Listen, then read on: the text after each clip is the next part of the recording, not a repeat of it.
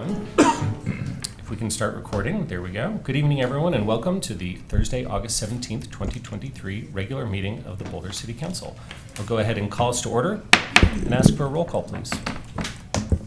Yes, sir. Good evening, everyone. We'll start tonight's roll call as usual with Councilmember Benjamin. Present. Mayor Brockett. Present. Councilmember Folkers. Present. Friend. Here. Joseph. Present. Spear. Present. Mayor Pro Tem Waller. Present. Councilmember Weiner. Present. And Yates. Right here. Mayor, we have our quorum. Thanks so much. We're going to start with item 1A, which is about our annual comprehensive financial report. Item 1A on tonight's agenda under call to order is the presentation and questions related to the annual comprehensive financial report and auditor selection. And welcome, Professor Gross. If you could introduce yourself, please. Thanks. My name is David Gross, and I serve on the Boulder City Council Audit Subcommittee. My PhD is in financial economics, and I'm a teaching professor of finance at CU Boulder. And separate from my academic activities, I've done this type of accounting, audit, and financial oversight for many years and for many local organizations. And this is my 5th year on the city's audit committee. The committee consists of council members Joseph, Wallach, and myself. I'm the outside expert, and our job is to assess and interpret the audit of the city's 2022 fiscal year and the financial statements. It is not the job of this committee in any way to assess the stability or health of the city's financial position or to assess the priorities or efficacy of its financial activities. That, of course, is the job of the council and all Boulder residents, but without the work done by the city's auditors and this committee, people could not perform these assessments. So the motion on the consent agenda for later this evening is to approve and accept the City of Boulder 2022 Annual Comprehensive Financial Report, the ACFR, and the audit of the 2022 ACFR. And so I'll give a brief description of the 4-part process that led us to this point. First, the city staff records all financial transactions as they occur. Second, the staff uses this information to prepare the financial statements. These financial statements are produced for each of the city's 45 funds, including general, open space, transportation, municipal property. There are 3 types of financial statements for each of these 45 entities, and then an aggregate statement. Like a P&L or an income statement, the statement of revenue, expenses, and change in net position. All revenue transactions are summarized and categorized by source. All expense transactions are summarized and categorized by type. And from these, the staff computes the resulting net change in fund balance. Like a balance sheet, the statement of net position lists what the city owns and what the city owes, and the resulting net position. If this were a business, we'd call this owner's equity. And the difference between this year's net position and last year's net position is the change in net position from the P&L statements that we just spoke about. Next is the statement of cash flows. This documents the sources and uses of all cash over the year. If an entity has lots of non-cash revenues or lots of non-cash expenses, in other words, a lot of transactions on credit, an entity that appears to be financially healthy can run out of money waiting to get paid. That is not the case with the City of Boulder. The city has very few credit transactions. These financial statements are public. They can be used by anyone to understand how the city operates. Among questions that can be answered is from where does the city receive its funds, where does the city spend its funds, how stable, healthy, and sustainable is the City of Boulder, and what are the city's priorities and how effective are its financial activities. But these and other questions can only be answered if the city accurately records its transactions and produces correct financial statements, and that, of course, is the purpose of the audit. So third, a record of these transactions and the financial statements are given to the auditor, Clifton Larson Allen. In addition, the auditor works with the city staff to gain an understanding of the process used to record the transactions and prepare the financial statements. And the auditor ensures that the recording and preparation are done in accordance with the rules set by the Government Accounting Standards Board. And so the results of the audit, the auditors gave a clean opinion. This is the best possible result for the city. So summarizing the opinion on page 17 of the 312-page ACFR, the auditor wrote, In our opinion, the financial statements referred to above present fairly and in all material respects the respective financial positions of the government activities, business activities of each major fund, and the aggregate remaining fund information of the city. The auditors look for deficiencies, significant deficiencies, and material weaknesses, and they found none. So again, an overall clean opinion. This is the 33rd consecutive year and 40 years total that the city was awarded a Certificate of Achievement for Excellence in Financial Reporting by the Government Financial Officers Association. This certifies that the city went beyond the minimum requirements and prepared reports that evidence the spirit and transparency of full disclosure. This is a strong testament to the skill and hard work of the city staff. So the final steps, the audit committee interprets and acts on any recommendations from the auditor. Again, there were none for 2022. The audit committee considers any audit findings and makes recommendations to the council on whether to accept the ACFR and the audit of the ACFR. And it is the unanimous recommendation of the audit committee that the council approve and accept the report and the audit of the report. Thank you. Thank you so much, Dave. Any questions for Professor Gross? Bob. David, thanks for doing this for 5 years, and I hope you're around for many, many more years. Thanks. I seem to recall from a few years ago, I know this is a very, very clean opinion this year, a few years ago, maybe 2 or 3 years ago, there were a few minor deficiencies that the auditor found, and I think they were primarily related to IT. Correct. Those have either didn't reoccur or they've been corrected, is that correct? Those were corrected 2 years ago and were not part of even last year's audit. Great. Last year there was one single issue that had to do with a federal money that had been spent, and there was a small there was a record that should have been kept that wasn't kept, but again, this was a minor thing and no money was misspent. And no minor things this year at all? Nothing minor, completely clean. Okay. Really just a perfect audit. Great, thank you, David. Thank you.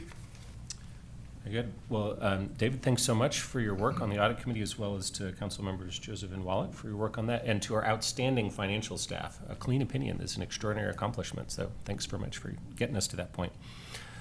Okay, that closes that out. So we will now go to item 2 on our agenda, which is open comment, and we will have Ryan Hinchin go over the public participation guidelines. Thank you. Good evening all. Ryan Hinchin here, him, serving people of Boulder as Community Engagement Manager. And thank you for being here this evening to share your perspectives and your thoughts. I want to make sure that everyone is aware that the city has engaged with community members to co-create a vision for productive, meaningful, and inclusive conversations. And know that this vision supports physical and emotional safety for community members, staff, and council, as well as democracy for people of all ages, identities, lived experience, and political perspectives. Please find more on this vision and this work at the website listed on your screen. And as we move to the next slide, please know that the following are examples of rules of decorum that we will follow this evening that align with this vision. First off, all remarks and testimony shall be limited to matters related to city business. No participant shall make threats or use other forms of intimidation against any person. Obscenities, racial epithets, and other speech and behavior that disrupt or otherwise impede the ability to conduct this meeting are prohibited. Participants are required to sign up speaking the name they are commonly known by. Individuals must display their whole name before being allowed to speak online. Currently, only audio testimony is permitted online. And we ask that in-person participants are asked to refrain from expressing support or disagreement verbally or with applause, with the exception of support for declarations. Support is shown traditionally silently through American Sign Language applause or jazz hands. Thank you. Thank you, Ryan. All right, we've got 14 people signed up in person and 3 virtually. I'll read 3 names at a time. If you could come down as we're preparing to get to your time to speak. And just a note that you're welcome to speak on any subject other than the subject of our public hearing later on this evening about occupancy limits. We'll have a separate set of speakers for that. You have 2 minutes each, and our first speakers are Jade Kelly, Mary Ingham, and Travis Hugh Cully.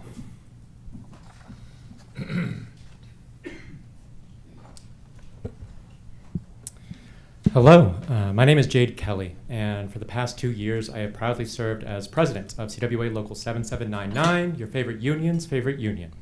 We are a worker-led labor union of 6 public sector unions, including UCW Colorado, a wall-to-wall union for faculty, students, and staff at CU, UC Health Workers United, Denver Health Workers United, Denver Public Library Workers United, Pikes Peak Library Workers United, and the Defenders Union of Colorado for workers in the state public defender system.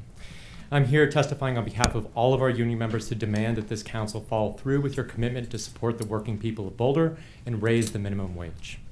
I know we'll be gaslit once again tonight by folks from the Chamber and CML who have been waging a war, a well-funded war, on workers who will undoubtedly say that despite the years of record-breaking profits, despite the dozens of delays we've already had to raising the local minimum wage, the green light from previously passed state legislation, and the countless studies done by experts and civil servants in the CDLE, stating very clearly with concrete evidence from Denver and similar cities throughout the country that increasing the minimum wage would stimulate our local economy, help businesses significantly reduce evictions, and help families out of poverty. That despite all of these painfully obvious facts, that we have been forced to prove on repeat that all of you should abandon your oaths, your campaign promises, and that you should ignore the facts and silence your constituents who are demanding a fair wage.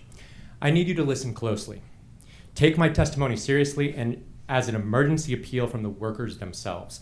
This cannot wait until 2025. We have paramedics at UC Health making $18 an hour struggling to survive. They don't need a parade, they don't need praise, they need a raise. We have dining staff at CU who are the primary breadwinners for their families to become dependent on campus food pantries. Them and their children need a raise in the minimum wage. There are 48,000 jobs and workers in Boulder County that pay less than $19 an hour, and you can help them out by voting to raise the minimum wage, voting to reduce homelessness and hunger, voting to decrease the wage gap, and keeping your promise to serve the public good of your constituents. Thank you. Thank you, Jane. Mary Ingham, Travis Hugh Cully, and Phoenix Liu. My name is Mary Ingham. I live and work on our farm in unincorporated Boulder, growing vegetables, flowers, and annuals. Our house predates the Boulder Airport, built in the 1870s. It has been an operating farm since then. We are part of an important community of farmers providing local food. I accept that growth is inevitable and that challenges come with it that must be navigated to make the community better for all. But that should include the airport, aviation businesses, and pilots. The airplane noise has exponentially increased over the last 6 years. Because I work long hours outside every day along with my farm help, we are subjected to non-stop airplanes flying low and directly above us most days. Most days, we wear earplugs because the noise is so bad. When I leave work, I am still home, and the noise rarely stops. There have been days after a long week with endless noise that I get in my car and leave the farm in tears, trying to escape the noise.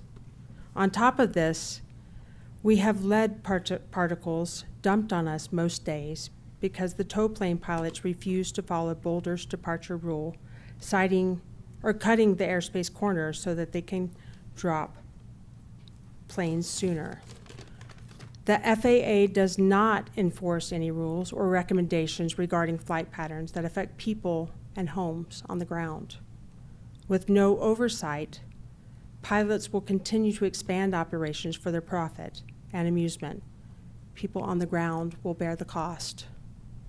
Regardless of what path the city chooses for the future of airport, we absolutely must get rid of the FAA involvement so that a small group of people cannot operate without regard to the communities of people and their homes they fly over. Your time is up, Mary, but thank you so much for your comments. Okay, Travis Hugh Cully, and then Phoenix Liu and Michelle Rodriguez. Good evening, Council. It's my pleasure to see you all again. It's been a few weeks, months. I'm sad and upset today. I don't appear so, but today I'm full of grief. I'm calling on the word kyudatsu, Japanese word for despair and exhaustion in equal measure. I stand for the people of Lahaina in their recent tragedy. The fires that took place mimicked the fires that we experienced in the Marshall Fire, and it is incredibly it's a word I can't find to say how well we survived as opposed to how Lahaina did. Contaminated lands will be the first to burn. That's really all I have to say. So I've got a whole bunch of stuff to talk about, but these contaminated lands are going to go first. And so we need to have to find a way to investigate these contaminated fires, because contamination fires come buried. So we can always look at what's happening at the surface, but until we get a detailed examination of the heavy chemicals that happen around, that are in the earth around Marshall Fire, we can't be conclusive about the nature of the fire. These are buried fires that may have come from below and within. We cannot excuse any element, not the coal fires, nor Marshall landfill, nor Rocky Flats, from having a negative impact on the Superior fires. I say that to council, knowing that this may not be the right dais to speak with on this subject. And David Abelson tells me that he is not the right place for me to come with my first concerns. I'm being given a runaround about where it is that a human voice and my political potential as a citizen is supposed to play the right part. And I'm going to have to start from scratch. Thank you, Travis. Now we have Phoenix Liu, Michelle Rodriguez, and Ana Casa Ibarra.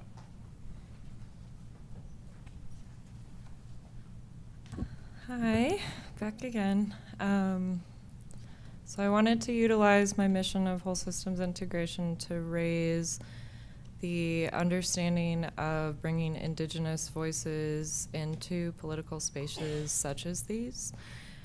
Since I've been stepping into City Council and observing, witnessing, I've noticed how few Indigenous people are, on the one hand, showing up, and on the other hand, having the encouragement to speak.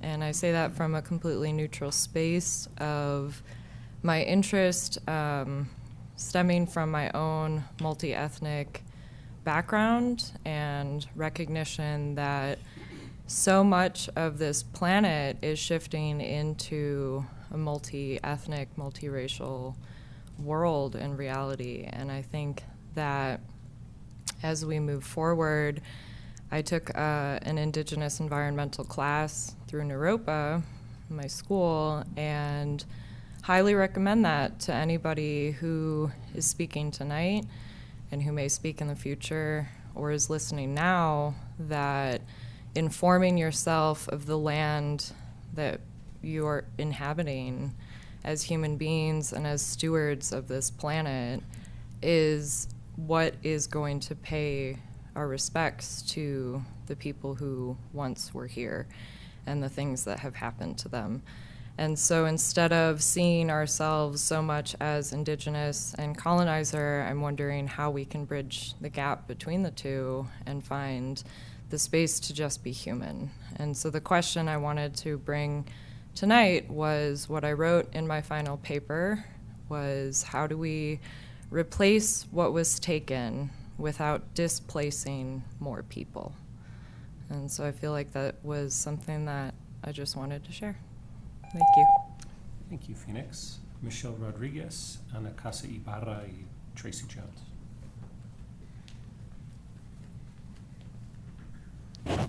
Hi guys, I know you don't find me speechless too often.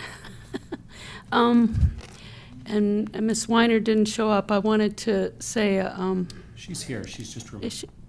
Okay. All right. Well, I can't see her, but I wanted to say happy belated birthday. When she caught me off guard last week when she said she was celebrating her 65th, and I sat there in silence. But I wanted to say that, and I wanted to congratulate you, Nicole, on your bid for mayor. I wasn't. I was lost in my own thoughts and didn't think of that. I wanted to comment on Mr. Colley's comments about the fires, and when he mentioned Hawaii, it's total devastation over there, and I can't even imagine it. I wanted to say I've got my own birthday anniversary coming up, and it's holding a 5-year anniversary of If You Know, You Know for me. And the biggest thing I'm going to be celebrating this year is our ongoing efforts with reform in the police department. I want to give commendation to the work that's been done to change things so that we can all live in a better place, and for the cleanups and the efforts that are going forth. I'm going to miss some people tremendously when you guys move on. I hope you stay with us in one capacity or another, and I'm looking forward to continued change and progress. You guys take care. Thanks, Michelle. And Tara did give a big smile and a thank you that you couldn't see. Now we have Ana Casa Ibarra, Tracy Jones, and Ann Tapp.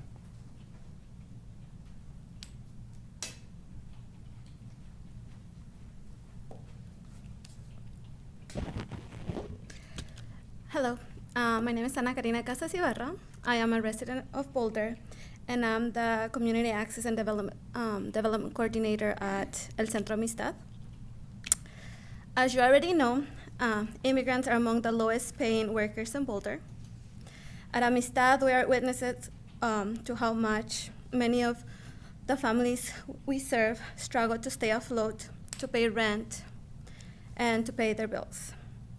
And we often have to, they come to us for resources that we don't have, and we have to refer them to organizations like EFA.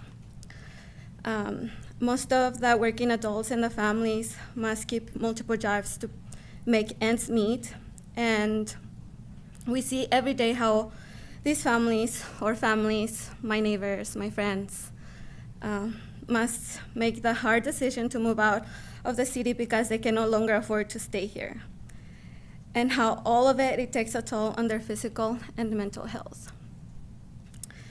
Today I'm here to ask the City Council to act now and increase the minimum wage in Boulder by at least 15% to bring it over to the $15 an hour threshold, and determine a path to catch up with Denver's minimum wage. Having in mind the $15 an hour, it is still not enough to make ends meet in Boulder. But at least it is a step on the right direction. Our families, neighbors, and friends cannot wait another year. This needs to be implemented by January 1st of 2024. Thank you. Thank you, Anna. Now we have Tracy Jones, Ann Tapp, and Alejandra Beatty.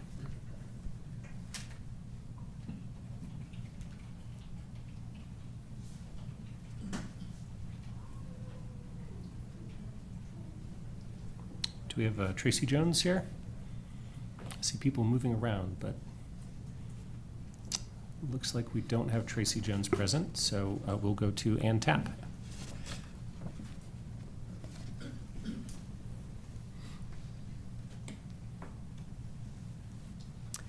Good evening.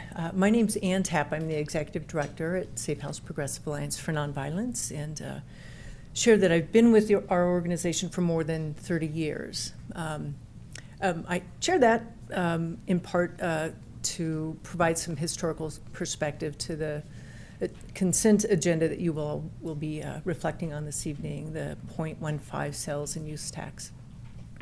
In the mid-1990s, the city boldly asked its voters to fund the critical human services that dozens of organizations at the time provided to support our community. And the voters said yes.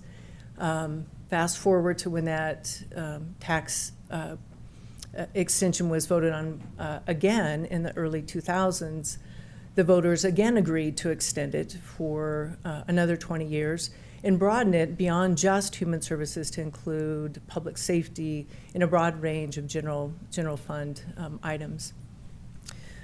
Tonight, fast forward to tonight, we're looking at the future use of that 0.15, and our friends in the art community successfully petitioned to provide 100% of that 0.15 fund to support the arts.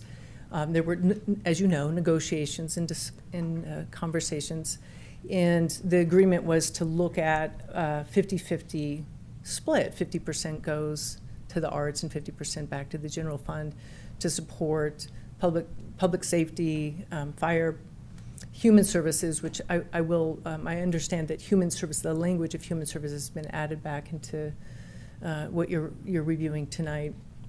That's great, but 50% of a pie is still just 50%. And as we move forward over the next 20 years, what we can expect as a community is that the needs of our most vulnerable community members will continue to increase. No, I'm afraid your time is up. Thank you Ann. for your consideration. Thank you for a question for you, Ann. And Yes. thank you so much. I just wanted some clarity. Are you saying the ballot measure, which would do the 50%, is that what you're advocating for or not? You know, I didn't get a sense of what Yeah, you're I think advocating it's, honestly, I think it's a difficult decision. I don't know that there's a better option. I do anticipate that human service organizations are going to be facing cuts, and that will come back to city council, future city councils, to the staff, and to our friends in the arts community who have come forward to support the work that we do. So it's a difficult decision, but I'm not sure what a better option would be. Thank you. Thank you. Now we have Alejandra Beatty, Indira Kumari, and Eric Budd. Would the moderator please speak louder? Yes, I will. All right, ready? All right, my name is Alejandra Beatty. I am recently appointed Vice President for the Boulder Area Labor Council, following in the footsteps of Jeff Cahoon. Maybe speak into the microphone. Is that a little better? That's good. Oh, yes, that is much better. Thank you. Alejandra Beatty, VP for Boulder Area Labor Council, which supports about 20,000 members and families, some of whom work in this area, some of whom live in this area, and some of whom would like to live in this area if they could afford it, but they can't. And that specifically, I want to talk about minimum wage. We urge the council to consider following the county commissioner process and looking at raise the minimum wage by this year, 2024. It's super important we get started.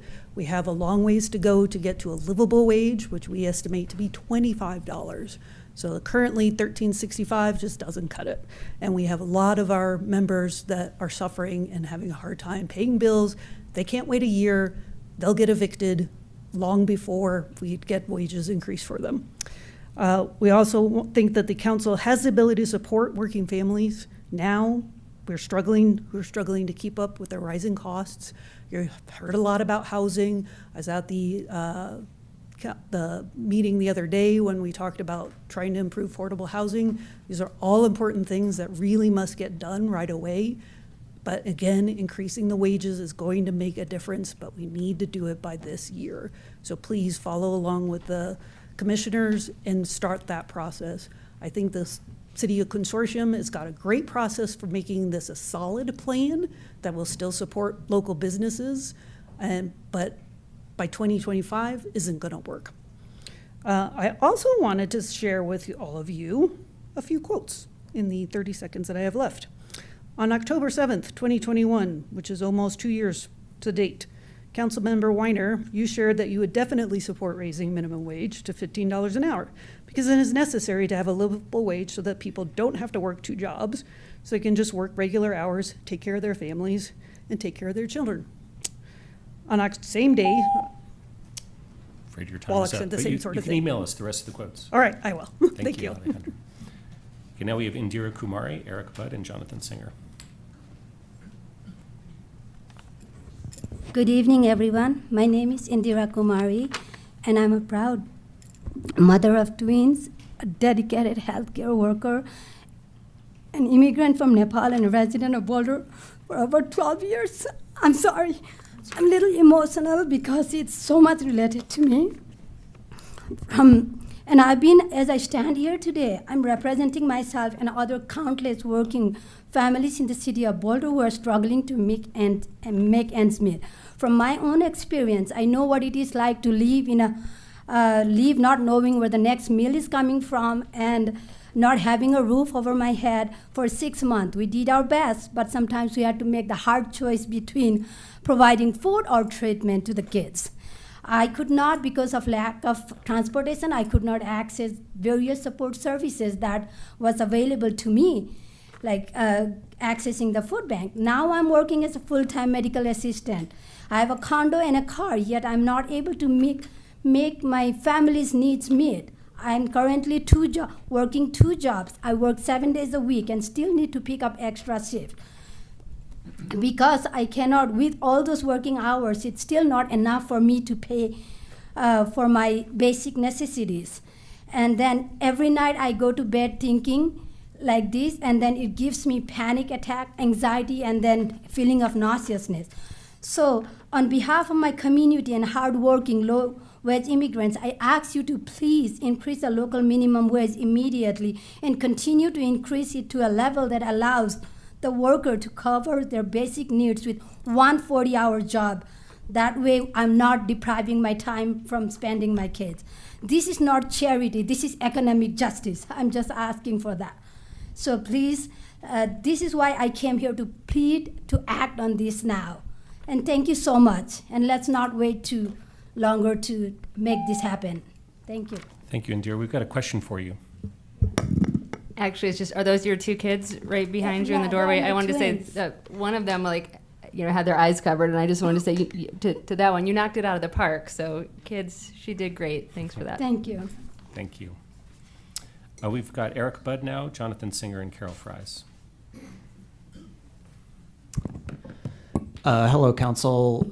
Eric Budd, I live in Boulder.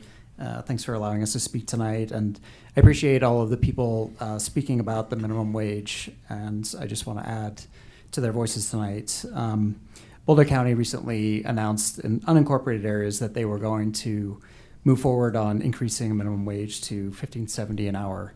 And I just want to say that that should really just be the beginning of this conversation. And that means we need to look at raising the wage further than what they have committed to, and we also need the City of Boulder to step up that commitment as well. Currently these proposals are well short of what Denver has already implemented and has been in place for a couple of years now. And starting at January 2024, the minimum wage in Denver will be $18.29 an hour. And when we look at the costs in Boulder County, and particularly the City of Boulder, the housing costs and other costs of living, I'd say you could make an argument that it's at least, that Boulder should be doing at least what Denver is doing. We really need to move forward on this. Finally, we'll be talking about the city's discriminatory housing laws later tonight. And I think all of you understand the need that, that we need real housing for working class people, and that we must guarantee workers fair and livable wages. But we also need to increase access to and supply of housing options precisely so that landlords can't simply increase the rent when we increase the wage of working families. This is really a priority: housing, wages, making Boulder a place that working families can live. Thank you. Thanks, Eric. Yeah, Jonathan Singer, Carol Fries, and Connor Hall.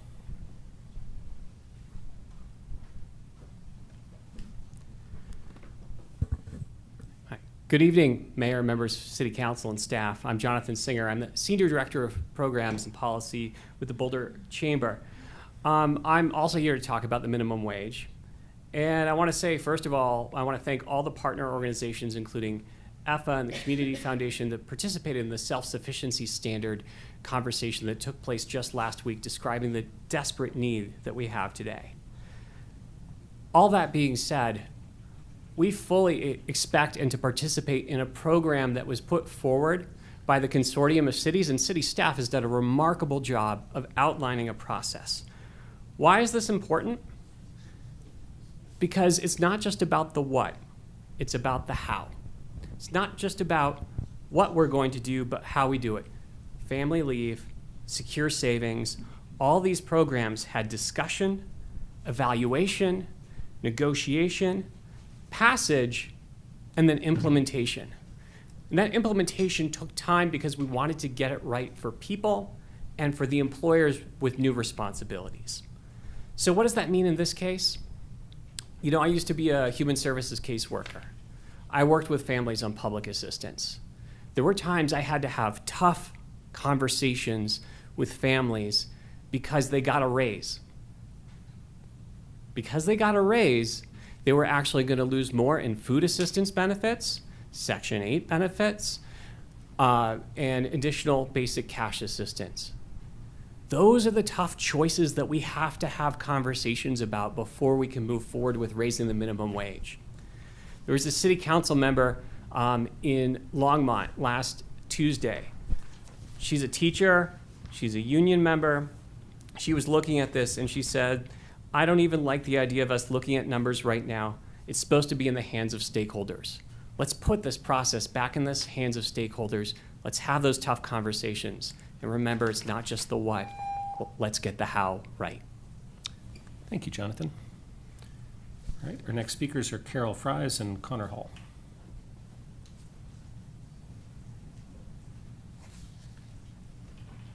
Hello, I'm Carol Fries.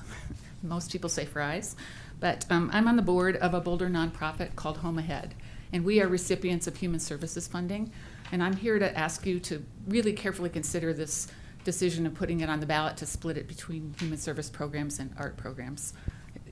As a woman before me said, it's a tough question, but I just want to tell you that in our organization, we would really struggle without be devastated by the loss of human services funding.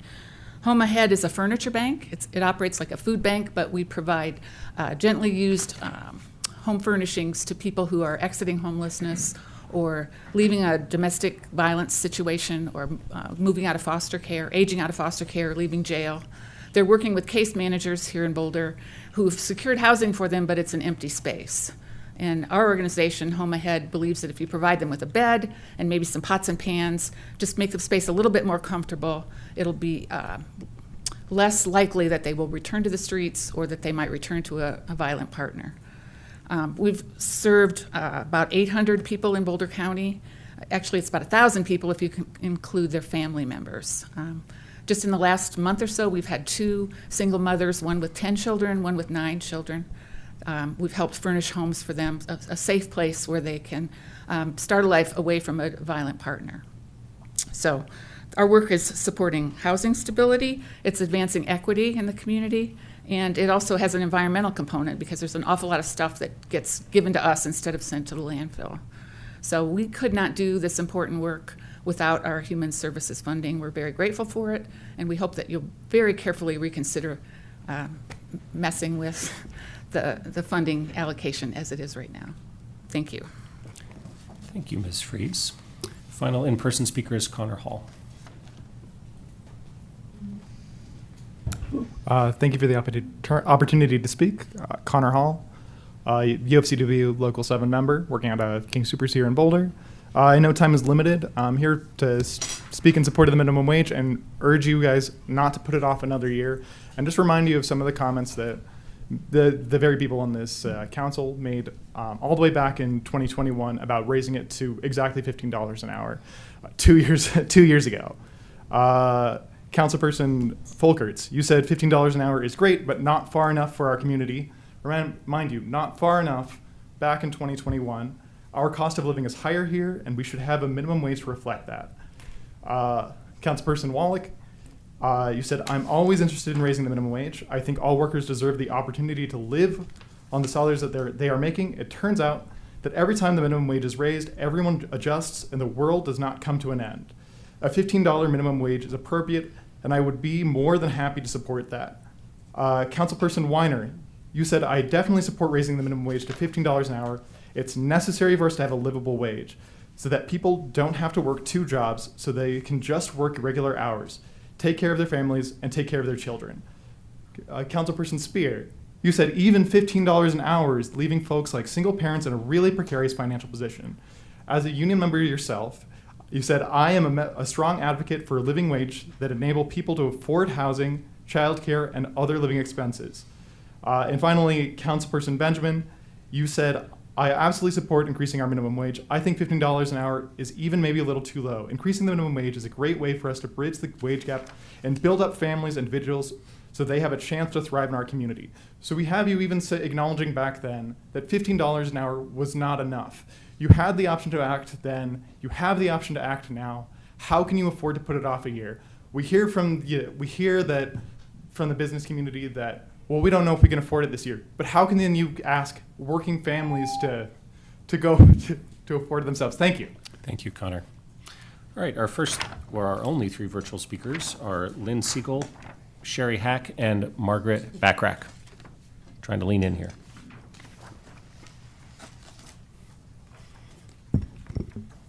Yeah, Lynn Siegel. Where's my timer? Oh, yay, okay. Yay! Okay, it probably should be a minimum of, I only get, $25 an hour, but I'm not what to say. It probably should be $50 an hour, and it could really help everyone in this economy. And we need to do an analysis of what the costs are. And when we set the minimum wage, then we need to index it to the cost of living. And then maybe everything won't need to be going up so much disproportionately. I went to the discussion about Kanemoto with Boulder County on the edge of Longmont for a conservation easement, and it was stunning what happened there because the question is, should this conservation easement be lifted for housing density? And this brought to mind a new term I've created. It's called a combination of sprawl and infill, and it's called sprawl fill, because what we're doing these days is setting up whole cities like at Waterview at 58th and Arapahoe, 4 stories big. That's where the affordable housing is. It's 25% affordable there. It's on site, and there's a garage in every house, and it's for servicing the community. So they're going to be commuting. It's like another city. It's in Boulder, but it's like another city. And then we can infill between here and 58th and Arapahoe and downtown. And in Longmont, what they're doing is they only have 12% affordable, and still they left up this conservation easement to be taken without following Boulder Valley Comp Plan, and it's egregious. Thank you, Lynn, for your testimony. We have Sherry Hack next.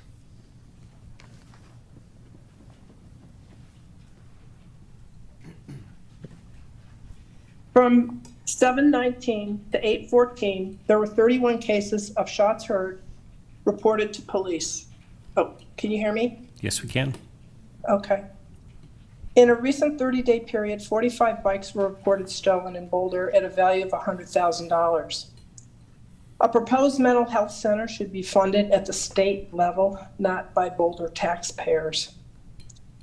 When illegal campers are given a 72-hour notice that their campsite will be cleared, that notice should apply to that individual within the entire city limits, not just the current location of the illegal camping.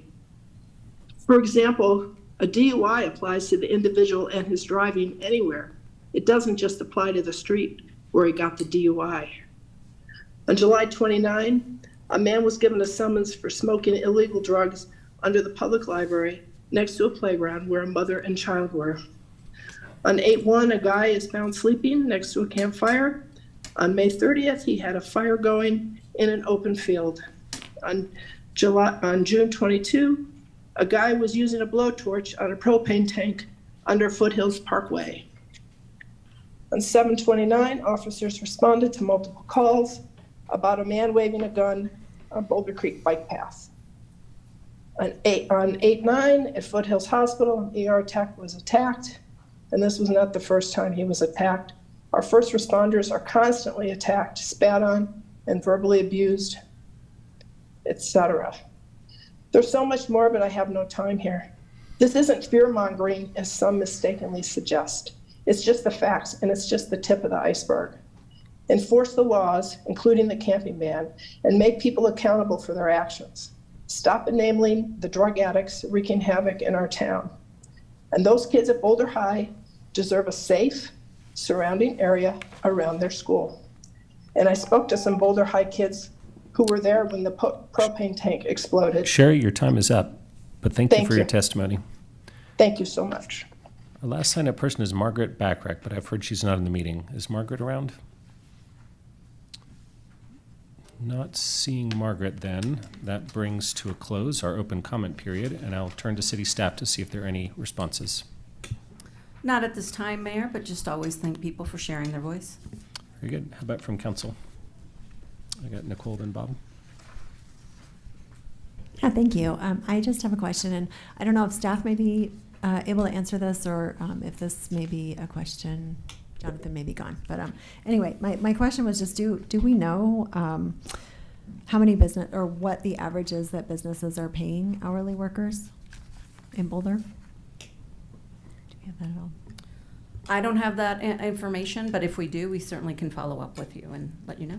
Okay, great, thank you. Yep, and I would also just be interested as well in the what the lowest wage is that that businesses are paying. Thank you. And I know I ask this every time we hear someone say that we're not enforcing the camping ban. I just want to check we're still enforcing the camping ban. We are still enforcing the camping ban and providing the appropriate notices and taking the measures that we believe we're able to try to connect people to services at the same time. Thank you. Bob? I'm going to direct these questions to Teresa. I know that Cara and Mark are here, but I think, Teresa, you can probably just do these on the fly. We had heard a few speakers in the human services area concerned about the possibility that council might put on the compromise ballot measure relating to splitting the 0.15 tax between arts and the rest of the general fund. Two questions, Teresa. One is, currently the 0.15 tax is not dedicated to any particular purpose. Is that correct? There may be a laundry list of purposes, but it's not directed to like one thing like parks or open space or arts or anything like that. Is that correct? Yes, Councilmember Yates, that's correct. So currently there's, in the enabling legislation, there's a list of items that are supported by the tax, but there's no particular dedication. Right, and is that an exhaustive list, or in other words, could the money that the general fund receives from that tax, could they be used for things outside that list? I believe that there's language in there that says other general fund purposes, and so that would be more inclusive than the list. Okay, great. And my second question, Teresa, if council were to not pass, we're about out of time, I think, with respect to the county clerk. We're pretty close to out of time on the ballot measure. So if we were to not pass either tonight or the next week or two, the 50-50 compromise measure, we would be legally required to place on the ballot the petitioner's 100% art dedication. Is that correct? Yes, that is correct. However, And I sorry, see we have I just Erin have a just thought. is leaping to the podium. I can just see if you wanted to invite her. That is correct. I think we currently have a conditional withdrawal. No, yeah, my question is a little different than the withdrawal. If council were to fail to pass tonight, or the next week or two before the clerk's deadline, the 50-50 compromise, I think we would legally be required to place on the ballot that 100% art dedication that the petitioners requested. Is that correct, Erin? That's correct. The petitioners have checked all the boxes and done what they needed to do, and unless they withdraw, it would need to go to the ballot and be certified. So our choices tonight are kind of either put the 100% ballot measure on or the 50%. They're kind of mutually exclusive, but we got to. Yes, or there could be three. Okay. But unless the 100% to general fund is not adopted, the petitioner's ordinance would need to move forward. Right, okay, thank you. Erin, if you can just introduce yourself, please. Yes, I'm sorry. Good evening, Erin Poe, Deputy City Attorney. Thank you. Is that it, Bob? Okay, I got Rachel, then Tara, then Junie. Just a quick question: if Carol Fries, not Fries, is still here, I would just welcome you to send in information on Home Ahead, because that was a program I had not heard of, and it sounded amazing, and I'd love to give out that resource. So if you could email it to us, that would be fantastic. Great. Thank you. I'm sorry about getting your name wrong the second time. Dang. Tara. Yes, I was going to ask the same question for Carol Fries, because I like to use Home Ahead. Thank you for that. What I wanted to say was, Michelle, if you're still in the room, thanks for the birthday wishes, and congratulations on your 5 years. She Okay, gave you good. jazz hands, Tara. We got Janine and Mark. Thank you. I just want to thank Lauren for all the work that she has done when it comes to the minimum wage. This is an issue that, or first in 2019, when I first got elected, a lot of us said that we would support increasing the minimum wage, and Council Member Sweatlick actually was the council member who started pushing for increasing the minimum wage, and Council Member Folkert, after Sweatlick left, take on the mantle of doing the work, and she has done a lot of work. I am grateful for all the work that she has done, and she has moved the ball forward a lot. She has done a lot of work with the consortium of cities, with also the county, so I'm grateful for all the work that she has done. That's one comment I wanted to make, and the next comment or question I wanted to ask, and or maybe it's just a comment based on what I heard from Jonathan Singer from the chambers. He mentioned, hey, if we increase the minimum wage, is there a possibility that people could potentially lose their benefits? Well, I hope that doesn't happen. I hope that, community members who have their benefits get to keep certain benefits, right? Because ultimately, well, in a perfect world, people would have jobs that are self-sufficient, and they wouldn't need government to subsidize their, services on their behalf. So, but ultimately, maybe my question is, are you, as part of your work, are you studying to ensure that, hey, if would it impact, let's say, state benefits or federal benefits? Federal benefits, we may not be we may not be able to change. And being a council member, I try not to talk about my job at the state level, but I'm sure if the state can be proactive as well in helping if people were to lose their benefits. I would imagine other communities has done the same as well. They've raised wages and they've overcome some of the challenges that Jonathan Singer asked, but I wanted to know from you if that's part of the research that the consortium of cities doing or the county as well. Thank you. Sounds like a question for Lauren. Thank you, Junie.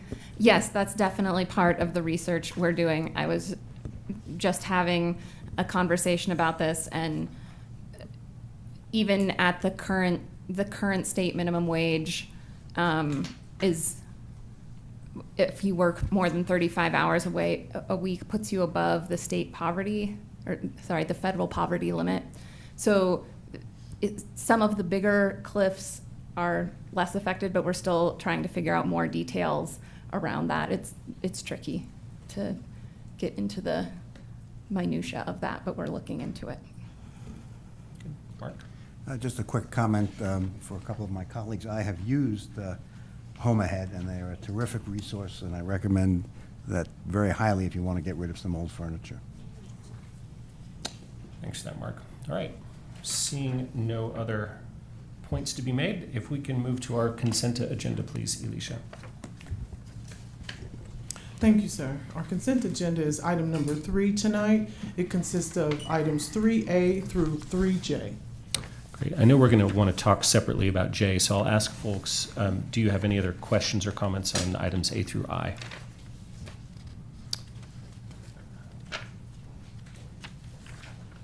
Lauren?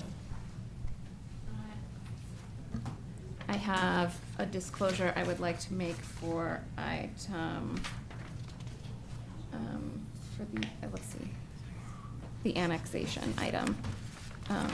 That's 3H. Sorry, so I'll just can I make that disclosure now? Yes, so for item 3H, I have worked with the property owners for that property in the past, but I feel like I can be impartial in this decision. Thanks for that, Lauren. Okay, so what I would suggest is that we pull 3J off to speak about and discuss and vote on separately, and I would invite a motion on the rest of the consent agenda. Bob? Yeah, I move items 3A through 3I on the consent agenda. Second. Got a motion and a second. Do we have a roll call vote here, Alicia? Yes, sir. Thank you. We'll start the consent agenda item vote for A through Aye with Councilmember Joseph. Yes. Spear. Yes. Mayor Pro Tem Wallach. Yes. Councilmember Weiner. Yes. Yates. Yes. Benjamin. Yes. Mayor Brockett. Yes. Councilmember Folkerts. Yes. And Friend. Yes. Mayor, items A through I on the consent agenda are hereby approved unanimously. Thank you, Alicia. So that brings us to 3J, which is a second and third reading on ballot measures. And Erin Poe, do you have a slide or two on this one? Good evening, Erin Poe, Deputy City Attorney. I do not have slides. Okay. I just have some oral remarks to recap. Very good. So previously on ballot measures 2023, 5 ordinances were passed on July 20th at first reading. Safe Zones for Kids ordinance, which is 8586, charter changes 8587, and 3 tax extension ordinances 8588 with 100% of revenue to the general fund, 8589 100% of revenue to arts, and 8591 a 50-50 split. On August 3rd, Council took no action on 3 of those 5 ordinances, and that was the safe zones, the charter changes, and the tax extension with 100% of revenue to the general fund. On August 3rd, on the other 2 ordinances, 8589, 100% to arts, and 8591, the 50-50 split, both of those were amended at second reading. So 8589, 100% to arts is before you tonight on third reading. However, the compromise 50-50 ordinance 8591 has had changes since August 3rd. So it is here before you tonight as an emergency ordinance. The change. Well, just to clarify, and it's Sure. emergency in order to make it on the ballot in time. Can you just speak to That's correct. The emergency is so that the city clerk can certify the ballot to the county clerk by the deadline so that these ballot measures are on the voters' ballot in November. Thank you. The changes that were requested by the petition group on ordinance 8591 are descriptive to add language to the ballot title and the ordinance to help readers understand the purposes that the funds can be used for. It would call out the term human services as an explicit potential use of general fund money, and that the arts, cultural, and heritage purposes include direct and grant funding for arts and culture nonprofits, professional artists, arts education, venues and workspaces, public art, and multicultural programs. The changes have been highlighted in the packet addendum that was circulated earlier today. Staff supports these changes because they provide more description to the public, and they do not change the legal impact of how the funds would be used. In summary, staff recommends that council adopt ordinances 8586 regarding safe zones and 8587 with charter changes. And for the tax measures, staff recommends that council choose from the 3 options that were discussed on August 3rd, which would be to pass all 3, or to pass conflicting 100% arts, 100% general fund, or to pass the compromise measure splitting the tax revenue 50-50. The petitioners have submitted a conditional withdrawal of their petition that will take effect if council adopts the compromise measure 8591 and does not adopt the measure that would dedicate 100% to the general fund 8588. And those are my prepared remarks, and I'm happy to answer questions. That was very clear. Thank you, Erin. So I'll just turn to my colleagues and say, of course, we have a long night ahead of us, and we did talk about this extensively 2 weeks ago, but hopefully we can move through this fairly quickly. But if people have any follow-up questions for today, feel free to ask them. Nicole? Yep, I was just hoping that we could get a little bit of clarity on the impacts to the budget of these different scenarios. So Mark and Kara, you presented some slides to us at Financial Strategies yesterday, and I know that you have one more new one since then, and I was just wondering if you could talk us through that a little bit. Sure, happy to. Good evening, Council. Mark Wolf, Budget Officer. Thank you for the question. Before answering, I think it would be helpful to provide a little context. I sent out a few slides to Hotline today. It's standard practice for us to visit with Council's Financial Strategy Committee to preview the upcoming recommended budget. So that's why there's new information. We want to appreciate that this council and community hasn't had a chance to review the 2024 recommended budget yet, and that opportunity is coming up here in September. So those numbers are preliminary. They certainly could change based off of council action as we approach budget adoption in September and October. The selection of slides that you all received shows the environment that we're in developing the 2024 budget, and gives you a sense of the impact of the different options before you in terms of the different items potentially on the ballot related to the 0.15 sales tax. So as we outlined, going back to last year, the most important thing is that the 0.15 is renewed. It puts us in a very bad situation. As you see, if it expires, we are in a situation really beginning in 2025 where we have to think about service reductions in some way. I think I heard someone in the back to speak up. So if it were not to be renewed, we are in a very tough position from a budget perspective. Looking at the other two options, as I mentioned 2 weeks ago, we have crafted a budget that when you see it in full with the 2024 recommended budget, we believe it puts us in a situation where there would not be service impacts even with a half dedicated option. And then you can see the impact of it remaining a full general fund tax, and that does provide the most flexibility going forward. So that's essentially the information in the presentation. I think overall we're just aware of the ongoing restrictions that we face. We were nearing that that point in our budgeting process where we had to look at trade-offs in the general fund.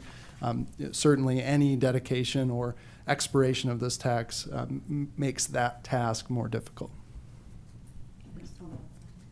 Go ahead.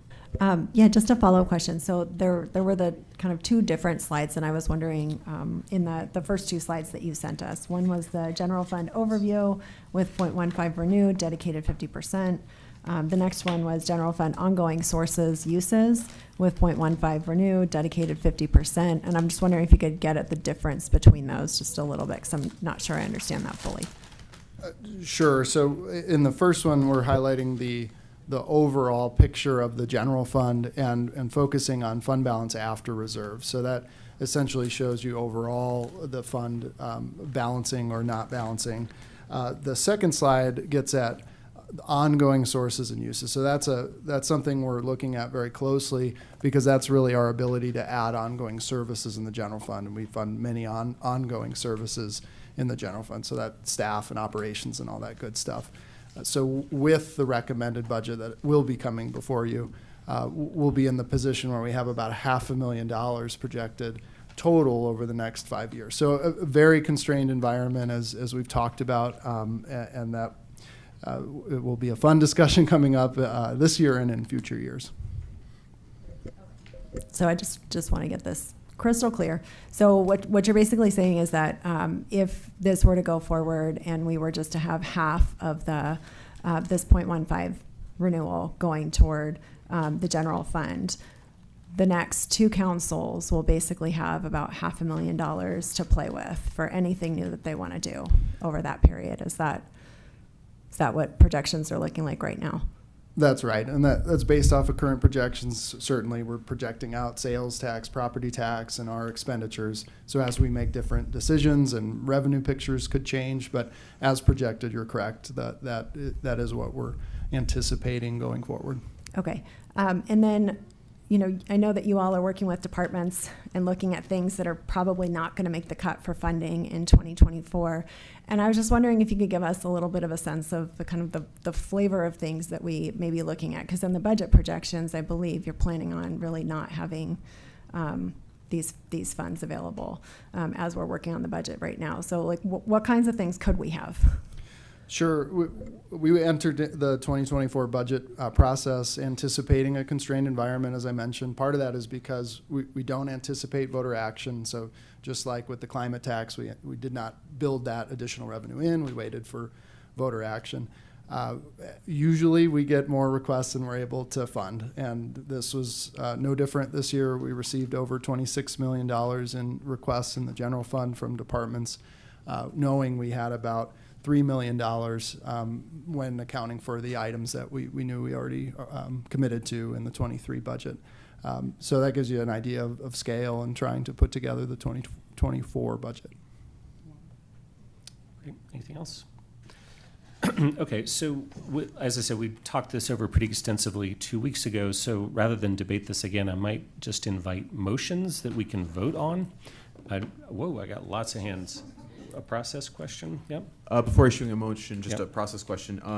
Since Ordinance 8586 and 8587 haven't had changes, a motion to pass them would be a standard process of just getting votes needing 5, but separate motion for 8591, given that there's a necessity for emergency. So I know we talked about trying to pass all 3, but they would be needed to be actually segregated from each other in terms of individual motions based on the threshold difference. So they would be required to be segregated anyway. Okay. We have to have a separate motion per ordinance. Okay. But yes, some, Gotcha. some require 5 votes and some require 6. Okay. So anyway, so we have 3 possible paths with the 0.15% sales tax. So like I say, I would invite motions for us to vote through this. But we could just clear off the first 2 if we would get those out of the way. Let me try to take care of the first 2 that I think are going to be non-controversial. I move items 3J1 and 3J2, which are ordinances. We still got to do separate motions, though. Oh, and each one? Okay. Yeah, right, Alicia. Yeah. Okay. I'm trying to keep the city clerk happy. Thank you, Aaron. Thank you, Alicia. I move item 3J1, which is ordinance 8586 on second reading. We have a Second. Motion second, so we have a roll call vote here? Yes, sir, it is. We'll start this roll call with Councilmember Spear. Yes. Mayor Pro Tem Wallach. Yes. Councilmember Weiner. Yes. Yates. Yes. Benjamin. Yes. Mayor Brockett. Yes. Councilmember Folkerts. Yes. Friend. Yes. Joseph. Yes. Ordinance 8586 is hereby adopted unanimously. Let me do the next one. Sure. I move item 3J2, which is ordinance 8587 on second reading. Second. Got a motion and a second. Can we have a roll call, please, Alicia? Thank you, sir. We'll start this roll call with Mayor Pro Tem Wallach. Yes. Councilmember Weiner. Yes. Yates. Yes. Benjamin. Yes. Mayor Brockett. Yes. Councilmember Folkerts. Yes. Friend. Yes. Joseph. Yes. And Spear. Yes. Ordinance 8587 is hereby adopted unanimously. Great. So we got those approved of. Now, would anyone like to make a motion on the remaining ones? I saw Nicole's hand first. Yes, I would like to move to approve ordinance 8588. I'll second that. Got a motion and a second for 8588. For those watching at home, that's the 100% dedication to the general fund. Alicia, could we get a vote on this one, please? May I speak to my motion? Oh, yeah, or of no? course. Okay, Nicole, thank go you. ahead. I just wanted to recall for us how frustrating it was when we arrived to this new council and there was so much stuff we wanted to move forward on, and we couldn't because we didn't have enough staff. This is going to give voters a choice to give the next at least 2 councils the opportunity to engage in the work that they feel they need to do to move our community forward and address some of the really important issues. We didn't get a chance to do the engagement that we should have done. We did not engage our human services organizations. We didn't engage our departments. We didn't engage Human Relations Commission or the Arts Commission on this compromise measure. And I think it is just so important that we allow voters the opportunity to have this choice to renew the sales tax specifically for the purpose, well, not specifically, but generally for the purpose of the general fund, to give the next couple of councils the opportunity to deal with the issues that they're going to be facing. If the voters choose to go in a different direction, that's fine. Then at least we know, and at least we have had an opportunity for a bigger community conversation than we are going to have if we do not give voters this opportunity. Mark, did you want to speak to your second? Yeah, first I want to second what Nicole has said. I think we are in a very constrained financial position. I think that our opportunity to expand various services and programs is going to be limited if we dedicate funds as is proposed by one of the other iterations of this. And as I said, this, as Nicole said, this should be a community choice. If the community wants to dedicate this entire tax to arts and cultural purposes, fine. We will bear the consequences, and that will be the decision of the community. But I also think the community will look at this and say, we prefer to have the flexibility to increase and fund other programs that are of a priority to this community that we would not otherwise be able to do by splitting the baby down the middle. Thank you. Good. So Ginny. Thank you. I just want to say that Nicole made a compelling argument for the last couple of weeks as she's been talking about this, and I will be supporting this motion today, but I also reserve the option of supporting 50-50 if this one fails. I just think as well, I think the community members who came and spoke, and they also were compelling. We know there is an issue when it comes to human services. We do prioritize it, but we still need more funding. And because of that, I'm willing to vote for it at this time. Thank you. Seeing no other hands, then Elisha, if we could have a vote, please. Yes, sir. This vote is for ordinance 8588, and we will start it with Councilmember Weiner. No. Yates? No. Benjamin? No. Mayor Brockett? No. Councilmember Folkerts? Yes. Friend? No. Joseph? Yes. Spear? Yes. And Mayor Pro Tem Wallach? Aye.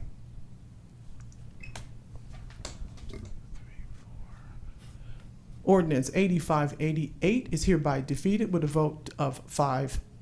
Okay, thanks. Any other motions? I got Matt in my sights here.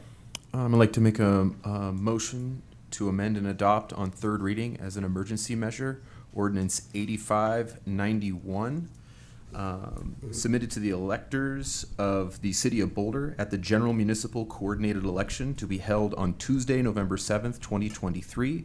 The question of, without raising additional taxes, extending the existing 0.15 cent sales tax and use tax approved by the voters by ordinance 7300 beyond the current expiration date of December 31st, 2024 until December 31st, 2044, with 50% of the revenue used to fund fire and emergency response services, public safety services, human services, homelessness solutions and services, parks, and other general fund purposes, and 50% of the revenue used to fund arts, culture, and heritage purposes, including direct and grant funding for arts and culture nonprofits, professional artists, arts education, venues and workspace, public art, and multicultural programs, as a voter-approved revenue change specifying the form of the ballot and other election procedures and setting forth related details. Second. Thanks for that, Matt. And can you just clarify, did you want to use the language that staff recommended in the hotline this afternoon? That's what I did. I think I didn't hear the human services word. Yeah. It wasn't there. Okay, my miss then. Oh, yeah. All right. Okay, very good. So we got a motion, a second. Do you want to speak to that? Absolutely. Actually, I'll start with, if both of these ballot measures seeking 100% use of this 0.15 are brought to the voters, it's going to pit a community against itself. That is, I just don't think that that's where we want to go. We have an opportunity to find a middle ground. And in fact, in many ways, that's what our core job is. It's not the oath we took, but we all know our job is to find compromise. Our job is to find a way to allow everybody to have a little bit of something and for everyone to feel like they were heard and that there's benefit that comes from these things that we do.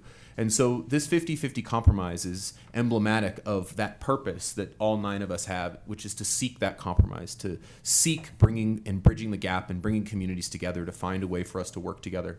I would just hate for us to be having to have infighting about whether or not the arts should get money versus the general fund and fight against each other when all of it is important. And I think we can do that with the 50-50. And I think we need to be able to work together moving forward. And I think this 50-50 compromise does exactly that. And I'm sure there will be some maybe tough choices down the road, but the alternatives I think are much worse if we are pitted against each other in community. Thanks. Yeah, just building on what Matt said, I really want to compliment both the arts community and the human services community for really coming together and working out a compromise here. I know no compromise is perfect and everyone comes away a little bit sad and unhappy, but I think this is a good resolution. As Matt said, it's our job is to find middle ground. If we could describe the job of City Council in one word, it'd be prioritization. And this is a great prioritization exercise. We have limited resources. And I really compliment the human services organizations for acknowledging that the arts organizations were legally entitled to put on the ballot 100% ballot measure. The arts organization compromised on that and withdrew that to the point of 50%. We're still reserving 50% for the general fund, specifically calling out human services as one of the continuing funding recipients of this. I think this is a great ballot measure. It's a great compromise, and I hope the voters overwhelmingly pass it. So Nicole's hand. Yeah, I just had a quick clarifying question that I just want to make sure I understand this correctly. So if this is the only measure that goes on the ballot related to this tax and it fails, we still have one more chance next year. Is that correct? To put a measure on the ballot to renew this tax. Is that correct? So this isn't kind of our only chance. That's correct. Okay, thank you. And I just want to say too, Bobby mentioned the kind of engagement from Human Services. We really have not had that. I think they've been feeling a little bit blindsided that this has all happened really quickly. So, Junie, Mark? I just have a clarifying question. And maybe things are just moving a bit faster than my brain is processing. If this is the only measure that's get on the ballot, it will pass. Why would it fail? because people would vote against it. Oh, okay. Thank you. Mark? Yeah, just a procedural question. If this is the one that is approved, we're expecting the 85, 89 to be withdrawn. What is the timing for that withdrawal? At what point do we say it's not being withdrawn? Erin, if you could speak to that, please. Thank you, Erin Poe. The petitioners have submitted their withdrawal. So it would take effect after 8591 is passed, okay, because 8588 has failed to be adopted. Okay, thank you. Lauren?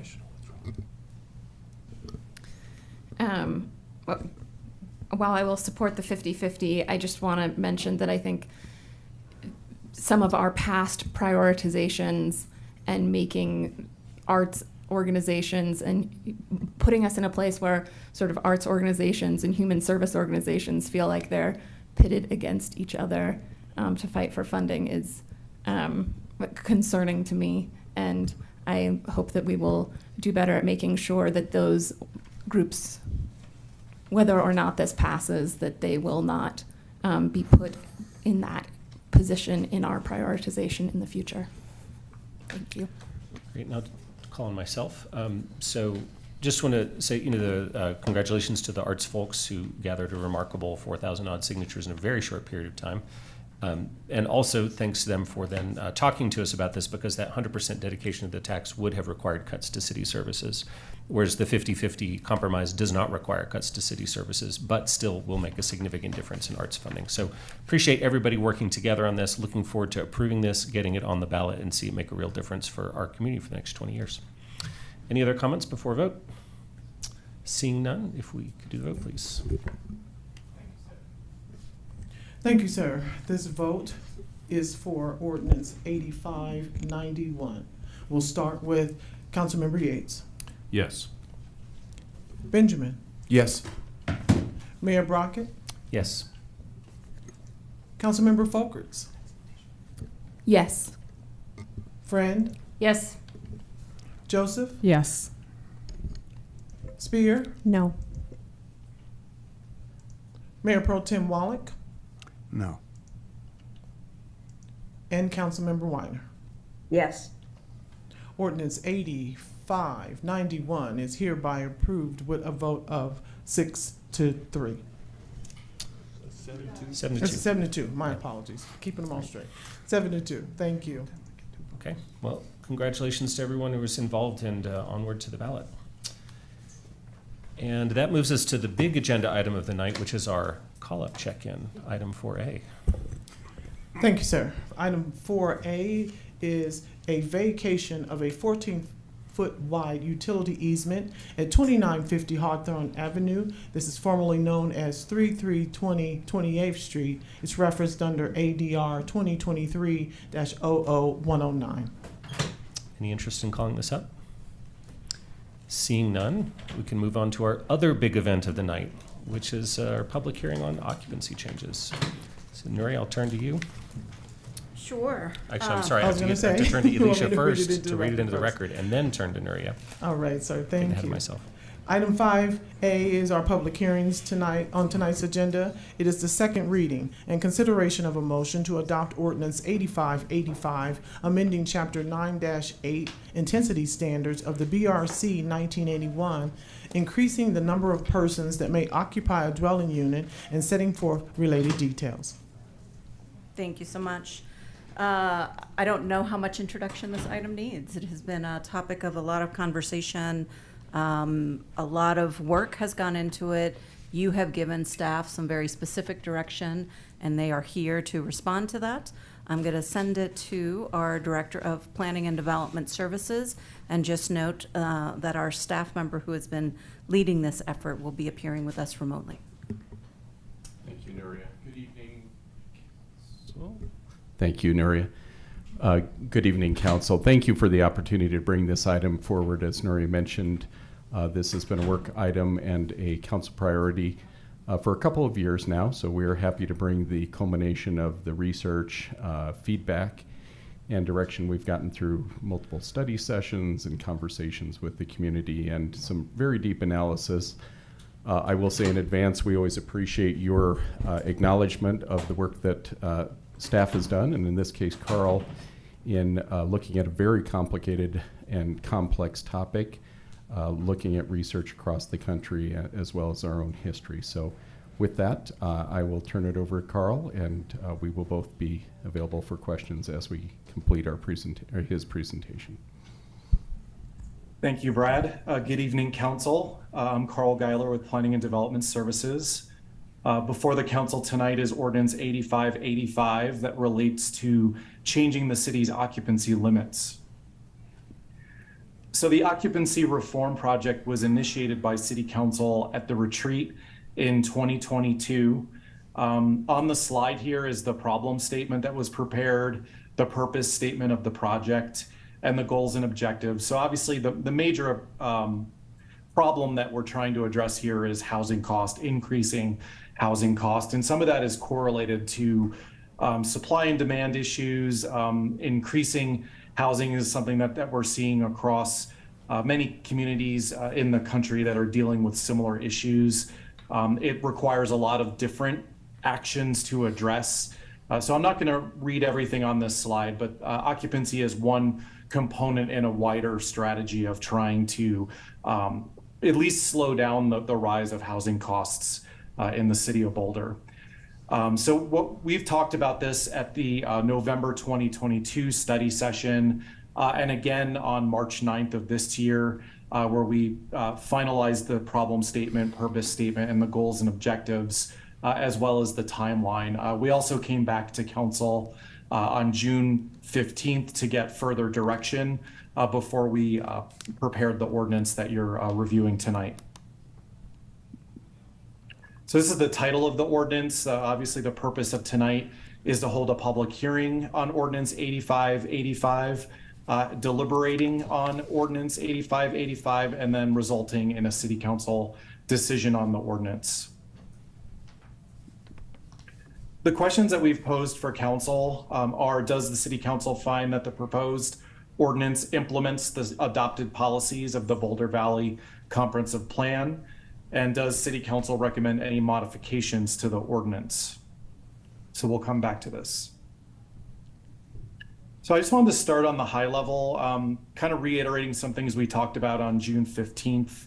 I think council and many in the community are aware that the state legislature actually brought forward a Senate bill that related to zoning and land use, which is not too common here in Colorado. There were many iterations of this bill, and it had some required mandates for middle housing, ADUs, even addressing occupancy, affecting local regulations. So that Senate bill actually didn't pass, but we were monitoring it very closely because it's very much like the things that we're looking at through a variety of the ordinances that we're working on. On June 15th, we brought forward some links to national studies, commentaries, and articles on the housing crisis.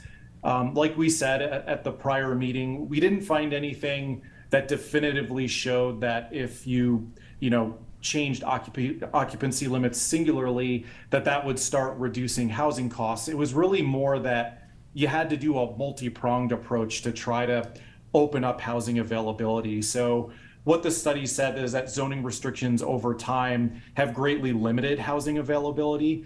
And that's one of the factors that has helped drive up housing costs. So the recommendations of a lot of those studies are to reverse that. Years and years of zoning to just enable more opportunities to have housing in the community to address the housing costs.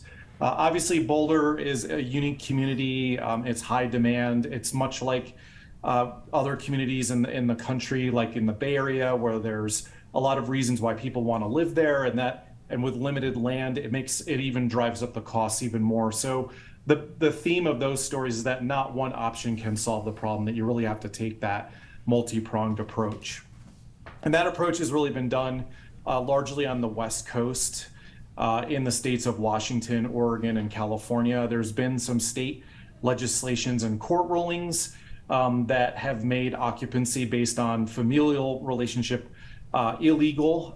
So many of the communities in the Pacific Northwest in particular have been eliminating their occupancy rules from the code. Minneapolis also elected to do the same on its own. We did reach out to a lot of these communities to hear back from them on what the results have been, but because the legislation is actually still relatively fresh, there's not a lot of data at this point showing that housing costs have gone down. We've basically just heard anecdotally from two communities that it has reduced rent costs in Minneapolis and in a community in Washington. This slide's really just to show a distinguishing between the two different types of occupancy regs that apply in many communities. There's the building code occupancy, which aligns with those pictures that you see on the slides. That's what you see in buildings. That's the building code. It's really more of a safety occupancy limit. Zoning regulations are typically more restrictive than the building code. And I'm sorry? Nope, nothing. Zoning regulations have additional occupancy limits that tend to be more restrictive than building codes, basically to try to result in less concentration of people that can have more impacts on neighborhoods. And we've also talked about before how there has been some motivations rooted in discrimination against people of color or different lifestyles. Occupancy regs kind of came about in the 1960s, same as Boulder. So that's another reason why many communities have been looking at occupancy regulations. So I'm not going to spend as much time on these slides because we have talked about these and on a number of occasions, but this is basically the current occupancy limitations in the city of Boulder. We do, like many communities, use the definition of family. There's no limit on the number of family members that can live in a unit, but when you get to unrelated persons, there are limits. So right now there's mainly 4 different options. There's ors in between all of these. So members of a family and plus 2 additional persons, or roomers. Then there's 3 unrelated persons in the lower density zones, or in all other zones, it's 4 unrelated persons, or it's 2 persons and any of their children. We also have special occupancy limitations for ADUs, co-ops, and group living uses. We're not proposing any changes to those tonight.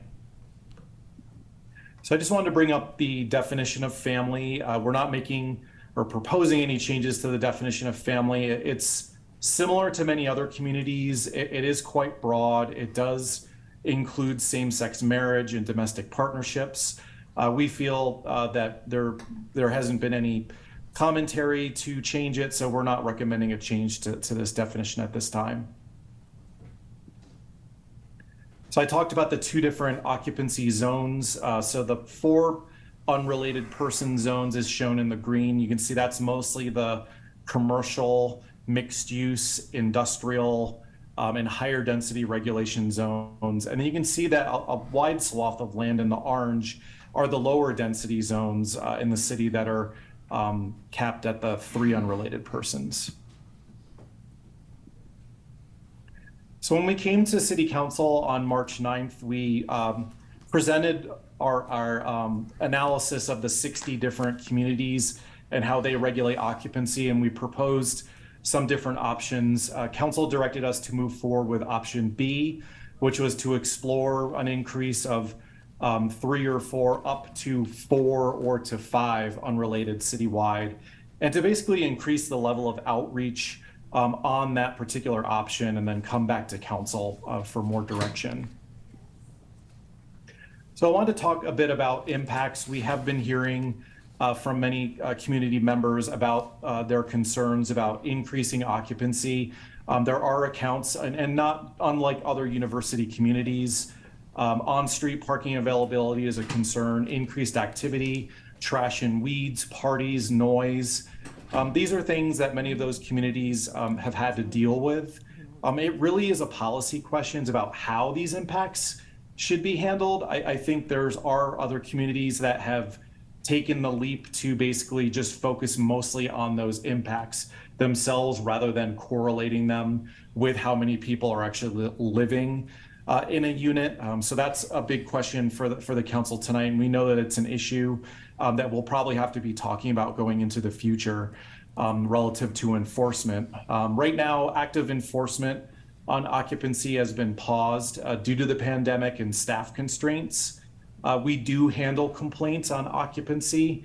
If there are instances of over occupancy from a zoning standpoint, they're usually remedied at the next leasing cycle. We're not wanting to kick people out of their units mid-lease. However, if we do find that there's life safety issues, more like the building code, then they're handled immediately. So we've done broad community engagement over the last few months. Again, many of these slides are very similar to what we presented in June of this year. We've reached out to the university adjacent neighborhoods, University Hill, Martin Acres. We were at an outreach event at Aurora East. We've talked to Plan Boulder, the Hill Revitalization Group, Working Group, the Dean's Leadership and Values Committee, which is composed of students, the community connectors and residents, meetings with community leaders to get their perspective, and hearing people's perspectives at the Housing Advisory Board and Planning Board meetings. We also talked about the Be Heard Boulder questionnaire. So again, it's one tool among several tools that we use to gauge community feedback. It is not a statistically valid survey, but it is very helpful to kind of get a gauge of where people sit on issues. We got over 2,000 responses on the Be Heard Boulder questionnaire and over 1,000 written comments. So attachment C goes into a lot of detail about what we heard. So I'm just going to talk mostly about the broad themes that we heard from these different groups since we have gone over this before. But generally, we've been hearing concerns that changing the occupancy regs will potentially drive out families, benefit landlords, not help the unhoused issue in the city. We've heard from students that are very much in support of more housing options and are very concerned about the cost of rent in the community. Some students, or many students, actually have to commute in because of housing costs. We've heard a lot about concerns about parking impacts. We heard that from Aurora East and on the Hill. We've heard kind of mixed feedback from different groups because they have different compositions of attendees, but Hill Revitalization Group, there were students that obviously wanted things to be easier for students. And then there were homeowners in the area that were concerned about impacts to their neighborhood without any guarantees of actual affordability by making these changes. Talking to the students again, Boulder is crazy unaffordable. When we talked to the community connectors and residents, there was support for removing the occupancy rules. Obviously, they were very cognizant of the discriminatory issues of occupancy from the past. We've also heard firsthand accounts of eviction, and also we've heard from folks that think that the university adjacent neighborhoods should not be subject to any increase in occupancy. So in looking at the Be Heard Boulder responses, we saw more support for 4 unrelated rather than the 5 unrelated. When we looked at the results for 5 unrelated, it was more mixed, like 50-50. There was less support for the 5, and there was more responses that were strongly against 5. In looking at the responses, most of them did not support removing occupancy requirements entirely, but most of the respondents did feel that the code did need to be changed. Most of the respondents were homeowners, about a third were renters.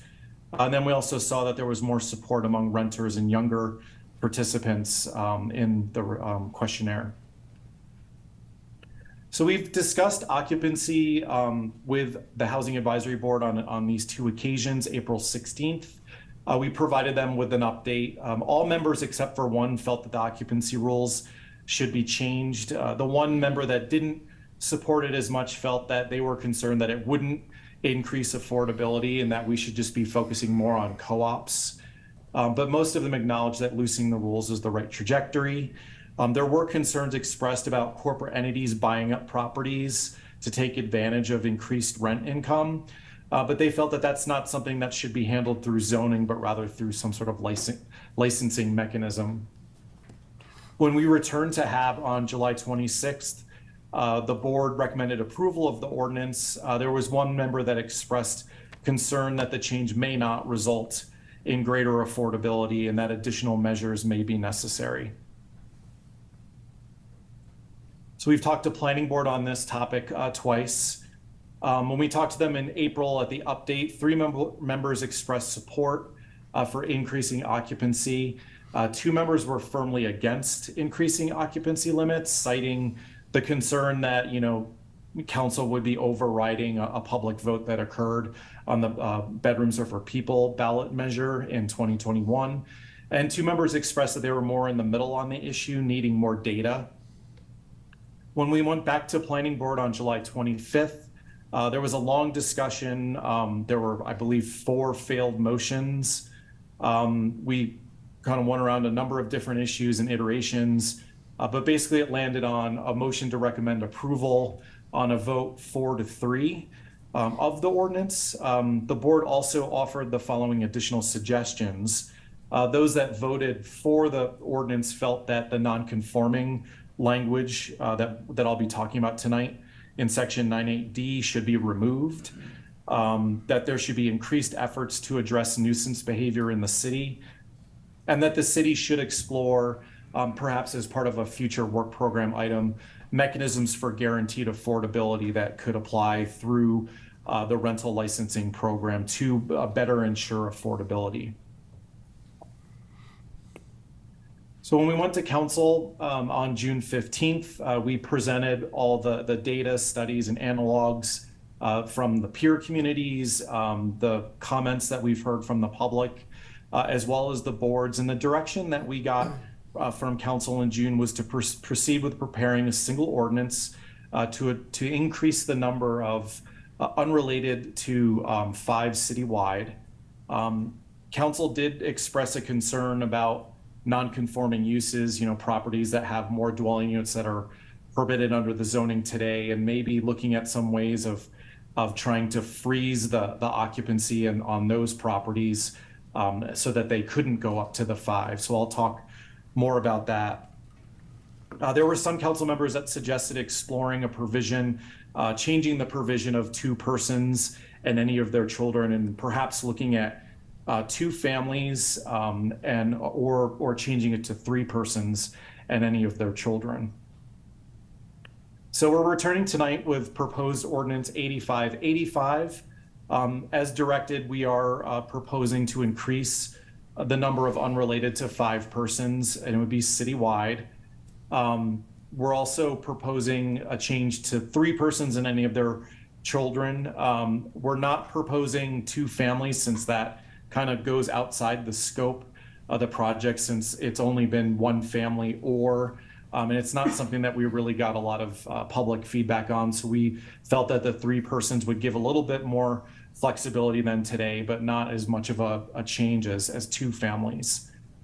We also are proposing to change the limits in efficiency living units to 3 occupants, since that aligns with what the building code allows. But I also wanted to talk about, and this can be somewhat complex, and I'm happy to answer any questions on this, but there's the term non-conforming is thrown around a lot with occupancy, but there's really 2 different types of non-conformity that we have to understand tonight. And I have some scenarios that I'm gonna show you all just so it's understood better. But basically, the existing section of the code, that's section 985C, talks about non-conforming occupancy. So what that section means is that's looking at a singular dwelling unit that had a higher occupancy in the past and was then rendered non-conforming by some sort of rezoning. So today it's documented as having a higher occupancy than is typically allowed, and it can continue to have that occupancy. And that section of the code is going to just basically stay the same. We're not gonna say you have to, get rid of that occupancy, but it's really looking at the singular unit that a non-conforming occupancy can persist. The second non-conformity relates to non-conforming uses. So this is a new section that we're proposing in the ordinance, section 985D. So the thing here, this is where you have multiple residential units on a property where that number of units may not be permitted under today's zoning. So in that case, you couldn't, the way the code or the ordinance is structured is that you couldn't have an increase up to 5 unrelated in scenarios where a housing type is not permitted in that zone, or if the number of units on that property is more than what's currently permitted. So for instance, a 5-plex might exist up on the hill where only a single family house can be done today under current zoning. That would be something subject to 985D, or an 8-plex where only a triplex is permitted under current zoning. So this was a concern that was raised on June 15th, and council requested that we come back with 2 options on how to mitigate that issue, because the concern is, like, for instance, you might have a triplex, or we've seen one up on the hill where it's allowed 3 occupants per unit under today's code. So that's a total of 9 people on that one site that today would just be, a family or 3 unrelated. If this ordinance were to pass and didn't have this provision, you could see it increase up to 15 occupants on that site. So that's why this is a concern that was raised. So now I'm going to run through some of these scenarios that I think will help illustrate this. So on the left is a single family example, and on the right is a multifamily example, and that's the same on each of the slides. When I show a box, that's a dwelling unit, and if it's green, it means it's conforming, and if it's red, it's non-conforming. So in this first scenario, we're looking at a single family house somewhere in the city. It's in the 3 unrelated category. If this ordinance were to pass, that could go up to 5 unrelated. So similarly, in a multifamily site, you might have a sixplex, and today it's allowed 4 unrelated in each unit. If this ordinance passes, it would allow 5 unrelated in each unit. Again, these are conforming sites. So in this scenario, we're looking at a non-conforming dwelling unit that's non-conforming to occupancy. So in this scenario, it's red because under today's situation, it might have 5 unrelated as non-conforming occupancy, which is more than our code allows today, but it's legal non-conforming. So if this ordinance passes, that particular unit would actually become conforming. Carl, and it wouldn't be subject to 985C anymore. So you might have the same thing in a multifamily situation. So a sixplex that's at 5 occupants per unit, more than what we allow today. If this ordinance passes, then it becomes a conforming use.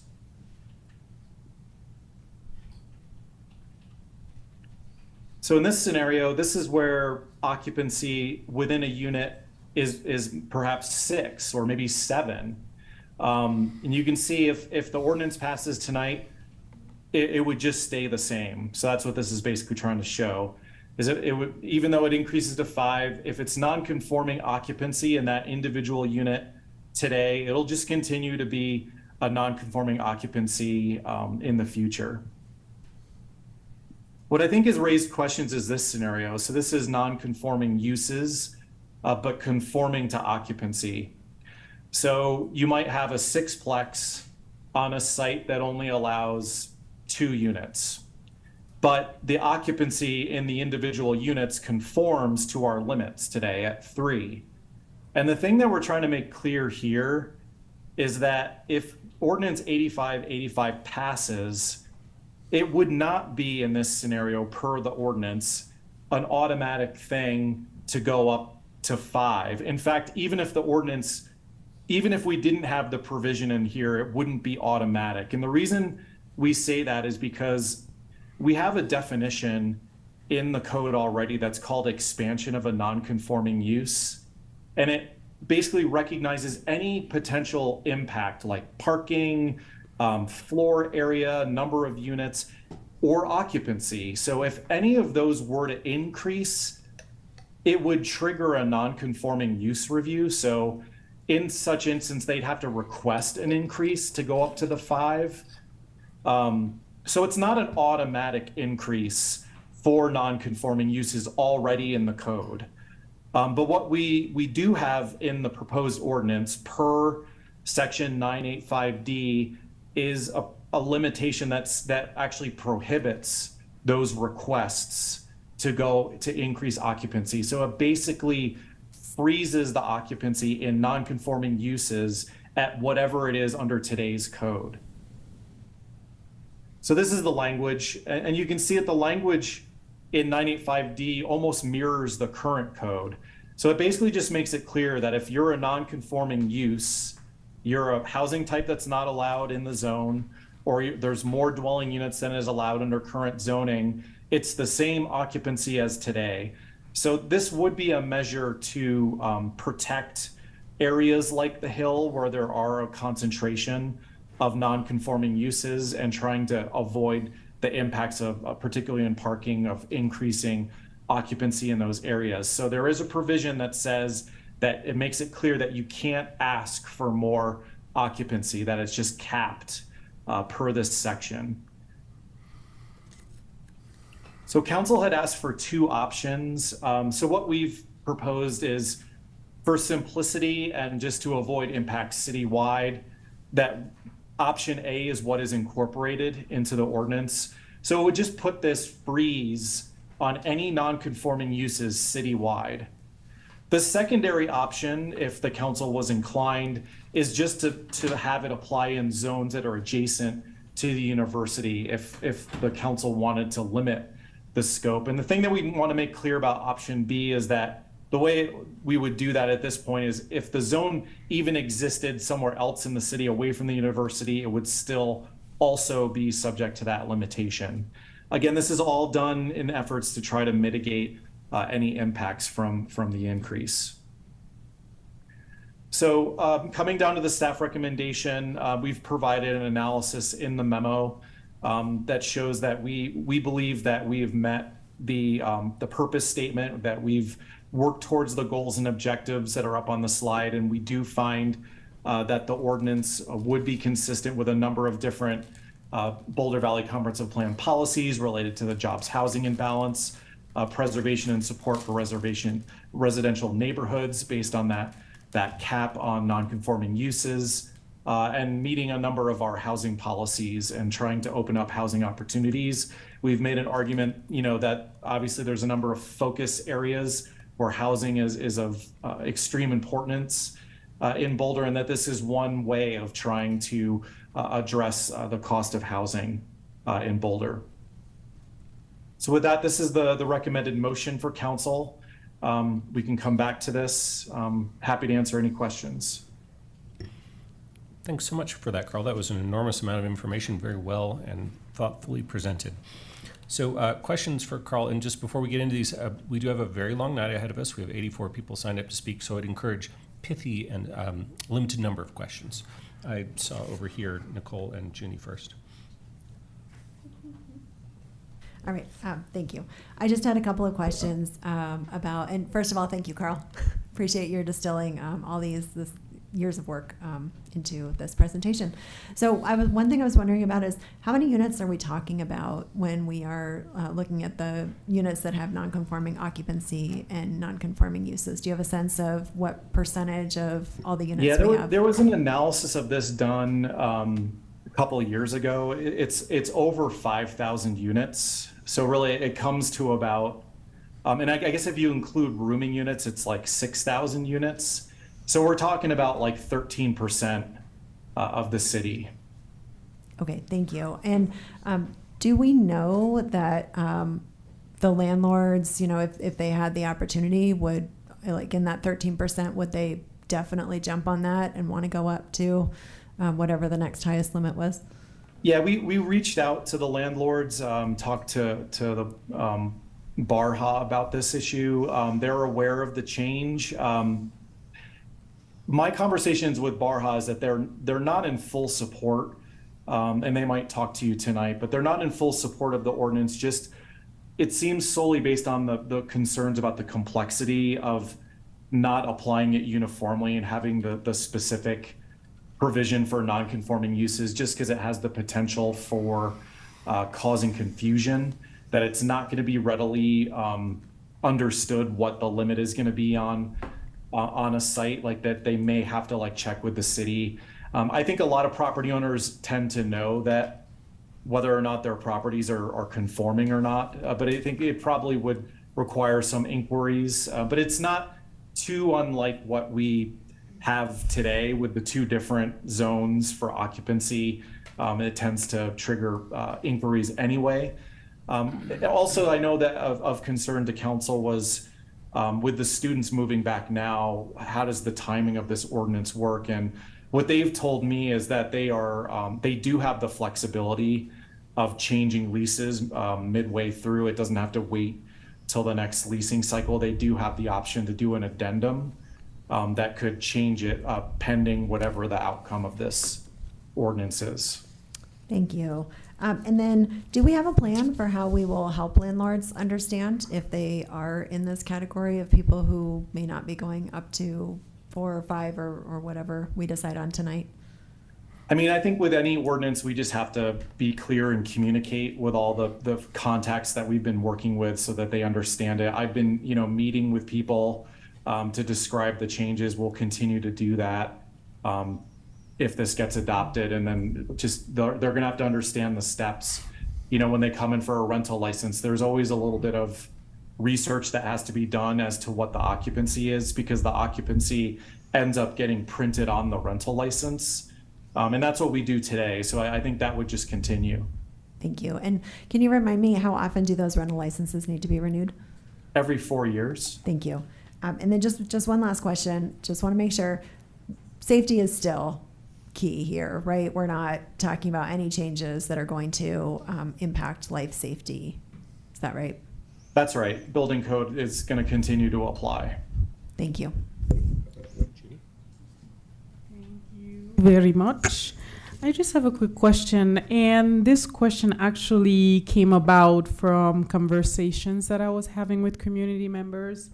Even though I do support the work that we're doing in increasing occupancy, but it was a good question coming from community members, and one that I thought that should be asked.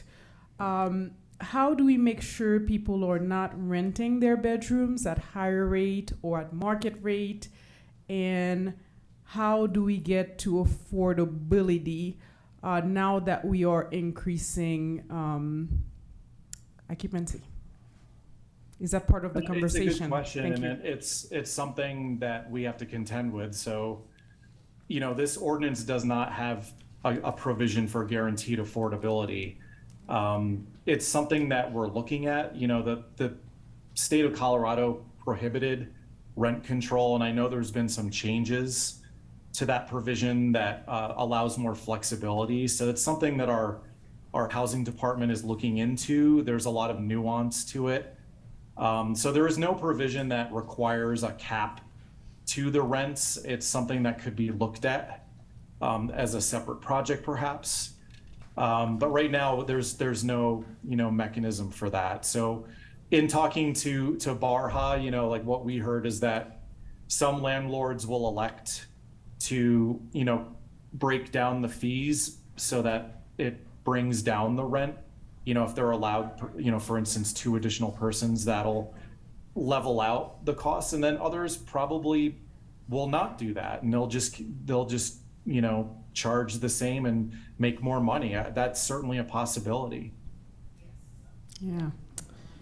If I can just ask people in the audience to not make audible comments, feel free to make a silent hand gesture of some kind, as long as they're not offensive. But no audible comments, please. Thank you.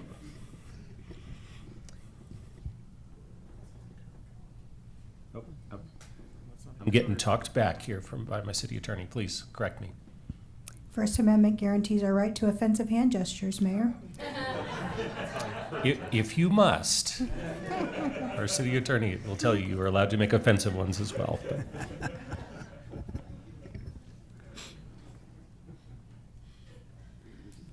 Well, I don't have any other questions. Maybe just, thank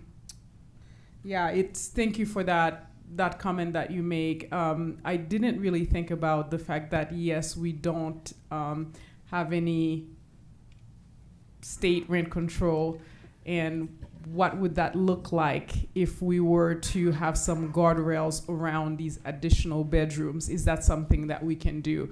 But I hope that you do look into it, because if we are going forward and ultimately what we want to do, at least for me, I can only speak for Junie Joseph here on this council, I fully support increasing the occupancy, but ultimately part of it is the affordability aspect of it. It's not just so that we can have more bedroom to be rented at market rate or even higher, right? Because there is that demand. We have thousands of people driving to Boulder each and every day. Chances are, if someone wanted to rent these bedrooms that will be open now because of this new, ordinance that we're passing, I'm sure they would do it, right? So ultimately, my hope is that there are some guardrails that those bedrooms are not more expensive or as expensive as they are, because ultimately, regular people will still not be able to afford them, or people who are struggling. So I hope that's part of that conversation. Thank you. Great. And just we're in questions right now, and we'll get to comments a little later in the evening. I saw Rachel and then Mark, and then I got Tara. Is this all questions? Because I don't actually have one for Carl. It's possibly for Nuria. It's any kind of question you Awesome. So we've gotten a fair number of emails and conversation recently around whether this process is democratic or if we're undoing the will of the voters. And I know you're thinking Teresa maybe is the person, but my question is, what can staff walk us through sort of the process of how we got here and what the vote was for adding this to the work plan and what was added to the work plan? Actually, I appreciate that, but it will likely be Brad or Carl who can share with us what the process. I think they had it as part of their presentation on how we got here. And maybe if you have like the vote count and just the language that we opted to add to our work plan. Yeah, I am going to defer to Carl in terms of its I'm evolution from, happy to jump in on that. from the vote. When it came to council at the retreat in 2022, I think the thinking was, that followed the bedrooms are for people ballot initiative the prior November. And I think because the vote was relatively close, I think it was like 52 no, 48 yes, because it was close. And there were like stated concerns about the concept of how that regulation might have gone into effect because it was related to bedrooms. It was it was the number of bedrooms plus one was the bedrooms are for people ballot measure. And there were concerns, that might encourage people to illegally cram in bedrooms to get a higher occupancy, that maybe it wasn't the right solution. So I think what the council was thinking at the retreat was that maybe we need to be looking at other different solutions. So that was kind of the basis of this project. So just as far as the purpose statement, it was to perform a comparative analysis from other communities, develop a model occupancy approach, and solicit community input for ordinance revisions. So that's basically what got started in 2022. And we talked about it, in the 2 study sessions that followed. And do you remember what the vote from council was on that? Not off the top of my head, to be honest. Okay. We can try to find it. Okay, thanks. There you go, Mark. Tara? Yeah, just one question. What percentage of the non-conforming uses and properties that you spoke of are located in these university-adjacent communities? I don't know that we have a specific percentage at this point. I think we understand that it's a pretty high percentage because there were a number of rezonings that happened on the Hill and around downtown in the 1970s that didn't occur in other areas of the city. So I think the highest number of nonconformities do exist in areas like University Hill, Goss Grove, Whittier, areas that surround downtown and near the university. But I don't have a specific percentage. Okay, that would include Martin Acres as well? I don't know that there was a rezoning that affected Martin Acres. Okay. All right, thank you. Tara and Mark? Yes. Matt? First question is following up on what Junie said. Did we ever look into treating increases in occupancy like we do ADUs and giving it some affordability that way, or have we not looked into that yet? It was not part of the scope of the project. I think the original scope was to look at a simple solution. If we did tie it to some mechanism, it would not be a simple solution. It's something that's been suggested, but really what we've been hearing is in order to get the increased occupancy, you'd have to like apply for it. Now, if we're talking about people having to apply for increased occupancy, we could see an onslaught of applications. There'd have to be a whole new review process to review for those and then do some sort of agreements, to cap rent if that's allowable. It would take more, legal research. It would be a large administrative change to what we review in the planning and development services. And we also did look at the other communities, the peer communities, and we didn't see any analogs that had that type of process. So we've not recommended that. Yep, which I know I'm not allowed to comment, but I'm going to ask this as a rhetorical question. It's still a question. Isn't it always complicated when you're trying to make something affordable? Just saying. Moving on, I think I asked this last time, but I forgot. No, I didn't forget. I'm actually asking it again. Do we have enough code enforcement to counteract the possible increases in trash and noise right now? I don't know that you know that, but I wonder if anybody knows that. I might defer to our director on that.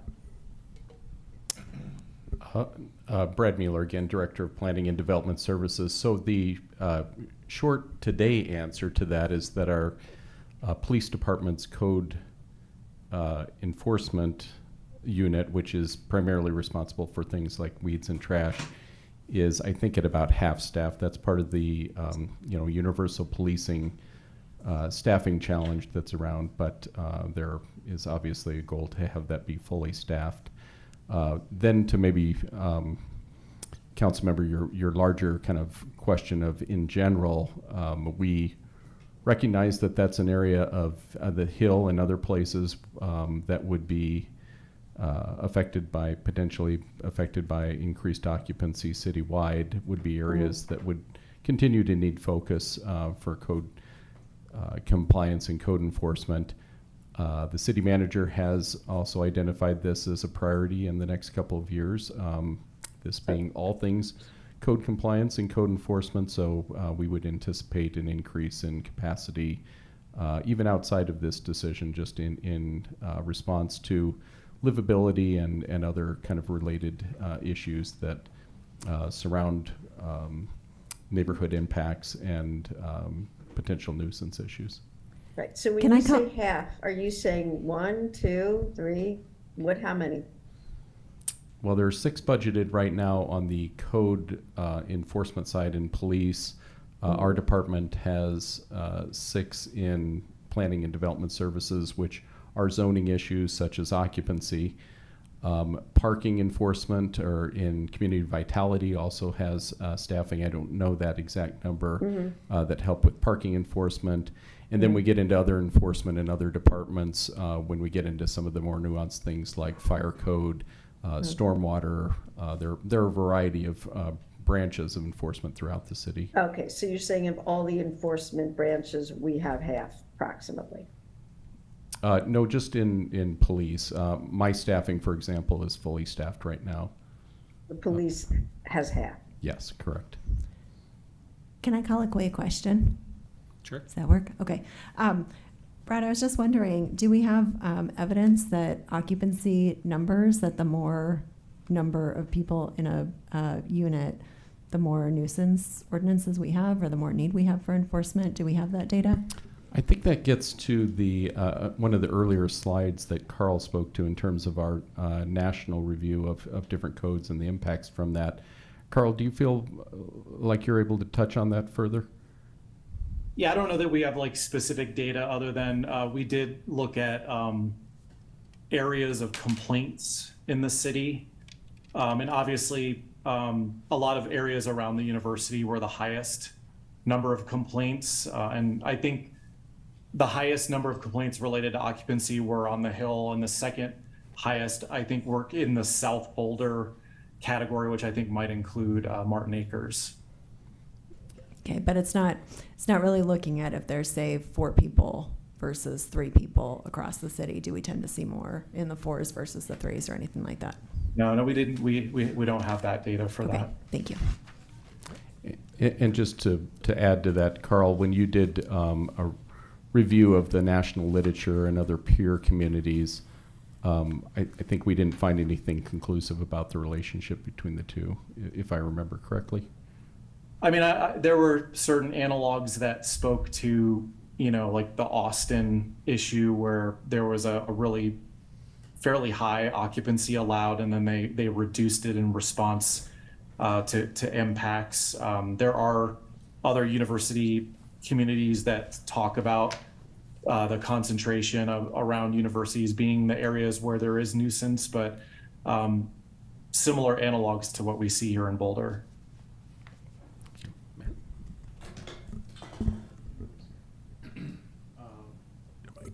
Thanks, Carl, and appreciate Brad for walking through this. My questions kind of center around our efforts to regulate impacts and behaviors rather than regulating people. And so I just want to maybe go through, like, we've recently passed a number of ordinances addressing noise and trash, and so I just want to verify, like, 1, we've done that, and 2, that, as the semester starts, we're in the process of working through those new ordinances to address those impacts and behaviors. And then really my second question to that is, are we actively working on more holistically addressing the parking impacts that occur throughout the city, and how that plays into the fact that by working on behaviors and impacts, we are not forced to have to then regulate people. Would you like me to? Either way, I'll start.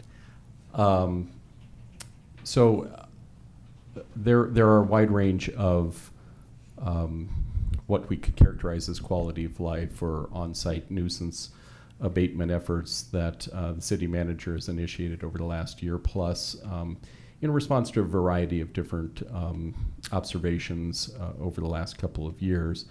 A couple of the tangible items that are already in place are an update to the noise ordinance last fall. Early this year was an update to the weeds and trash ordinance, moving it from criminal to civil to make that more easy to administer. There are also efforts that are underway to provide for landlord education. There'll be some opportunities this fall for landlord education. There is a fairly recently launched landlord notification tool, which helps landlords be aware of calls for service and other activity at their properties, just as an advisory element.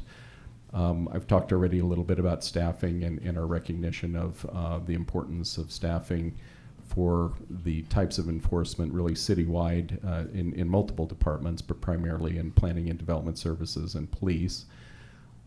There is also in the works a chronic nuisance ordinance that would acknowledge those circumstances of the worst and recognizing that when there are chronic properties, those tend to have spillover effects to the block and the region. And then parking. We recognize for a couple of years now that Boulder's parking regulations might be due for a refresh, really writ large. We are preliminarily teeing that up as a potential work program item for 2024. That would need to be probably confirmed through council prioritization, but out of my office that would fall into our policy group, and we are anticipating that. It is a zoning regulation element, and we know that not only in areas of nuisance, but in terms of the amount of parking that's required in new development or redevelopment, that plays into the issue as well. We know that there may be an opportunity to look at managed parking as well in ways that are more prospective rather than reactive, which has been the city's history, and managing that in high impact areas. But is there an opportunity to maybe look at that prospectively with new development or redeveloping areas? So there's a lot in the works, council member, and hopefully that touched on the major ones for you. That was a very thorough answer. I appreciate that, Brad. And just as a follow-up with regards to chronic nuisance, and maybe this question's for Nuria, is where are we in being able to sort of press go on that? I know there's been an extensive education and outreach campaign to make sure everyone's fully aware. And so when do you expect to sort of launch that? And two, what's in your experience here and in other cities, if and when a property were to have its license revoked, is the expectation of getting a lot more compliance on a lot of those issues throughout the area? And so just sort of when and what's your expectation in terms of results should someone actually fail and have their license revoked? So appreciate that, council member, and we anticipate bringing forward the chronic nuisance ordinance to you all this fall. We're targeting October, and obviously that may depend on what other items we need to discuss and squeeze in as we get closer to the end of the year. To your question about what I have seen, and I think some of you know, or all of you know, that this area of rental license work was something that I did in my previous life. And I will say that it's both and, right? It is something about both providing education to both landlords and property managers, and frankly looking at how do we provide more tools and resources to our renters and our tenants. As there is a lot of consideration at the front end to education and compliance, but in my experience, I will say that when there are clear mechanisms and tools for true accountability, you start to see changes in behavior as that moves forward. And so different cities have different tools for that. Some have warnings, some have fines, some have fees, some have up to revocations. In my former city, we actually were able to reach into multiple portfolios depending on how egregious someone was, and not allow them to continue to rent across their portfolio. So certainly our intent as we look at this is not to be draconian, because I think, and I say this all the time, that the vast majority of property managers and landlords are doing really good things across the city. But it is important to have a gamut and an array of tools in which to make sure that everyone is protected as we move forward. And in particular, I feel that there is a particular obligation to anyone who you invite into your property to live in that space as a tenant, because they do not have the wherewithal to really look underneath all the, I don't know what the American phrase I'm looking for, underneath the hood. Thank you. Underneath the hood, to make sure that all the standards of livability and building safety are there. And so we have some particular obligations in that regard. Hope that helps. Thank you for that. I appreciate it. That's it for me. I saw Lauren. Lauren? Thank you. I believe this one is going to be for Carl Geiler. I was wondering what the process is for a non-compliant use to increase its non-conformity currently. So say if we didn't carve out an exemption that keeps them from doing that, and someone who had a non-conforming use wanted to increase their occupancy to what we're talking about today, what would that process look like? Is it discretionary or not? Thank you.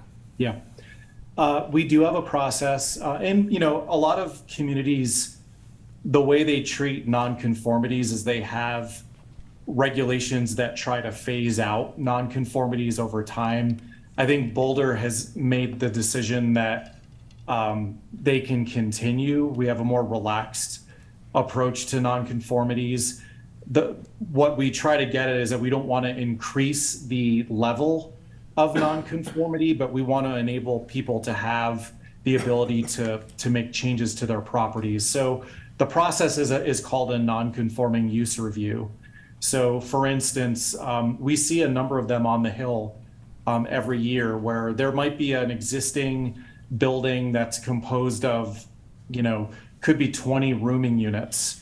And you can come into a non-conforming use review process and make modifications to the building. You can even add up to 10% of the floor area. So we do allow for some expansion. It is limited through that process.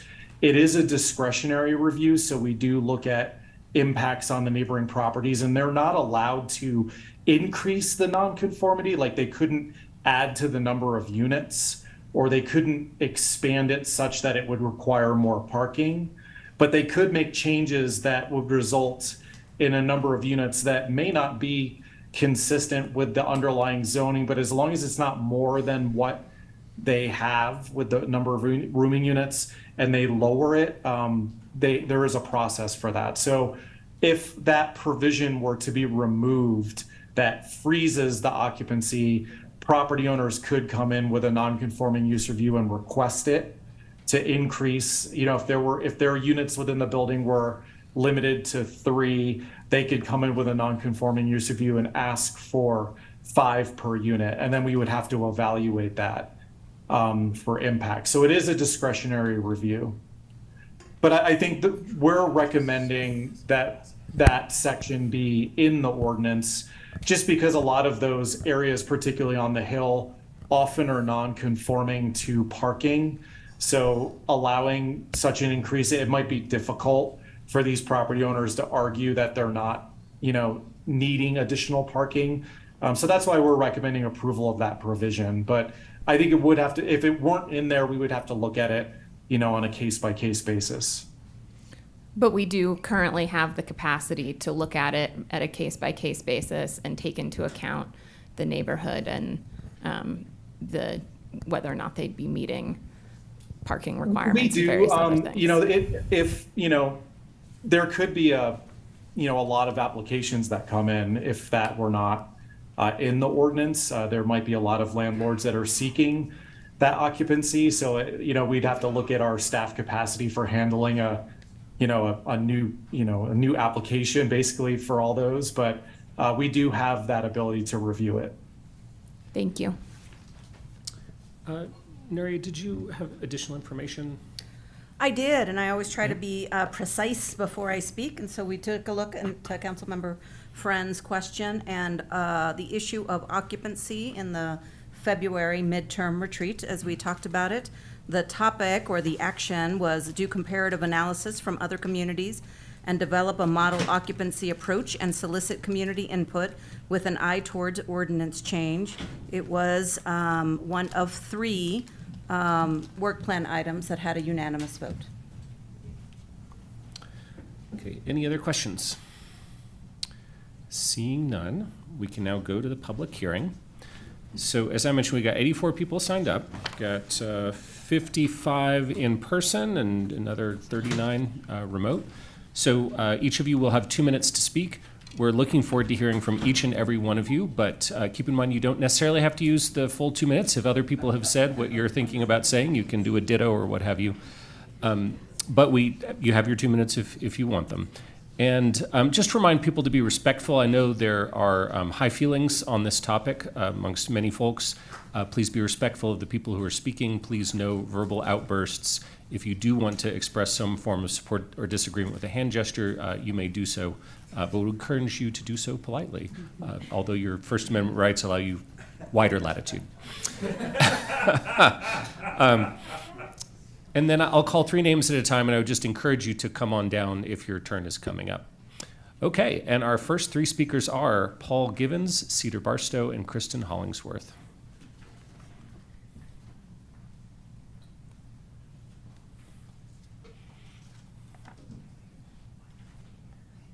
Paul Givens? Wow, our very first speaker not here. All right, Mayor, it looks like, pardon me, this is Ryan Hanchin. It does look like Paul is available online, so maybe we can move Paul to the online list. Okay, we'll switch him over. Paul, we'll get to you later on. So then Cedar Barstow is our first speaker, then Kristen Hollingsworth and Max Hollingsworth. What a great, thorough job you've done. Thank you so much. So a little personal here. I am for the ordinance, and I still like... Into the mic, please, Cedar. Sure.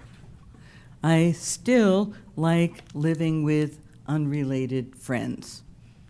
For 38 years, my 5-bedroom North Boulder home has purposely provided affordable housing for now 82 people. And if this ordinance had been passed 38 years ago, could have been more. Even though we have 5 bedrooms, we have abided by the no more than 3 ordinance all this time.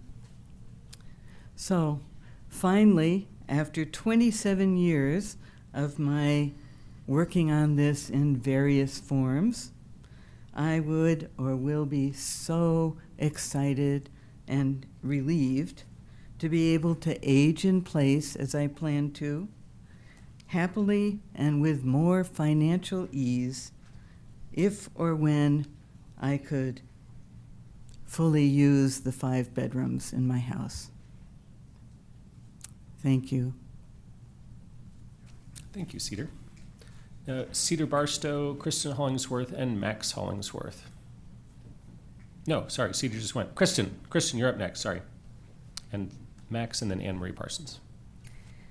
Hello, my name is Kristen Hollingsworth. I have lived in Boulder for about 9 years, and tonight I am speaking in support of the measure to allow 5 unrelated people to live together. It's very challenging to find affordable shared housing in Boulder. Personally, as a graduate student, I struggled to find a 3-bedroom option to live legally as 3 unrelated people in Boulder. Much of the available housing has unequal bedrooms, like 2 good-sized rooms and 1 very small closet-sized rooms. The difficulty to find housing for 3 unrelated people leads to looking for more bedrooms for space and more occupants for affordability. Everyone wants to live legally, but affordable, comfortable, and legal housing options are very limited in Boulder. I would like to thank the council for considering this measure, which I think is an important step to help make the Boulder community that we all care about a little more inclusive by expanding legal housing options. Thank you. Thank you, Kristen. And avoid the snapping as well, please, because it's still audible. But the hand gestures are great. So Max Hollingsworth, Anne Marie Parsons, and Lincoln Miller. Hi, my name is Max Hollingsworth, and I'm here to voice my support for allowing 5 unrelated people to live together. I'm currently a grad student at CU Boulder. I've lived here for 7 years. I'm starting a family in Boulder, and it's not easy to live in Boulder if you're a grad student. I've seen many of my friends and fellow grad students have to live illegally overoccupied just to be able to afford to live in the town that they go to school in and work in. So this is a really good change for Boulder. It's a step in the right direction, so I want to say thank you and good work. Thank you, Max. Anne Marie Parsons, Lincoln Miller, and Lisa Sweeney Moran. Anne Marie sent me a text. She's not feeling well. Okay, then Lincoln, you're up. Okay. Good evening. Lincoln Miller, Executive Director of Boulder Housing Coalition. Do I have my, oh, that's okay. Boulder Housing Coalition, as you know, provides permanently affordable cooperative housing for Boulder. And we're a city contractor called an Expert Cooperative Housing Organization, an ECHO. We help certify housing co-ops under the Cooperative Housing Ordinance. Oh yeah, I don't know if it'll play, but there's some sharing in action at the Mango Co-op. It is a movie, but we strongly support the change to 5 unrelated people. So co-ops are about $300 per bedroom per month lower in rent, and the study showed that we use 1/3 the per capita energy of other Coloradans. The key to our affordability and our sustainability is the legal sharing of housing. This change to 5 helps with that. Unrelated persons ordinance has been the strongest barrier to creating affordable cooperatives over the last 20 years. The co-op ordinance is very cumbersome to use, and margins are razor thin on all affordable housing deals, so more possible occupants can allow more affordable deals to work and make it easier to convert multi-unit buildings to permanently affordable housing. This helps the city reach its affordable housing goals. Lots of folks need to share housing just to be able to stay in Boulder, and we heard from a few of them. But we hear from single parents, service workers, teachers, childcare providers, and city workers. When you give the power to homeowners who can, on a complaint basis, turn these folks in, it criminalizes poverty, and it may cause them to lose their housing. It is unjust, and inherently, it's classist. This proposal is more just because it decriminalizes sharing for lots of folks across the city. Thank you. Thank you, Lincoln. Lisa Sweeney Moran, Aidan Reed, and Aaron Gabriel Nair. Hey y'all, I'm Lisa Sweeney Moran. I grew up here and now I'm raising my kids here in Boulder as well who wanted to come up tonight. I've been fighting against this ordinance since I was first evicted for sharing housing almost 30 years ago in this city, and we're still having this conversation. Since then, I've become vice president of the school board in a time where prices for housing are going up and enrollment is dropping. But what I'm really here to speak to you about tonight is my role as the executive director of Mother House and the Lodge, 2 homeless shelters here in Boulder that serve women, transgender folks, single parents, and young children. Occupancy is one of the biggest challenges we face in housing families. I know this council is passionate about keeping families housed and secure in their housing. But for single parents with small children, options are very limited. Many single parents are hoping to share housing, but they can't risk losing housing, getting evicted, having CPS get involved, etc., by violating housing law. We want people who are living and raising their children in this city to stay here. We badly need more kids in our BVSD schools. And we know that we are suffering from declining enrollment and it's not getting better. We need hourly staff in our retail and service industries. We need teachers and healthcare workers who live where they work, and we need young families in our neighborhoods. But housing right now makes it nearly impossible for new families to come here or for existing families to stay. So many families in Boulder would love the option to live together. It would make it easier for us to house them. It would make it easier for them not to need our services in the first place. All we need is for you to give them the option. So please allow 5 unrelated people to live together, and I ask you too to consider not including minors in the occupancy standards so that families can live together. Thank you. Thank you, Lisa. Aiden Reed, Aaron Gabriel Nair, and Sarah Dawn Haynes.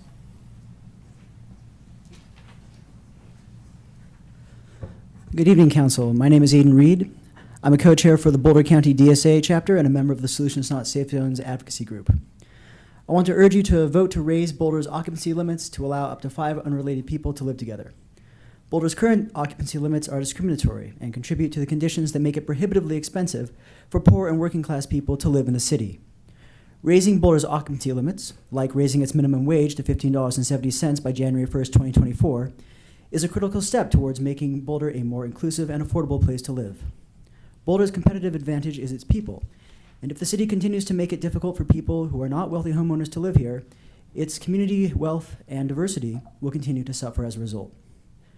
The best way to empower people to live well in Boulder is to ensure they have access to dignified housing and can afford that housing, making it essential that they can earn a livable wage that keeps pace with inflation and can live in a variety of living arrangements, including those with 5 unrelated people.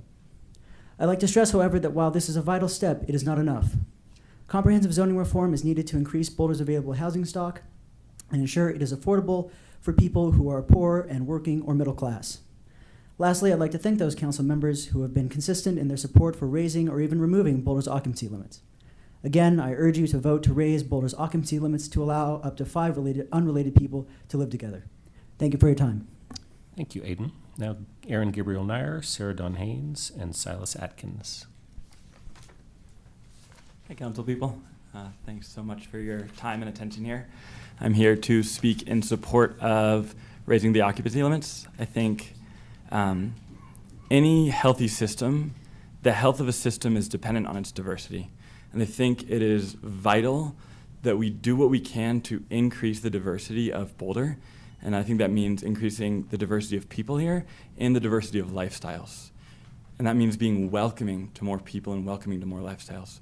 Right now, the current occupancy limits are not welcoming to a lot of different people, especially those of lower socioeconomic classes, because we have less access and less affordability. And I know this is not going to be perfect for addressing affordability, but I think it's a necessary step. We also are not welcoming the diversity of lifestyles in that these days, many people, such as Cedar, such as myself, choose to live in community. That is a lifestyle that people choose. And I think it's important that we work to include that lifestyle and allow people who want to live in a more communal and connected way to be here in Boulder. So I think taking this step to raising these occupancy limits is a really important first step of many to help Boulder be a more diverse and welcoming place. Which is going to help us be a healthier and more well-connected community. And I think that's ultimately what we all want. So thank you so much for your time and attention, and thanks for considering this really important issue. Thanks, Aaron. Sarah Dawn Haynes, Silas Atkins, and Krista Nordback. Hi, everyone. Sarah Dawn Haynes, formerly of the Y House Co-op. That is no more. Sadly, it didn't survive the many years of efforts to keep South Boulder weird. And I'm hanging out in the Newlands with some friends while I attempt to get housing in the affordable housing program, but it's a lottery, so we'll see. 23 years of education and educator and lots of environmental work and climate work, and 10 years, October 20th. And we can blame Zane Selvins for inviting me at 7:23 and said, I know you're busy, but I had some representatives from other co-ops are setting up an advocacy committee. Yada, yada, yada. I imagine participation would involve at least monitoring the email list and potentially coming to a monthly meeting for 10 years. And I reviewed our Boulder housing working groups from 2014-15. There's been so much engagement, and I want to say I think there's a lot of first-timers in the audience. Raise your hand if you're speaking for the first time. We have drawn crowds out for 10 years. And there is so much rich information and public comments in your emails. I'd love for Sabrina Sedaris' students to analyze public comments for 10 years, to have common sense laws for unrelated people. And I want this to also, this comment is, y'all know me and y'all know this and where we stand, but this is for our community to understand, a greater community. Like, this conversation has been had, and it's time that we take action. And I want to say, as the chair of our Sierra Club, committed to how does this further climate action and justice. Thank you. Thank you, Sarah Dawn. Silas Atkins, Krista Nordbeck, and Chase Cromwell.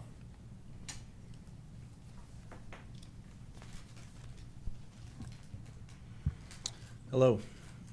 I want to thank council and staff for their work on increasing occupancy in Boulder, and I am here to support Ordinance 8585. I live in Martin Acres, and with my current living situation and a limit of 3 people, if I were to have my partner move in with me, we would be living illegally. I should be able to live with whomever I want in a place that follows safe building codes. And if the concern is that noise, about noise, extra cars, trash, etc., please address those separately. Sorry, I lost my spot. As there are many documented examples of successful strategies as mentioned in the presentation earlier. While this ordinance does not guarantee affordability, it is one step in that direction. Let's welcome people to share space with us and foster an inclusive community. Thank you. Thank you, Silas. Now, Krista Nordbeck, Chase Cromwell, and Daniel Howard. Thanks for supporting housing for people. I fully support this proposed change to the ordinance, and it's not sufficient, but it's a good small step. And more must be done. And as I've sung to you before, prairie dogs in colonies, nests for birds and hives for bees, and our squirrel friends live in trees, but bedrooms are for people. Boulder, Boulder, college town, why are things so upside down?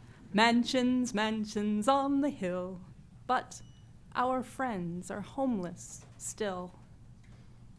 Bedrooms are for people. Thanks. Thanks, Krista. Now, Chase Cromwell, Daniel Howard, and Mark Lester.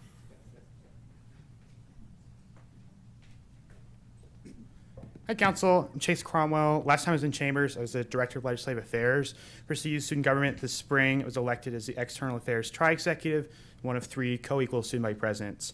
First, while I am the elected representative of the 36-ish thousand students at the University of Colorado, undergraduate and graduate, many of whom are in this room, I want to state very clearly that this issue is not just a windfall for students or landlords or property owners or some other group of people that we can demonize. This issue is a government saying that groups of certain people cannot live together.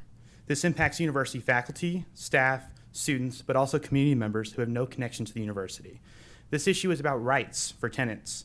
If you look at the Hill, any unit that can be overoccupied by students almost certainly already is. This will not result in a flood of students showing up to the Hill or anywhere else in the city.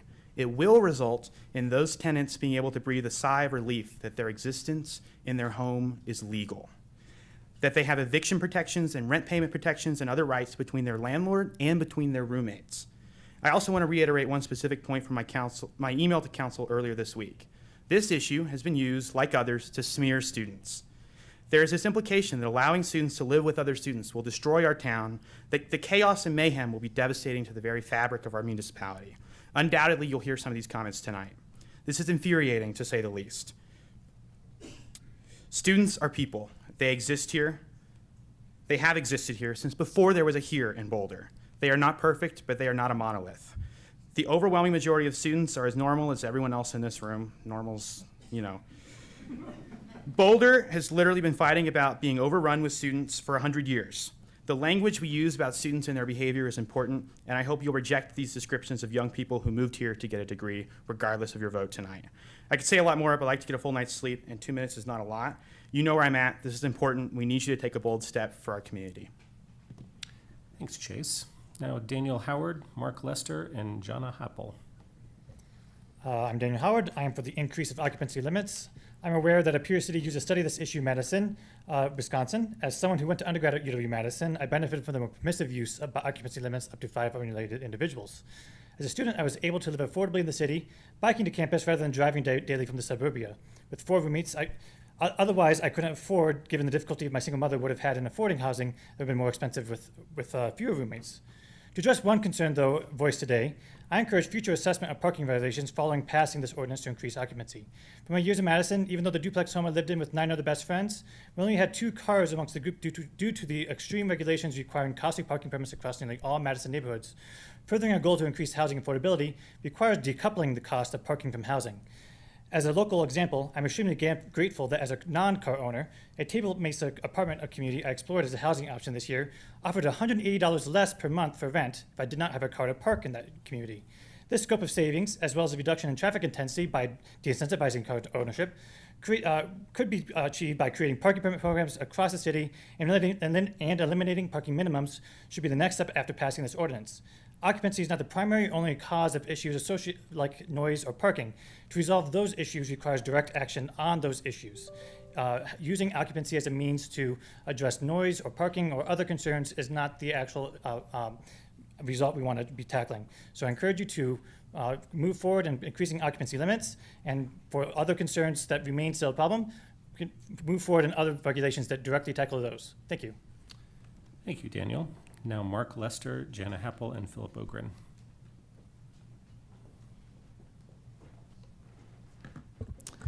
Council, good evening, and thank you for letting me speak to you about this.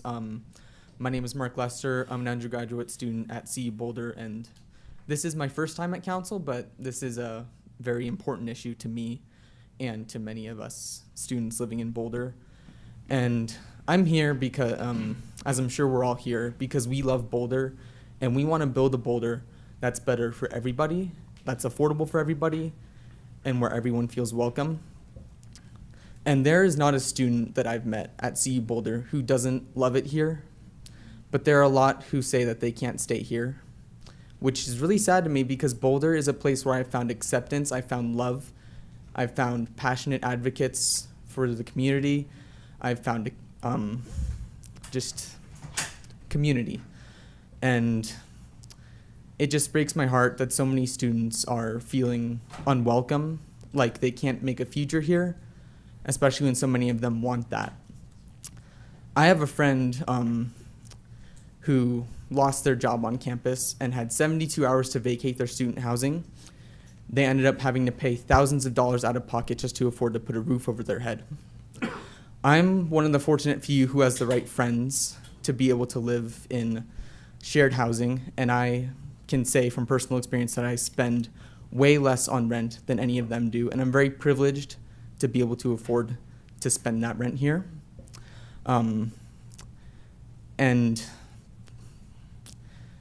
it really just breaks my heart that this stuff happens to students and that they can't find a home here. And I believe that expanding occupancy limits today will give students the options that they need. Definitely not enough, but it's a start. And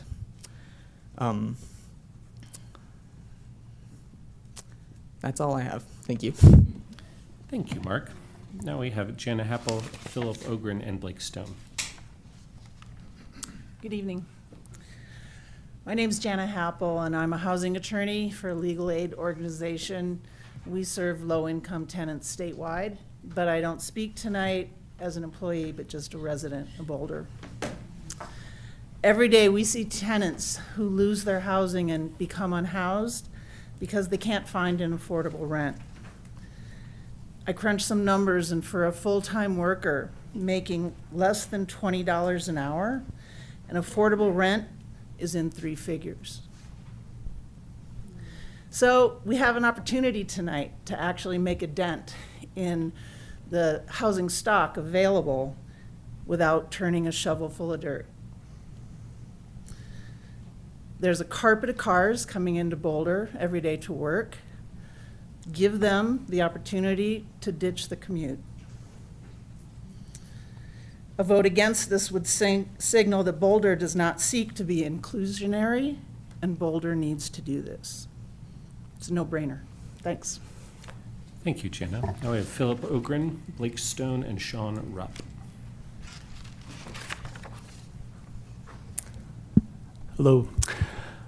Last night, I had a powerful vision, and I think it was exacerbated by the fact that I had a large bowl of sugar cereal before I went to bed. But in the dream that I had, God appeared and spoke to me, and I was so thankful. I said, I've been wanting to speak to you because my city has a housing crisis. Can you help us?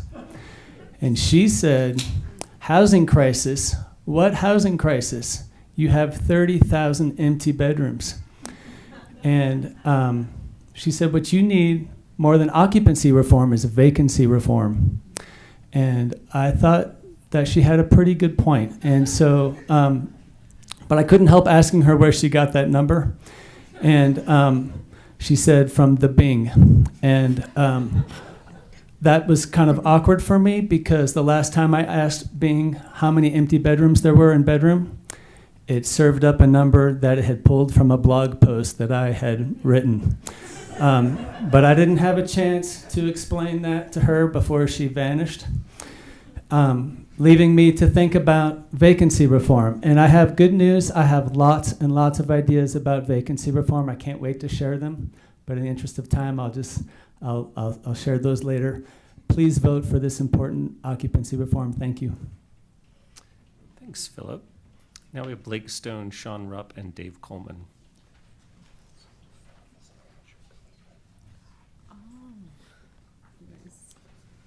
Hello, my name is Blake Stone. First off, I want to thank all the City Council members for their ongoing hard work and diligence for their community. In Boulder, over the last 2 decades or so, occupancy reform has become an increasingly contentious issue that I and many others feel very strongly about because at times this ordinance has impacted our daily lives. But I want to mention that many of us with opposing viewpoints on this issue do share goals and values.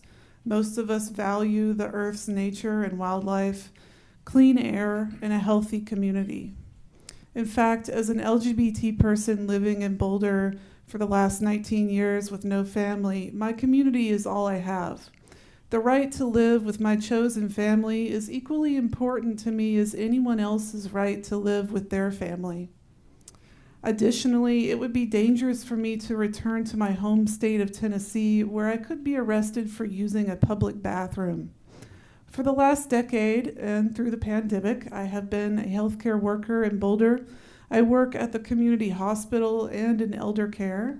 I even worked in our COVID-19 positive homeless shelter during the pandemic. I want to believe that the people of Boulder want me to live in the community where I am caring for their elderly parents and their dying loved ones. But as the years pass and people have become increasingly political about occupancy, I have felt the gatekeeper's sword. I want to ask everyone, how does it really affect you? Do you know what it's like to have your housing threatened? So many of us do now. People who lost homes from fires or lost work during the pandemic know the suffering involved in losing a basic need like shelter. I know from my days of being unhoused and later because I lived under the constant threat of occupancy when I lived with housemates. Blake, I'm afraid your time is up. I want you to raise the occupancy level. Thank you. Thank you for your testimony. I have Sean Rupp, Dave Coleman, and Sarah Campbell.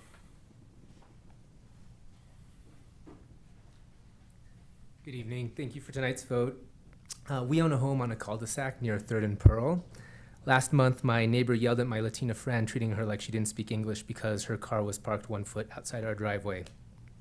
Last year, another next-door neighbor told my wife that civilized people don't take up space the way our garden beds do in our driveway, the way garden beds in our driveway do. We prefer vegetables over vehicles. The year before that, my other next-door neighbor asked if my mother-in-law had returned to Afghanistan, we're Iranian, and proceeded to share her opinion on the burden that refugees place on U.S. communities. I'm an associate professor of environmental design at CU Boulder, and my research and teaching is on how racism and white supremacy play out in the built environment. While members of our predominantly white and increasingly wealthy community might not realize it, when we vote to restrict how others occupy their homes, and by extension who, we perpetuate a history of colorblindness and white supremacy in the US, and I'm happy to share academic references on that. Relaxing the number of occupants in homes will diversify our community and will signal that Boulder is a city committed to progress on reversing discriminatory housing policy. So I'm grateful to Council for their vote. Thank you. Thank you, Sean. Oh, yes, we got a question for you. Sean? Oh, it's not a question, Not a it's just a comment. I just wanted to apologize, Sean, for what you've experienced in your home, and I hope that our community can do better. Thanks. Thanks for that, Nicole. Now we have Dave Coleman, Sarah Campbell, and Sean Haney. Thank you for your time today. It's my first time here. I feel very passionate about this topic. I've lived in Boulder for 12 years, and for most of that, it's been illegal. As a PhD student, it was the most affordable route, and I had an amazing community of fellow grad students and young professionals. And we weren't trashing our neighborhood. We were in Martin Acres, and they were just such welcoming friends as they came to this city. And it's just been a weird situation to have to be dodging this law for so many years. Since then, I've started a company a block from here. We're now 50 people, and it just irks me that only 14% of my 50-person company actually lives in Boulder. The rest have to commute in, despite us being in the aerospace industry and taking funds from NASA. So I'm in support of this as a small business owner and as someone at CU Boulder as a student in the past. So thank you for your time. Thank you, Dave. Now Sarah Campbell, Sean Haney, and Savannah Kruger.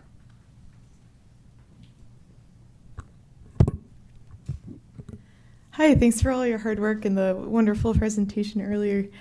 My classmates and I lived over occupancy when we were getting our PhDs in physics at CU Boulder. We had our own little community. We volunteered in local science classes, but it didn't always feel like the city wanted us. Later, my husband and I bought and fixed up a home in Martin Acres, renting out 2 spare bedrooms to make ends meet. But unfortunately, we got divorced.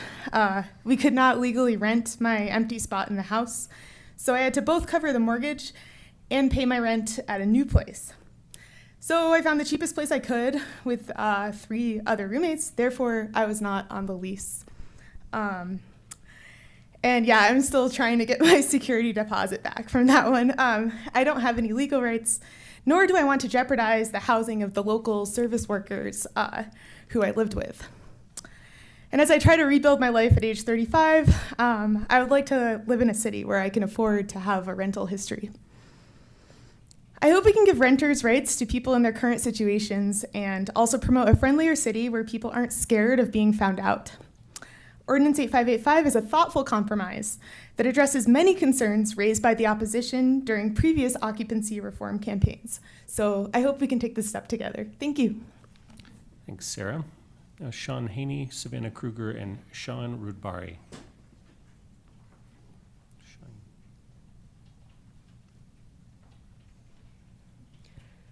Good evening. I'm speaking in favor of increasing the number of residents who can occupy a dwelling unit here in Boulder. I've noticed that a lot of the opposition to increasing occupancy limits often cite a desire for Boulder to remain a place for families. I also find that many of these voices define a family as primarily being a straight married couple with biological children. I reject that definition. When I first moved out on my own, I found family in my 4 unrelated roommates that I shared a house with. Keep in mind, we were respectful neighbors, we cooked together, we watched TV together, and we celebrated holidays together. This was in Austin, which is another expensive university city, but I was able to afford to live there very comfortably because I was able to split rent with 4 other people. But if I had lived in Boulder during that time, then those 3 years of memories with my chosen family would not exist. Thus, I highly recommend increasing occupancy limits so that we could end discrimination against chosen families like my own. Let's make it legal for the Golden Girls to live in Boulder. Thank you. Thanks, Sean. Now we have Savannah Kruger, Shaheen Rudbari, and Sarah Fleming. Hi, Council. Thanks for listening to all of us. So I have lived in Boulder for about 13 years, and eight of those have been at the Folsom Funny Farm Co-op. That was the second legal co-op in Boulder. It was an utter dream to live there. We had potlucks. I grew tremendously as a person. That was my early 20s. I'm in love with that man over there in the peacock shirt, mainly because of the education I got in communication, in relationships in that home. And it was deeply precious to me. I want to share that the current co-op licensure process was almost prohibitive in its just like bureaucracy and steps and processes, and it was financially difficult for us to afford, but it made it possible for us to be legal, and that felt really good. We wanted to go through the headache of a process, though I'm grateful for it deeply, to be a model and set a precedent to make it safer for more and more people and to see licensure forward. So yeah, I just want to say that the current status of living communally is very difficult to us, and this would be an incredible improvement upon that for everyone. Thank you so much. Thank you, Savannah. Now Shaheen Rudbari, Sarah Fleming, and Joshua Westerman. I already spoke. Oh, sorry. Got that wrong. Apologize. Sarah Fleming, Joshua Westerman, and Mike Homner. Hi, I'm another Sarah. And I was born here in Boulder. I'm 26 years old now, and I live on University Hill. I'm really grateful that you're considering raising the occupancy limit to 5 today. This change would have an immediate positive impact for me, as well as many other young and low-income people in Boulder. When my partner and a friend and I were looking for a new housing situation this spring, it quickly became clear that finding a place we could afford would be nearly impossible without breaking the occupancy limits. We looked at so many 5-bedroom houses that popped up on Craigslist where the difference between splitting rent between 5 people and between 3 people would be over $500 per person. So that's a significant number. And it's not just rent, it's sharing housing with more people allows us to save significantly on utilities, on Wi-Fi, on food, and lots of other costs, and that also allows us to reduce our personal consumption.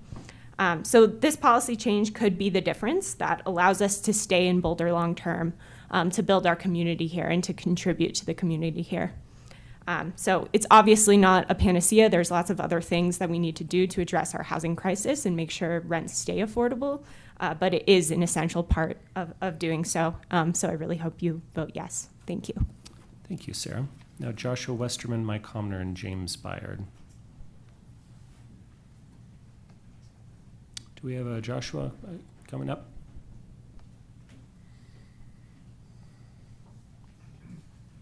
Are you Joshua? No. No Joshua in the house? Okay. How about Mike Homner? Do I see Mike?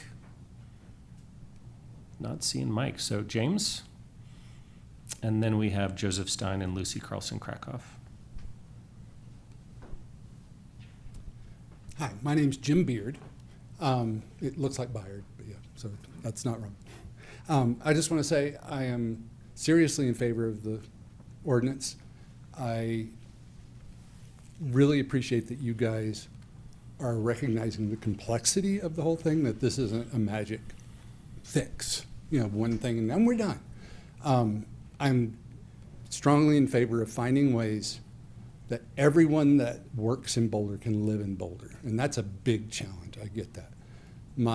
One of my children, they and their partner live here and they work in retail and in service, and it's tough for them to be able to stay here. They'd like to be here near me, near my wife, and so I support all the changes we can make to help make that a reality. Thanks. Thanks, Jim. Joseph Stein, Lucy Carlson-Krakoff, and Mikey Jacobs.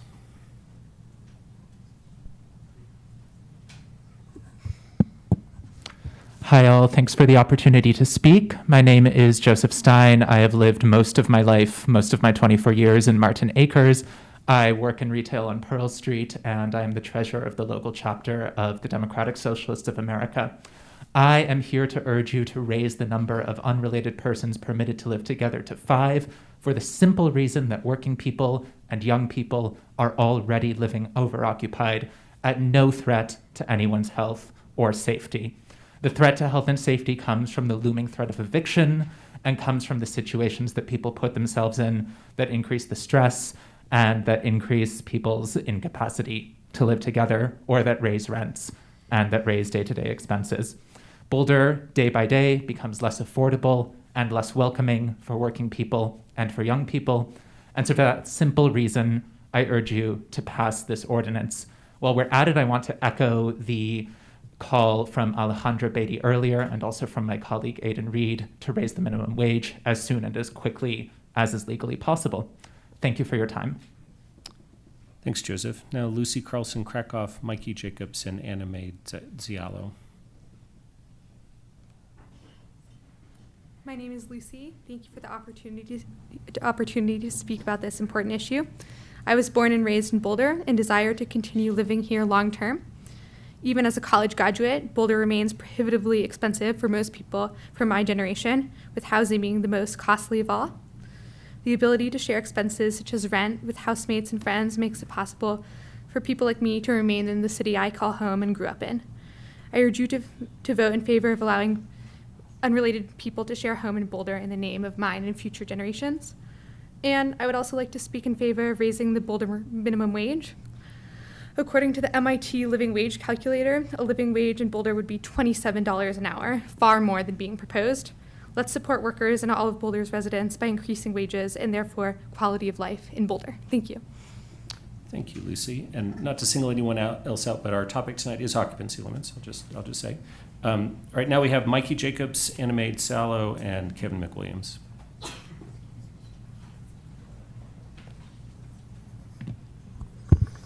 Hello, friends. My name is Mikey J, and I hope we're all doing well today. As a 5-year member of the Boulder community, I'm here to enthusiastically express my support for this ordinance and allow 5 unrelated tenants to cohabitate. As a recent graduate of CU Boulder, I bring a somewhat youthful perspective. Throughout my 4 years of studies, I, like many of my peers, struggled to secure affordable housing due to occupancy laws. Despite available houses with ample rooms, these regulations prevented students from accessing suitable housing arrangements. As we, the youth, navigate the transition to adulthood, striving to attain education and self-enrichment, your support is paramount to our success. Your support is paramount to our success. I implore you to consider revising these unjust laws and declare an unwavering commitment to the welfare of students. In these times of challenges, and let's not ignore the fact that student loan forgiveness has just been rescinded, we seek a supportive environment rather than additional hurdles. I do sincerely appreciate the opportunity to address you today and acknowledge the significance of your attention to this matter. It is my hope that you recognize the gravity of this situation and that anything short of endorsing this initiative could be perceived as an affront to the youth, a clear indication that climate and equity are not prioritized within our city, and a call for change in current leadership. With utmost respect, Mikey J. Thanks, Mikey. Now Anna Mae Zialo, Kevin McWilliams, and Nicole Shegda. Hello, my name is Anna Mae.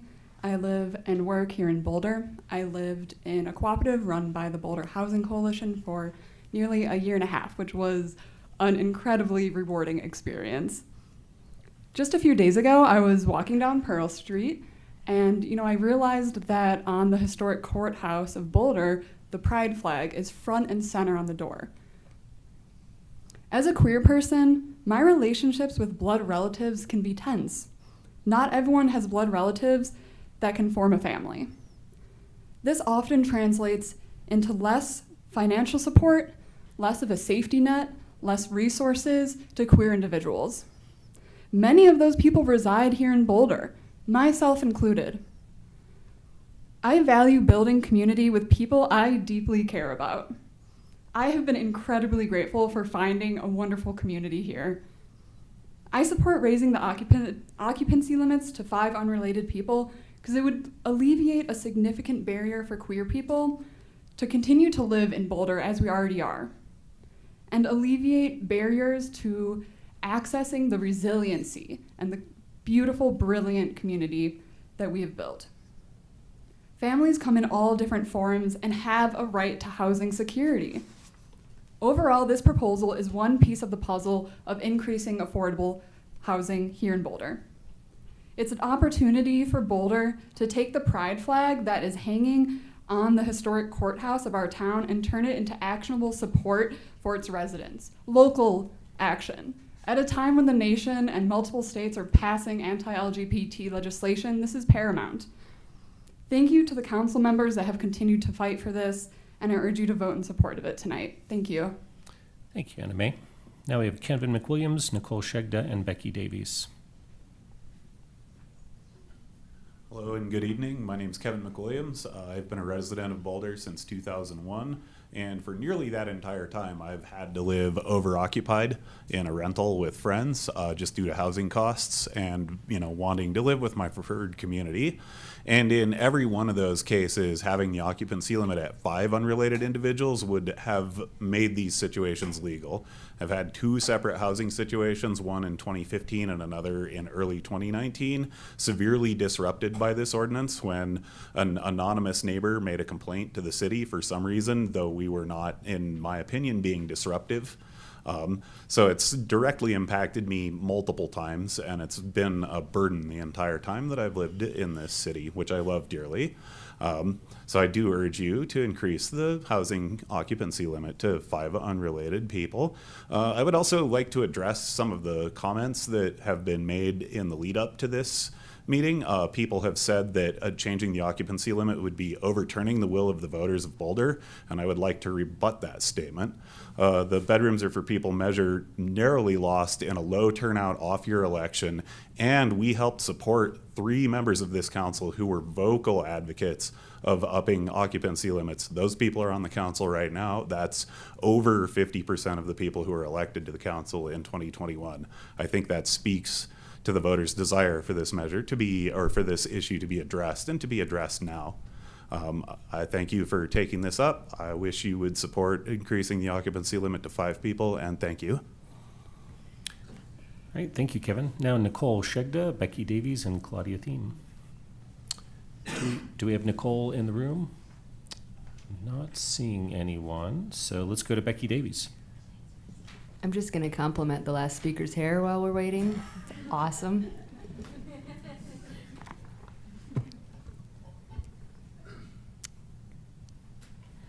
Hi, Council. My name is Becky Davies, and I was thinking back to my kind of first engagement with the city in any capacity in Boulder, and it was really through occupancy limits within weeks of arriving here for graduate school.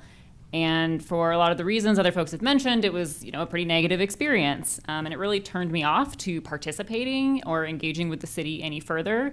That includes any other public processes, responding to surveys, or any of the other ways that the city seeks to engage with a broad constituency of the population. And that lasted for about 5 years until I saw a glimmer of hope that this law would be changed, and that got me motivated to get involved again. And now, as most of you know, I'm a member of TAB, so I also receive emails about parking, like you.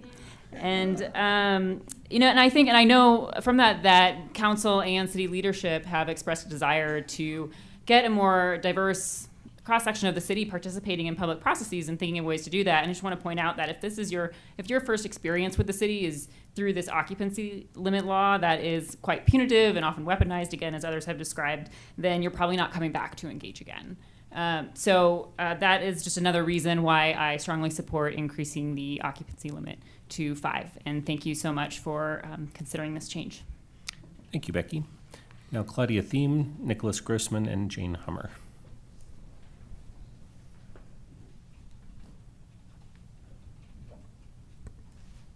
Good evening, council members. My name is Claudia Hansen-Thiem. I live in North Boulder. I am really overwhelmed to be here tonight with so many passionate and talented housing advocates. These are folks who bring so much life to our community. And because we've been working on shared housing for so many years here, there are a lot of folks who have had to move on. And I want to recognize their efforts too tonight. Thank you to all of you. And thank you to this council for finally taking action. I'm part of a middle-class nuclear family with enough resources, stability, and outright luck to have secured a mortgage in Boulder in 2009. For decades, most of Boulder's housing has been created for and protected for families like mine. That wasn't fair 50 years ago, and it's even more out of step now with how people need and choose to live. In the year 2023, we should no longer be debating who is allowed to live together. We should be better and smarter than the folks who wrote housing discrimination and high costs into the fabric of our neighborhoods. I've spoken so much about occupancy over the years that it's hard to sum up now that we're finally here at a vote. But here's my best shot. I want to live and raise my kids in a community that practices inclusion, that values sharing, and that listens to the voices of our neighbors who are struggling to be here. Allowing more people to share housing citywide moves us in that direction. Thank you for listening. Thank you for bringing this policy this far, and Godspeed as you vote tonight. Thank you, Claudia. Now Nicholas Grossman, Jane Hummer, and Eric Budd.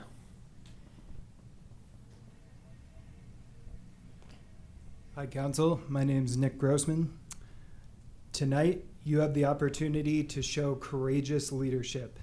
You can be the first city council brave enough to meaningfully address this serious issue that has been hurting people in Boulder for more than 50 years. You can pass this bold reform to give everyone more equal access to homes across Boulder. You can finally make it legal for 5 unrelated adults to share a 5-bedroom home anywhere in the city, which will immediately benefit thousands of people in our community who are currently living illegally. You can decriminalize the majority of shared housing options in Boulder by allowing all people to choose to share living expenses and create their own community. You can take this important and long overdue step towards equity and justice. Boulder renters and homeowners will back you in supporting this sensible policy reform, and we hope you will rise to the occasion tonight. Thank you. Thank you, Nick. Now Jane Hummer, Eric Budd, and Chelsea Castellano. Hi, friends. Over the past 5 to 10 years, I've watched the brightest minds in Boulder, the people who care the most and work the hardest to improve our community, spend thousands and thousands of person hours advocating, researching, discussing, and debating this issue. I'm talking about all of our elected officials, city staff, activists, and engaged residents across the political spectrum, putting in an enormous amount of work for years. There are other issues that deserve our attention now. There are other challenges that these bright political minds could be solving. There's nothing new that can be said about occupancy limits that hasn't already been said in the last decade. Enough talk. Please vote tonight to raise the limit to 5 unrelated people so we can finally stop talking about this. Let's get her done. Thanks, Jane. Now Eric Budd, Chelsea Castellano, and Victor Prezabinda. Sorry, Victor. Eric Budd, I live in Boulder. I guess I just want to say thank you to City Council for taking up this issue. It was unanimous that you all put this on the work plan to discuss, and it's really meaningful and humbling to me. I've worked on this issue for over 10 years without any meaningful action, and tonight you can take action. I'm humbled by everyone who has participated in this process in any way, everyone who has signed up to speak tonight. Today there was an article in the New York Times talking about Colorado's housing crisis, and the New York Times described Bedrooms Are for People as a movement, and that's exactly what it is. It's not about one ordinance, one ballot measure, it's a movement. And these occupancy limits that are based on relationships of people, they are designed to exclude. That is their purpose. Not only do our neighborhoods ban apartments, townhomes, duplexes, triplexes, the city government also regulates who people can live with. Think about that. It sounds unconstitutional to me, even though it was upheld by the Supreme Court. But, you know, it was something that maybe we'll revisit someday. So please pass this ordinance. It's only the start of what we need to do. If you looked at what's happened in the past year, Colorado and the state has acknowledged that our housing challenges are a problem of statewide concern and that cities are not moving fast enough to address these issues. And I would like to see you all pass this ordinance tonight and keep on the good work of doing the work of providing the housing that we need in our community, because we've heard from so many people in this community who enrich it, who add value of the people that they are, the people that are so often not represented, and they need you. Thank you. Thanks, Eric. Now Chelsea Castellano, Victor Presbinda, and Roxanne Ruggles. Hello. I would like to dedicate my time here to every single volunteer who has stood in the blazing heat. I know many of you are back there. To the wild winds and in the torrential rains, to collect signatures 2 years in a row, thanks to some of you. To the 10,000 people who signed our petitions, to the hundreds of people who showed up to march for housing justice, to the people who showed up here tonight and many nights before to share their powerful personal stories of how this issue has caused them harm. To the students who have been vilified despite being the heart and soul of this community, to those who have been evicted for sharing a home, and to those who have lived in fear that eviction would happen to them. I want to dedicate this time to the generations of advocates like Cedar, who have worked for decades to change this insidious and exclusionary law. We stand on their shoulders, and there is no better time than now to end this harm that this law has caused. I also want to dedicate this time to Nicole, Lauren, Matt, Junie, Rachel, and Aaron, who are using their power tonight for positive change. I'd also like to dedicate this time to the haters, because without you, we wouldn't know how strong we are. Because you see, and Eric stole my lines here, bedrooms are for people is not a ballot measure or a specific policy. It is a movement of people who want to live in a more just and kind community and who have the courage to be and create that change. I am beyond honored to be a part of it, and I thank you for making history with us tonight. Thank you. Thanks, Chelsea. Now we've got Victor Przybin. Maybe you can pronounce your last name for us, and then Roxanne Ruggles and Nathan Sweet. Yeah, sure. It's Przybinda.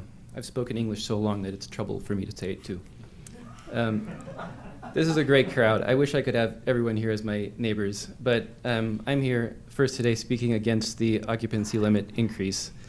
And of course, I live on the hill. I get it. Boulder has an appeal to many of us. Myself personally, I like to run through Chautauqua Park until I am so out of breath that the rangers will sometimes jokingly say, "Don't die," as I pass. It totally makes sense that we should maximize the utility of this place for everyone who wants to live here. Unfortunately, for as long as I can remember, the city has demonstrated an inability to deal with the problems that result from high occupancy, or high density rather. We really need to fix these problems around noise and fireworks, for me in particular is a concern, before we make the problem larger.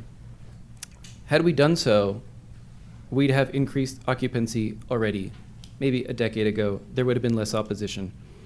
Every year, around November, students will knock on my door and ask if I'm renewing my lease. I own the place. I tell them, "Oh, sorry, no problem. By the way," I ask, "how much does rent go for?" One guy told me $1,600 per person, he says.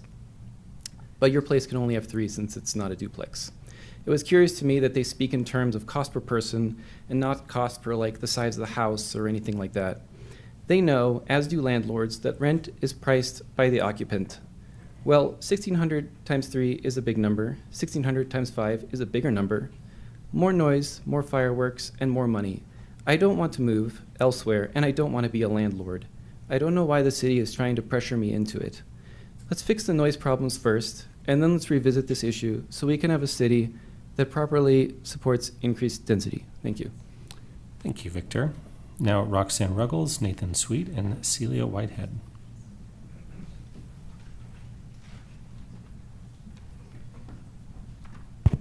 Good evening. My name is Roxanne Ruggles, and I live on the Hill.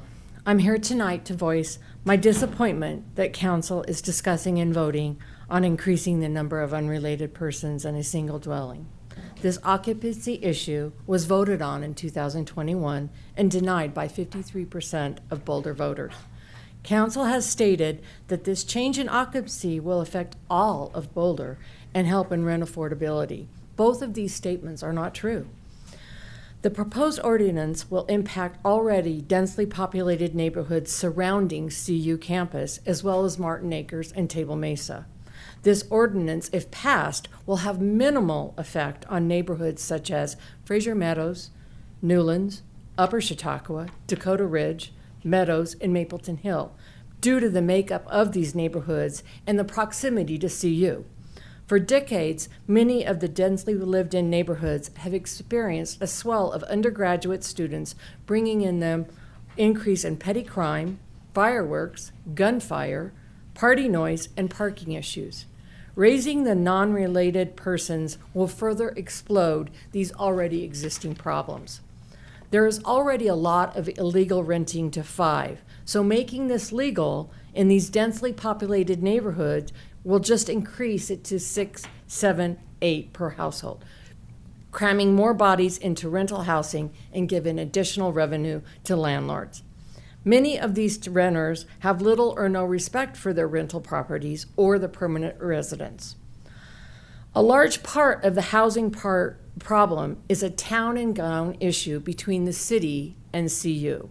With enrollment hovering at 36,000 undergraduates and campus housing for 10,000, do the math. That's 26,000 people in need of housing close to CU. This crisis needs other solutions that involve CU. Thank you. Thank you, Roxanne. Now Nathan Sweet, Celia Whitehead, and Renee Ryder.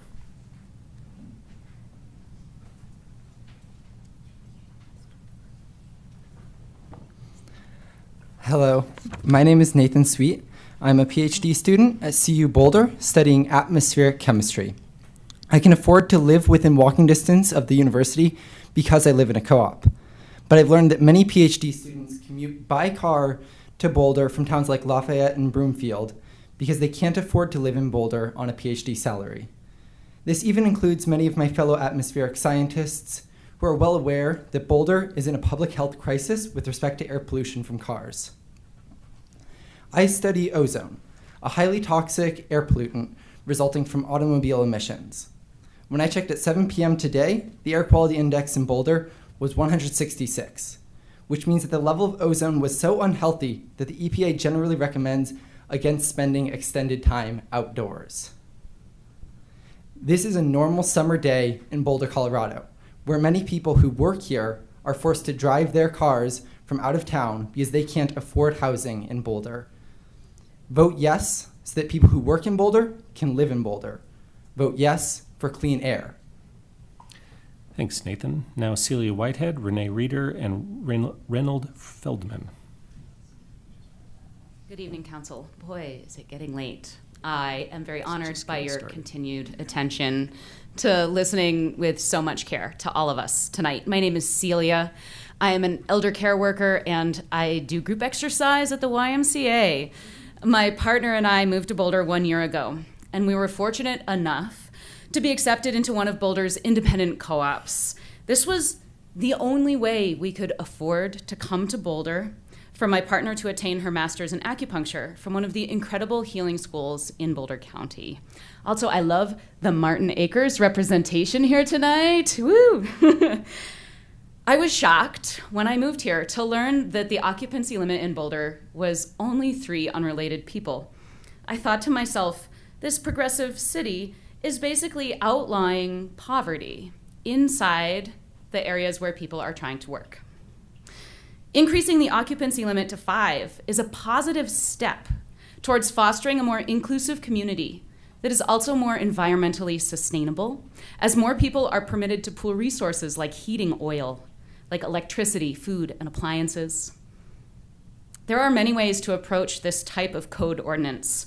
Setting an occupancy limit doesn't necessarily seem like the best possible way to ensure the safety of Boulder's citizens, but a limit of 5 is much better than a limit of 3. And the provisions that allow families to pool resources more efficiently are also extremely important. My wife and I are currently searching for new housing as a couple. Anyone around Martin Acres know of anything? We can stay with a 1-car family if we don't have to move too far away. So this ordinance is exceedingly pertinent to our ability to be housed. Thank you so much for all of your hard work and consideration on this matter, and I encourage you to vote yes. Thank you. Thank you, Celia. Now Renee Reeder, Reynold Feldman, and Hannah George. Do we have Renee in the room? Not seeing, so Reynold Feldman. There we go.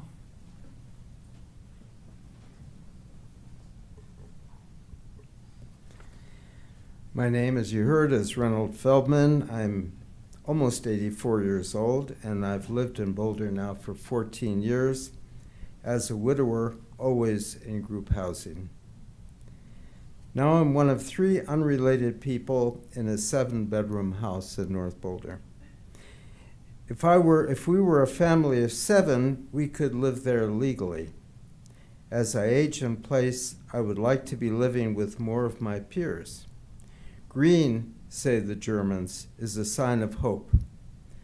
I'm wearing green tonight in the hope that you'll raise the housing limit to 5 unrelated people.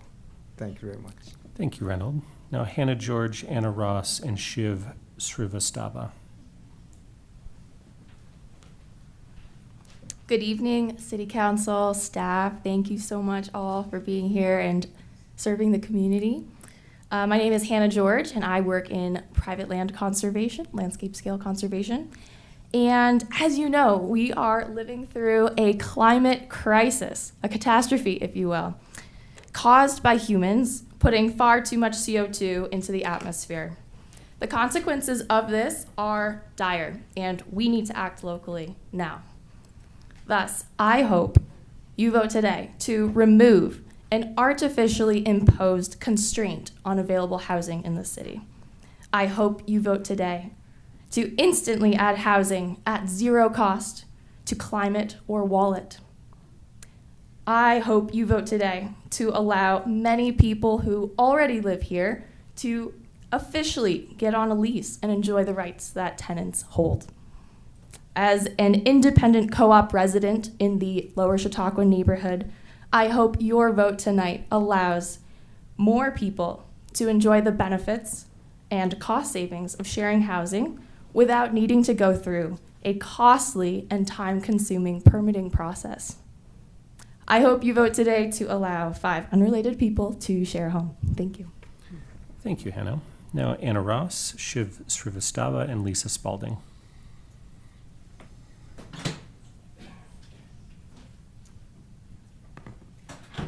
Hi, my name's Anna, and I am in favor of increasing the occupancy limits. I am going on my 4th year living in Boulder in a house in Martin Acres, 3 of those years as a student and now as someone living and working in Boulder.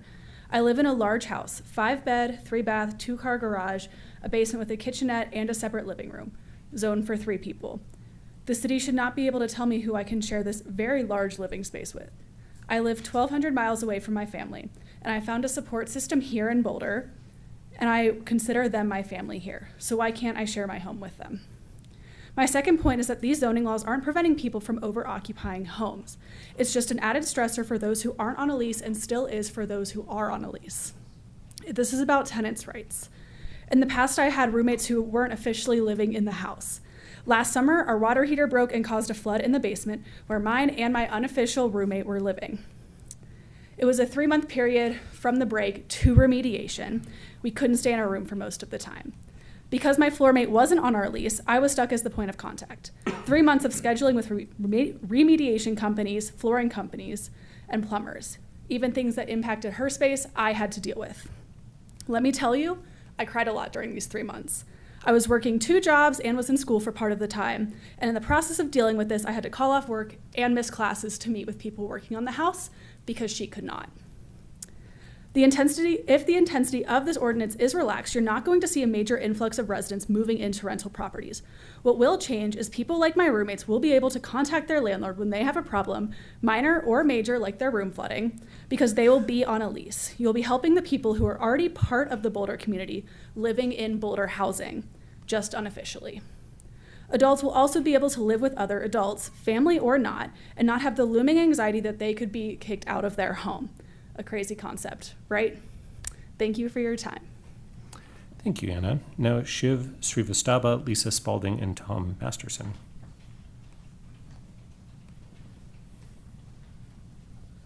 Hello, my name is Shiv Srivastava. I'm an international student originally from Bombay, India. I'm studying engineering here at CU. I've lived in Boulder for the last 5 years, 4 of which have been off campus in different locations in the city. I did not vote on issue 300 since I'm not a US voter, but I don't believe that that diminishes my position in this community at all. These occupancy issues have made it difficult and confusing for me and students like myself to find housing in Boulder. When looking at homes that are clearly rented to students, the city requires everyone to be dishonest and sketchy, for the lack of a better word, when renting a 5-bedroom, 3-bath property. This has also led to a culture of neighbors reporting neighbors for simply trying to exist. My question is, which I feel like has been highlighted multiple times tonight, why can 5 adults live together if they fit the government's description of a family unit, but not 5 unrelated students? As an international student, I have very little blood-related extended family in the United States and none here in Boulder. So please step back from the politics of this issue. It creates more problems than it solves. Please vote to change these limits. Thank you. Thank you, Shiv. Now, Lisa Spalding, Tom Masterson, and Joel Marks. Lisa Spalding, University Hill. When Ms. Johnson sent out the list of speakers yesterday, I was stunned. The names of people I thought would speak were missing. I made some phone calls and found out that some people sent emails, but most didn't feel it was worth speaking because the majority on council had already made up its mind. You'd never talked to anybody. You never got any ideas that we might have. 6 of you ignored the voters when they rejected bedrooms are for people. They planned to overturn that vote, became apparent first time this council met. Bedroom supporters packed open comment demanding that council refuse to enforce occupancy limits. That awkward misstep was covered when the city manager informed council that the city wasn't enforcing occupancy limits during the pandemic. 6 of you advanced the plan to overturn the vote at this council's first retreat. You claimed it was your right because you won the election and you supported bedrooms. Didn't it occur to you that if you won and bedrooms lost, some of your supporters voted no on bedrooms? You could have had a chance to sit down with people and look at the possibilities. Instead, you do this 5 people citywide and absolutely refuse to look at anything else. It was really discouraging to everyone. We have nothing against these people. They're lovely people. We would love them to be living in this city. But you aren't giving them the right as tenants, the right for any kind of affordability. You refuse to consider an overlay zone exempting neighborhoods adjacent to the university. You refuse to include a mechanism to guarantee affordability. At least the students would have benefited from that.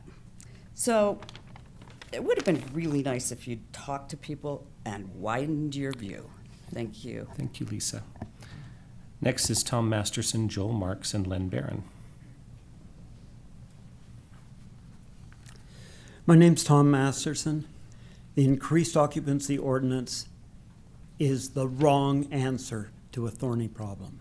It, for instance, destroys our rights to a family home in Martin Acres. We, the people, evidently have neither vote on our own destiny, but we are feudal serfs to your omnipotence. Increasing the occupancy to 5 unrelated people will principally affect neighborhoods like Martin Acres and have no effect on the neighborhoods where most of the city council live. The city of Boulder would greatly benefit from doubling our taxes on our residential property while we pay dearly into Boulder city coffers. This ordinance will transform Martin Acres into a student rental barrio wedged between two huge segments of CU with ever-increasing traffic, thanks to a city collusion with CU to allow the development of what was previously wetlands and open space. Big businesses and absentee landlords will control most of Martin Acres because of the enormous money-making opportunities. This has more than doubled the cost of a home here. Traffic and parking problems will increase exponentially. We already live with 24/7, 365 days a year in the deafening roar of US 36. City Council, you are bigger than this. Show Boulder that you respect democracy and can work for those who live here already. You cannot help your neighbor by exploiting your brother. There are creative solutions. Convert the huge amount of currently vacant office space to residential. Decrease traffic problems and accidents by changing the speed on US 36 to 40 miles an hour through residential areas. Help the environment. The entire of Martin Acres has but one park. Respect our quality of life. Don't just make every square foot rentable. Thank you. Thank you, Tom. Now Joel Marks, Len Barron, and Steve Morgan.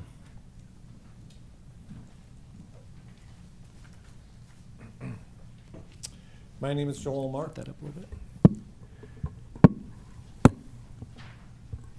My name is Joel Marks, and I'm speaking in opposition to the ordinance. I'm sensitive to the stories and arguments made by people in support of this ordinance. At the same time, the citizens of Boulder did speak when they rejected the Bedrooms for People initiative in 2021. And the fact that it was close doesn't matter. They rejected it. And if that initiative doesn't speak to this proposal, then perhaps this proposal should be put to the voters as a referendum. With due respect to the students who have spoken, we live on the Hill, and we share a neighborhood with a lot of student housing. Sadly, there are whole blocks in our neighborhood that are littered, and I use that term literally, with once beautiful and stately homes that have been turned into decrepit eyesores, decaying physical appearance, graffiti on the brick, unkempt yards, trash in the yards, etc. That's just the visual picture. We're also subjected to noise from parties and fireworks at all hours of the night, violence, yes, gunplay is now an unwelcome, if not infrequent, visitor to our neighborhood, and parking woes. The proposed changes will incentivize investors to add more students to existing structures and to purchase and convert even more. We've spoken about enforcing behaviors, not people, but there is no enforcement. On the Hill, there's inadequate to zero enforcement of current occupancy limits. There's also very poor enforcement of noise and disturbance regulations. It's irresponsible for us to be considering increasing the occupancy limits when we aren't willing or able to properly deal with the issues we currently have. We ask that this proposal be rejected in its current form. Thank you. Thank you, Joel. Last 3 speakers in person are Len Barron, Steve Morgan, and Carlston Nasser.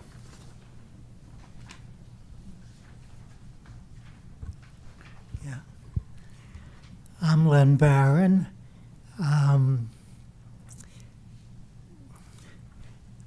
When I moved to Boulder in '63, there are about 12,000 students at the university.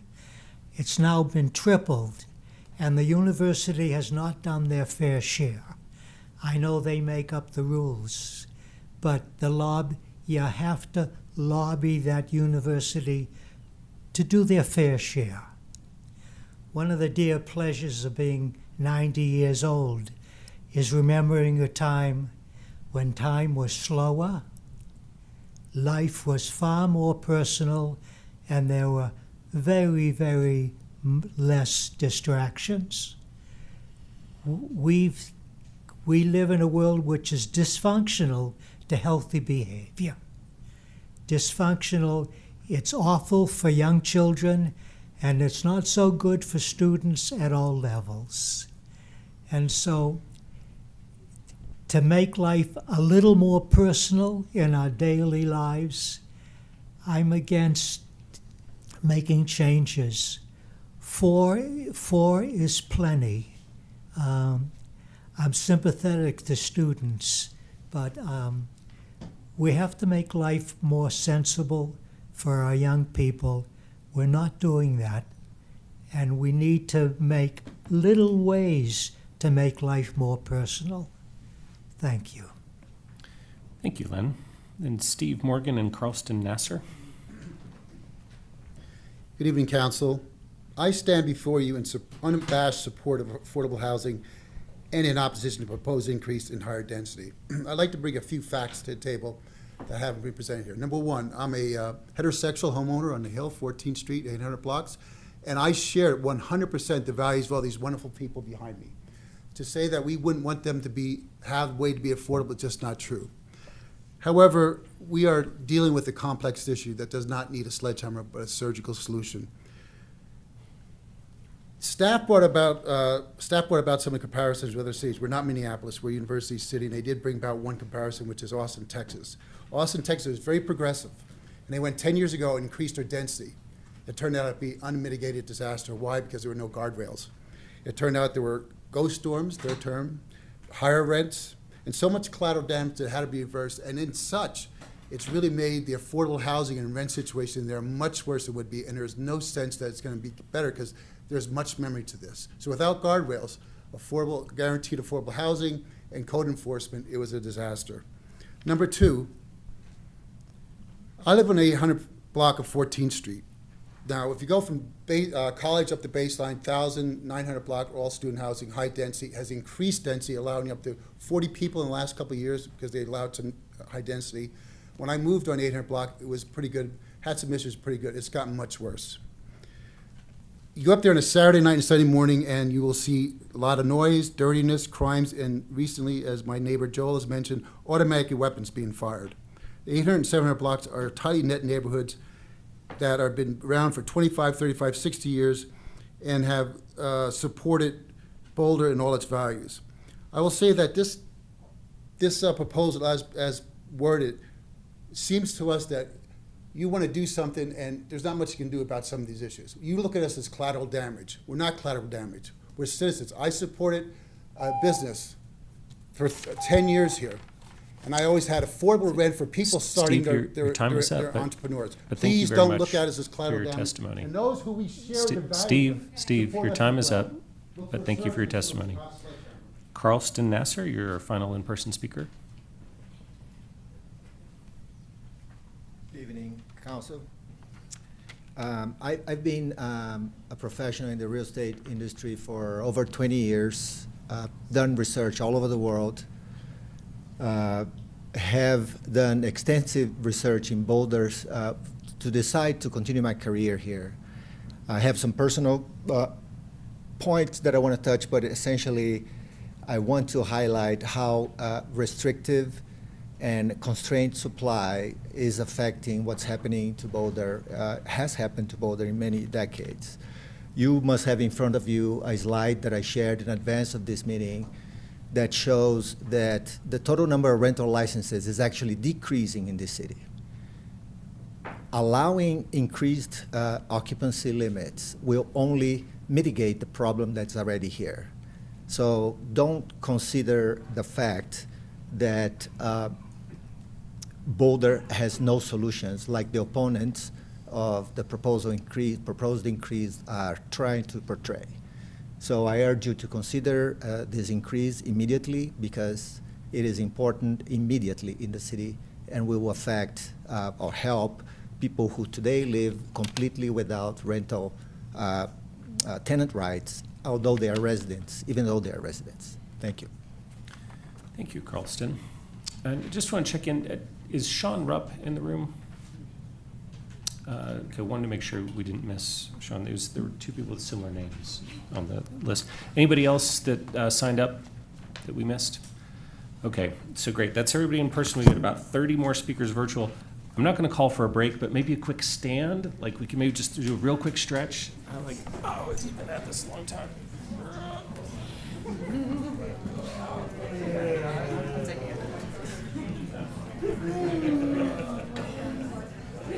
All right. Need that. Good idea.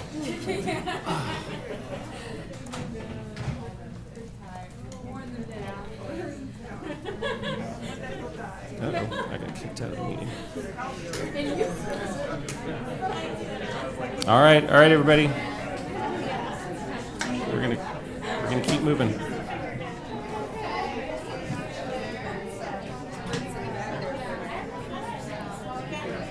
All right.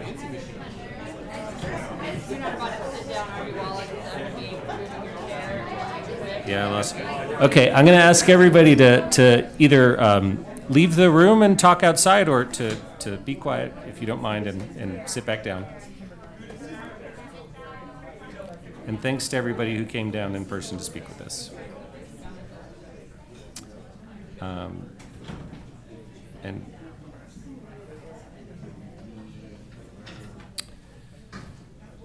okay. So, very good. Our first three virtual speakers are Paul Givens, Ryan Schuhart, and Katie Farnan.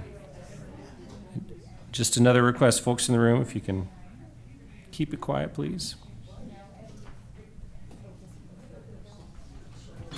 All right. I'm Paul Givens. I support the proposal. I believe Boulder is at a turning point right now.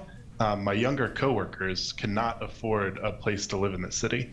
And these are tech workers, some of the highest paid workers in the United States. These are people who want to start families, but they feel like they can't because of our refusal to attend to our housing situation. Without increasing housing, we are continuing to create a class and generational divide in Boulder. So please, let's make Boulder a city for all by making housing easier to afford. And let's not just stop with this one measure. Thanks, Paul. Now, Ryan Schuhart, Katie Farnan, and Jill Grano.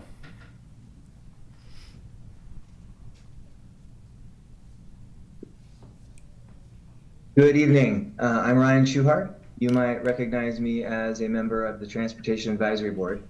I'm also, but I'm here on my own. And I'm also the dad of two small kids that I'm raising in Boulder and trying to build the next generation of our community for. And for full disclosure, I suppose I am running for City Council this fall. I support the proposed change to 5% occupancy. There's a lot of reasons for it. There's a climate case, we have a housing crisis, thousands of cars coming in every day. Tonight, I would like to talk about students. Since I started following this issue a few years ago, students are one of the things I have heard the most about. Specifically, as a key reason why we have a policy in place that determines who gets to live where based on family relationships. We just have to because of the students. It comes up in different ways as the explanation for why we self-evidently have a rule in the first place, and as the fear for what could happen. As if students have some intrinsic quality that makes them unmanageable. As if university life is a bug, not a feature for the town. But while this fear about students might be a familiar theme in these proceedings, not a logical viewpoint, nor one that is representative of people like me who live in the community that have not been students for a while. Indeed, I'm not a student, but the university, the culture, excitement, and innovation that comes with it is one of the biggest draws for living in Boulder. I think most people feel that way too. Fact is, there's no limit to the number of students we can have room for, nor should we treat students as something that is other. Rather, as Councilmember Benjamin said, we have the tools to regulate behaviors, not people. If we have problems with noise, litter, fireworks, parking, petty crime. Those are problems and they need to be managed directly. Our approach here, as it should be more often, is to use those tools and say that everyone is welcome. And the more welcoming we are, the richer, the more cohesive, and the more interesting our community will be to live in. Thank you very much.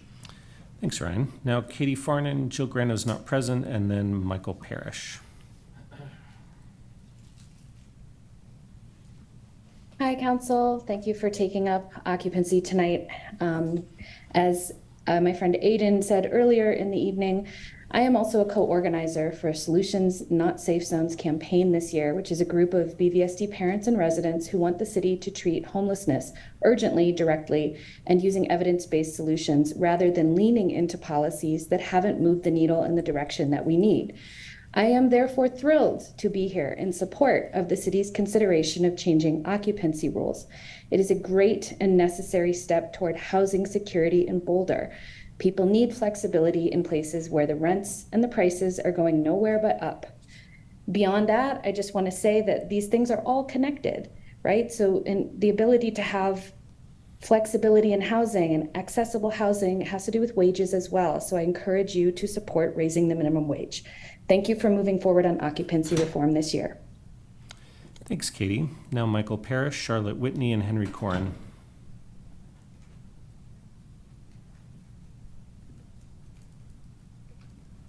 Hi, my name is Michael Parrish. I would like to just thank you all for taking this up. I would like to speak in support of you passing this ordinance. A lot has already been said about it, so I won't go into detail, but I do just want to point out that it is very different from the Bedrooms Are for People ballot initiative that didn't pass, and so I just want to reject those comparisons as the same thing. Thanks very much. Thank you. Next up is Charlotte Whitney, I believe. Charlotte, are you here? All right, if she comes back, we can. Yes. Sorry. Okay. So I want to thank you just for considering this important issue. And for the sake of time, I just want to add my voice to the inspiring chorus of fellow working class people, fellow queer people, and fellow CU students who have already spoken in favor of increasing Boulder's occupancy limit to 5 unrelated people. And I yield the rest of my time. Thank you.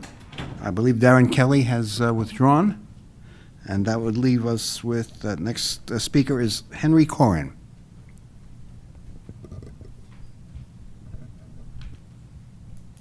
Is Henry there? Hello, Mayor Pro Tem. This is Ryan Hanchin here. It looks like we have a number of our next speakers who are not present in Zoom. Okay. I believe the next speaker we have present is David Light. Okay, Mr. Light, you are up.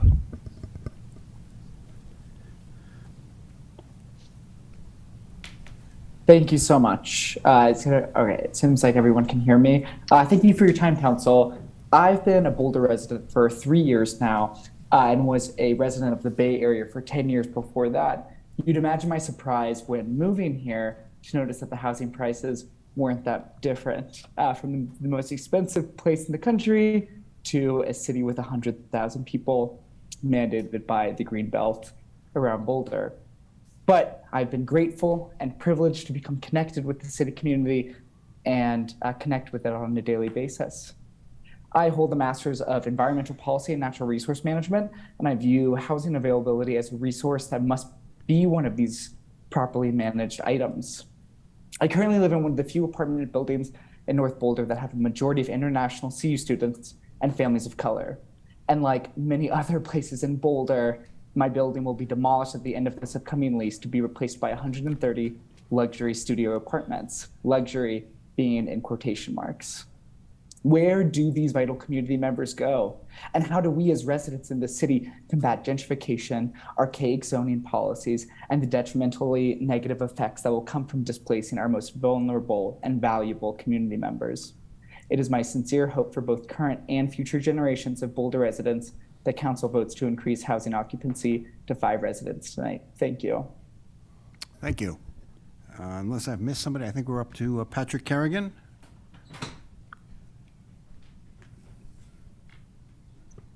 It does look like we have had Henry Corn, number 61, join the meeting. If we would like to go back to Henry. Yes, certainly. Mr. Corrin, you're up.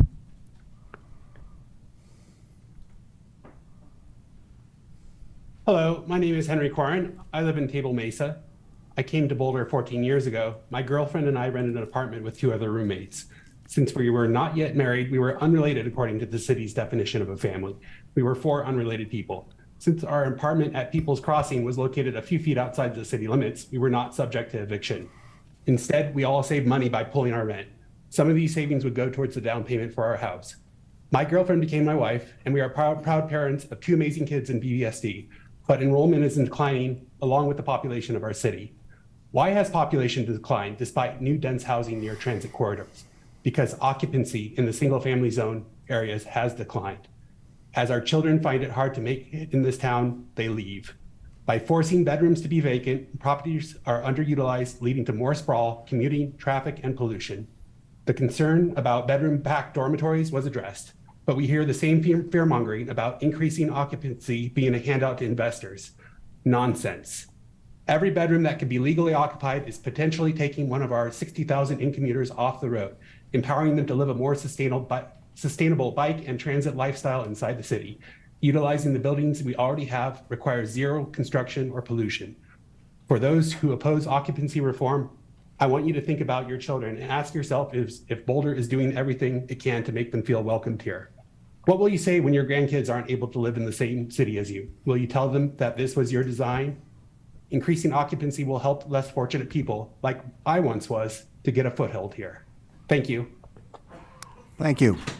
Our next speaker is Patrick Kerrigan. Thank you. I'm not seeing Patrick Kerrigan or David Pardo in the meeting. I recommend we move to Rosie Vivian. Okay, Rosie Vivian is next.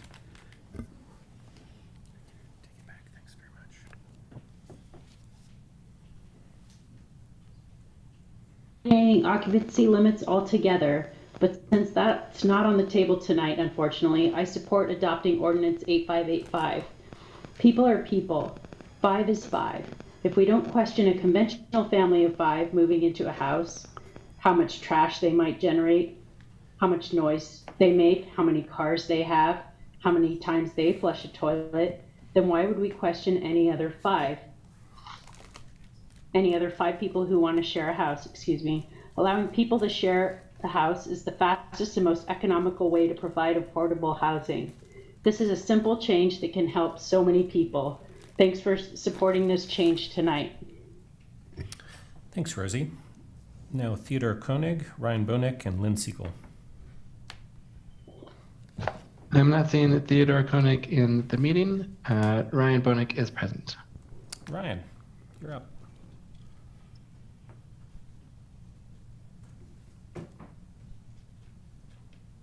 Hello, Council, and thank you for your time. I'm speaking as a long-term resident of Boulder to express my full support for the proposed occupancy limit changes. In 2020 and in 2021, I volunteered with the Bedrooms Are for People organization to support a citizen's petition to relax Boulder's strict occupancy limits. Though the petition failed by a very close margin, some of the complaints were not really focused on the actual relaxation of limits, but more regarding fears that the lack of a cap would lead to mass dormitories of 10 plus bedrooms or other ancillary fears better addressed directly, like parking, noise, and trash. This proposed change still keeps that absolute cap, but at a higher level so that 3, 4, and 5 bedroom houses can be more fully utilized. These limits have a number of issues with them, artificially reducing the already low supply of housing in town, leading to exorbitant housing prices and pushing would-be residents to other towns and making them into climate-unfriendly commuters, and limiting the freedom of non-traditional families to reside together. Thank you for taking up this issue and making progress on creating more housing options for a city that so desperately needs it. Thanks. Thanks, Ryan. Thanks, Ryan. Now, Lynn Siegel, Emily Reynolds, and Kirsten Erk-Fritz.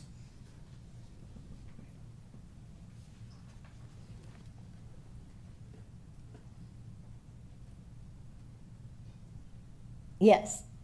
First of all, I'm going to have to do a no on this vote for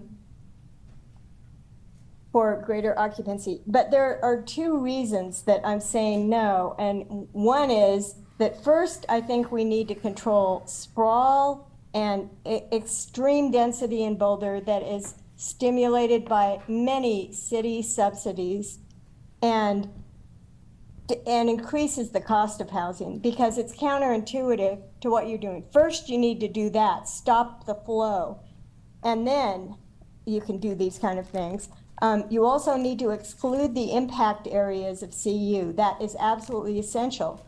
And finally, I support communal housing, but 4,500 square foot house, 500 square feet per person equals 9 person. This is the ultimate probably size for one washer dryer. That's how I measure things. And then you can have all this communal space, crafts room, multi-generational communal, and we need to incentivize our architects to do this kind of design that is mainstream multi-generational housing with a crafts room, an office room, all communal. There's natural car sharing, that's the kind of long-term approach that I see. Whereas when we're doing numbers here and numbers there, I think spaces are naturally meant to be right for folks. They get abused in the university areas, and something needs to be done to stave that off, especially because of CU South, which is going to drive up double the population of Boulder. So otherwise, I would be supportive of something like this. Thanks, Lynn. Now Emily Reynolds, Kirsten Erkfritz, and Charles Shira.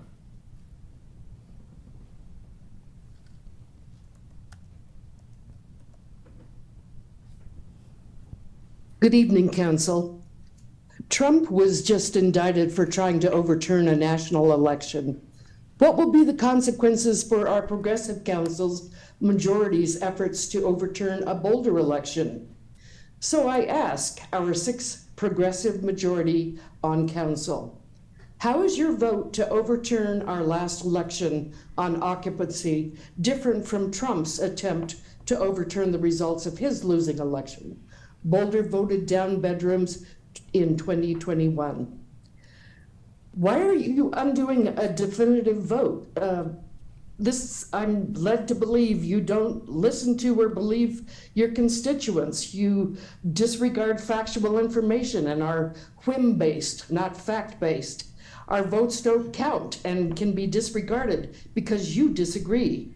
We therefore have to sue the city to enforce the voters' will? Your disenfranchising Boulder voters is seriously undemocratic, authoritarian, non-inclusive, dictatorial, paternalistic, disenfranchising.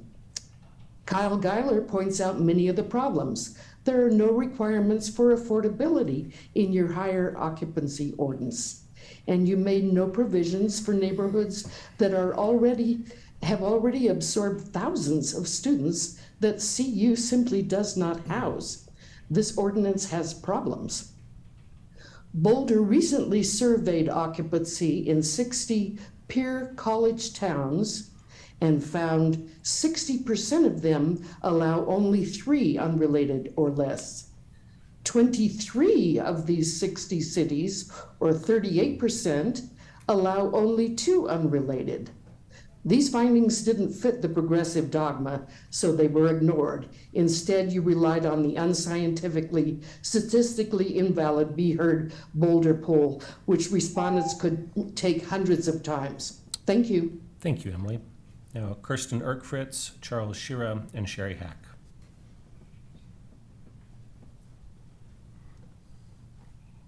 Hello, I'm a 53-year-old divorced woman who owns a 2,800 square foot, 5-bedroom, 4.5 bath home on almost a half acre in North Boulder. My neighbors are all around 100 feet away from my home. There are 3 schools next to my house and 2 directly across from me. Why am I limited roommates? My home costs around $5,500 a month with maintenance costs around $2,000 a year. Before the city shut down my home that I had with 4 other roommates. I had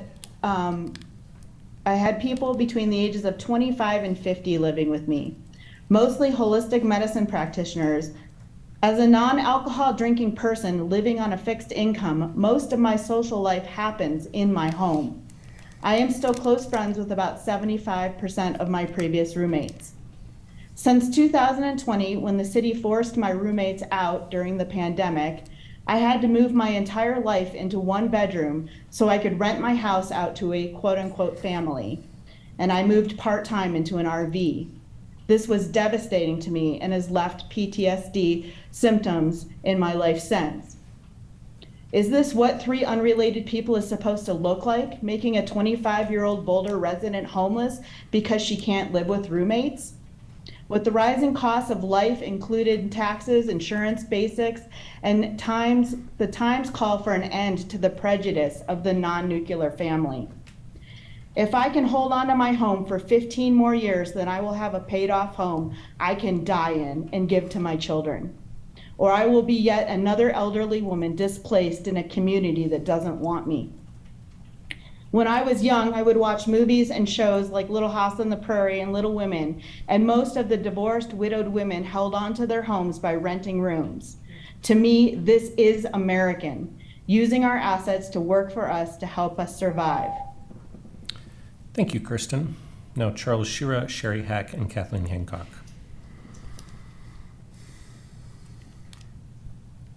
Hi, my name is Charlie Shearer, and I thank you for all your hard work and for the opportunity to speak tonight.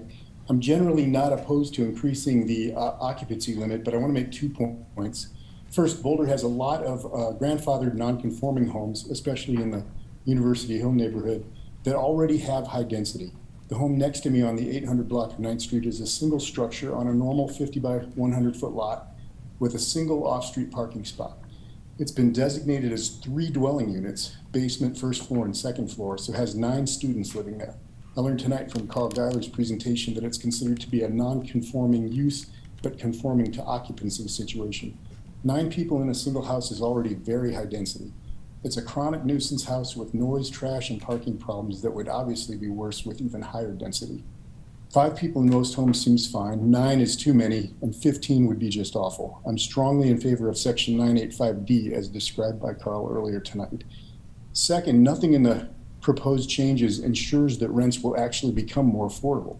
Instead, landlords will make more rent, increasing their property's value, and in some cases at the expense of decreased values for the neighbors of the properties.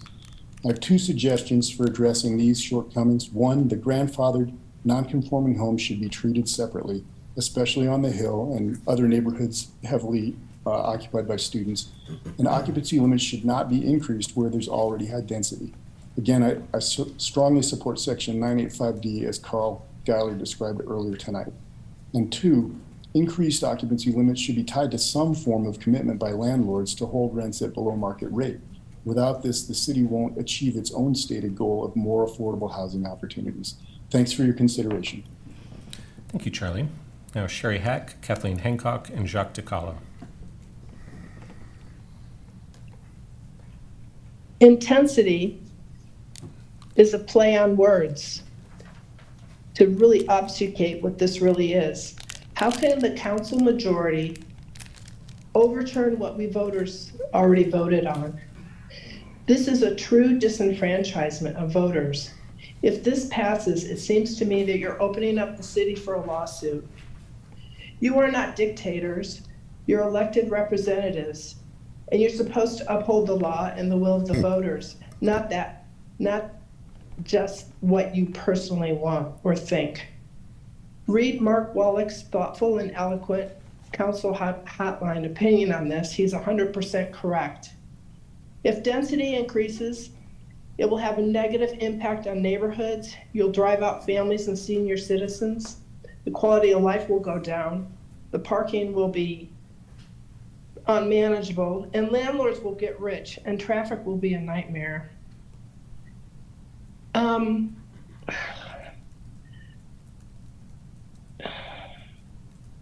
You know, during the NCAR fire evacuation, when Table Mesa had to evacuate, the roads were at a complete gridlock. And now if there's a fire, how are neighborhoods supposed to evacuate with all the additional traffic that will be there? It'll just be a standstill. And with our propane tank explosion crisis, a fire can spark a neighborhood at any time. No one is against students, but perhaps CU should limit enrollment if they can't handle the students and house them, or at least house more of them. The city of Berkeley did this. They got the university to cap enrollment, and they took it to the state Supreme Court. It's funny that all the voters voted this measure down, but council has no legal right to supersede the will of the voters on this issue. And another thing, Sherry, your time is up, but thank you for your testimony. Thank you. Now we have Kathleen Hancock, Jacques DiCarlo, and Michael Andrig. Hi, City Council and Mayor. Thank you for having me today. It's late in the lineup, so I'll be brief. I'm Kathleen Hancock. I'm leader of the group Think Boulder, which focuses on housing and climate change in Boulder.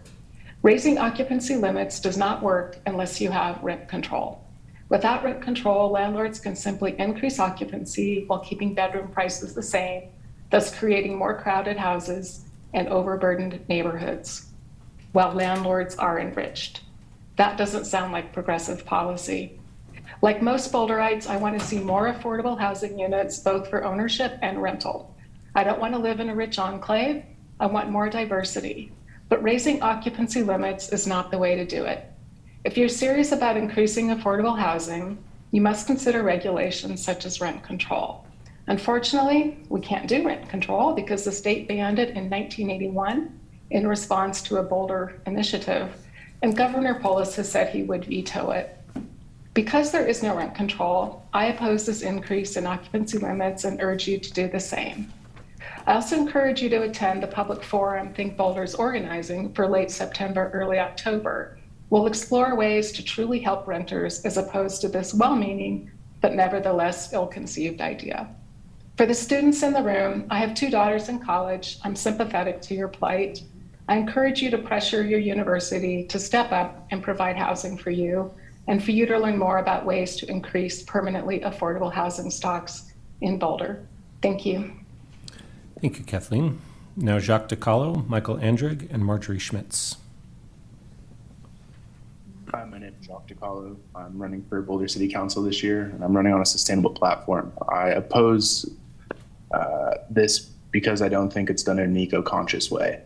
I really think that Boulder has a gold standard of environmentalism, and increasing the occupancy limit is not truly sustainable. I think we need to look at this as a by neighborhood division and delegate it to each neighborhood to say, hey, my house has 5 bedrooms. How do you feel about me renting them out to more people? And then we put this in the neighborhood's hands instead of letting a certain group decide for the whole city. I think it really needs to be more thought out and get more communal input from every house, and it needs to be a by house standard.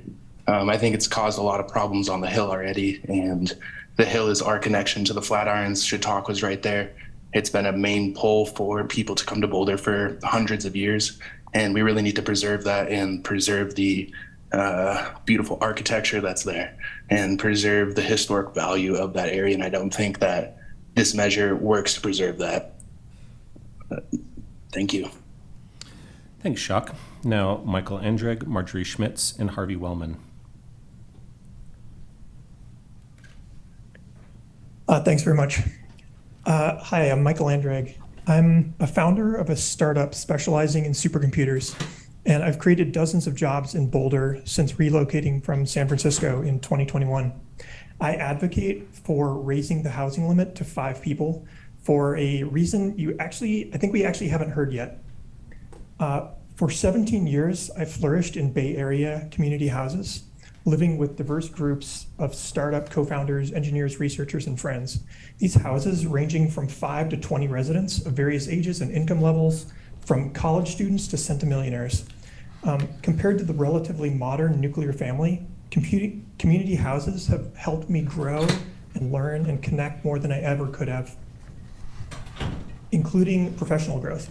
and I've seen co-founders meet. I've personally raised millions of dollars from investors that I've met through connections at community houses. These households promote empathy, understanding, and diverse social activities, and serve as mixing pots for innovation. We've heard dozens of reasons to increase the housing limit. I encourage this council to allow this greater social flourishing and especially innovation by raising the housing limit to 5 people and allowing co-living with a chosen family and friends. Thanks. Thank you, Michael. Now Marjorie Schmitz, Harvey Wellman, and Jennifer Banyan.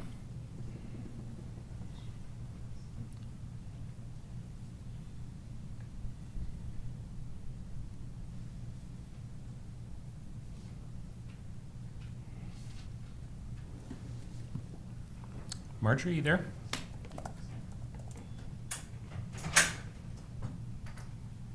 Hello?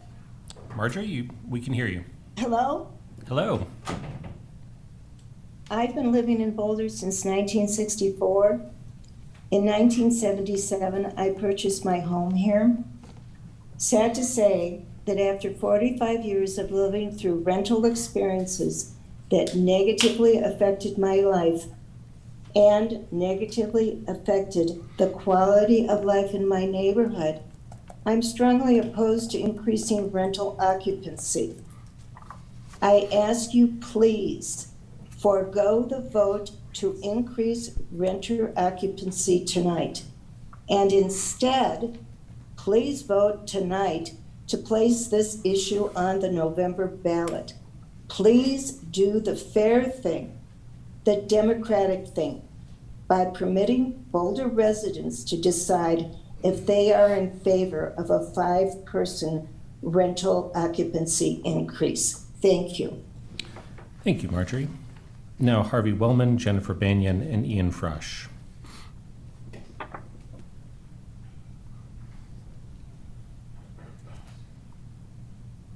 Can you hear me? Yes. Okay, thank you. My name is Harvey Wellman. I'm strongly opposed to increasing the number of people that can live in a home. I've lived in Boulder for 53 years, and I'm sorry to say the quality of life here has taken a turn for the worse. There are simply too many people. And you want to make it more crowded? We have more people living in each house. We will have much worse traffic problem. We're going to have much worse parking problem. The roads in this town are terrible. There are potholes everywhere. More traffic means worse roads. The city obviously can't keep up with road maintenance. Our city is getting more polluted every day from traffic. I have an ADU in my home, and it has worked well for 20 years. We rent to one person, and my wife and I live upstairs. We have abided by the rules. There is not a parking problem in our neighborhood, as we have many driveways. This is not true for many areas in town, namely Goss Grove, The Hill, downtown. Some really nice homes downtown don't have an alley. They don't have any off-street parking. If we need to keep it 4 unrelated people maximum in place.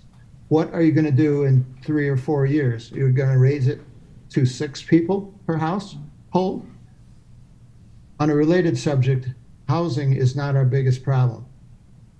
It is not climate change anymore. This is full-blown climate emergency. This town is full. Please vote no on this. I'm also horrified that you let the homeless camp in Central Park and in the creek, along the creek. All of us have found this little bit of paradise here. Let's not proceed to ruin it. Thank you. Thank you, Harvey. I hear Jennifer Banyan is not present, so next we have Ian Frosch, Catherine Bush, and Beth Pogreba.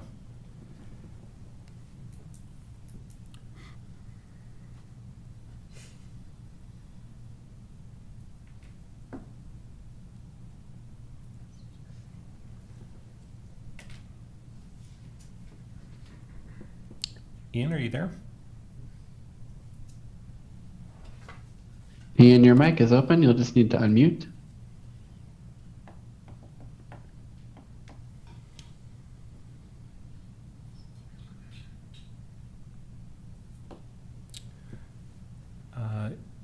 come back to you in a minute and see if things are working out. So next we'll go to Catherine Bush, Bev Progreba, and Kim Harmon.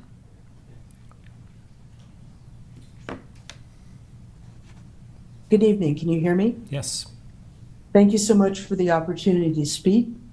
I've dedicated my life to working for those who do not have a voice, who are food, cash, and medically insecure. I believe in inclusion and the right of everyone to live with their chosen families.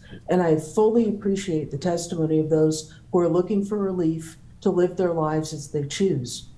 And that Boulder needs to be welcoming for all, and that we need to make Boulder more affordable for all and environmentally sustainable. However, I'm concerned that increasing the occupancy limits is going to exacerbate the density issues in the Martin Acres, Table Mesa, and the Hill, and whether this is equitable as these neighborhoods are disproportionately impacted given their proximity to CU Boulder and the current state of having far more rentals versus owner-occupied than other neighborhoods.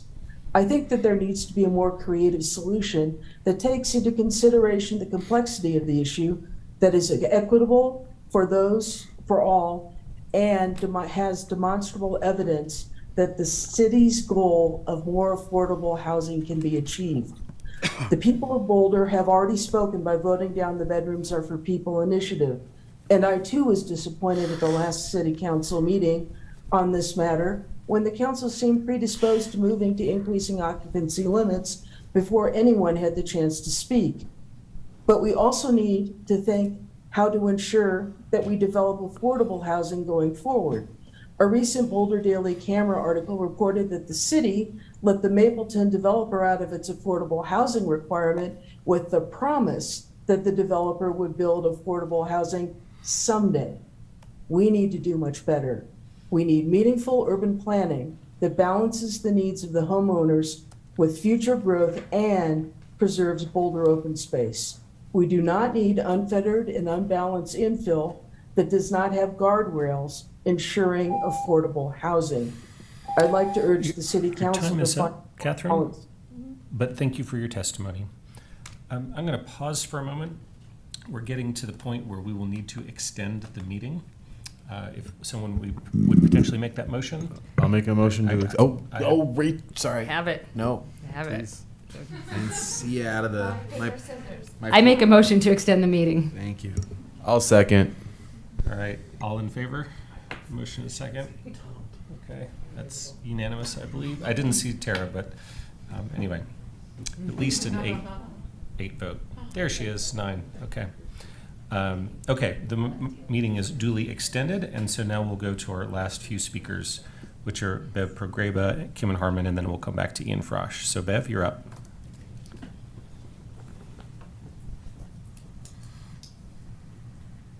Hi, Council, and sorry for the late meeting. I'm Bev Progreba, I live in Boulder. So rentals that have 5 tenants with 5 incomes or 5 students will mean a higher price for that rental.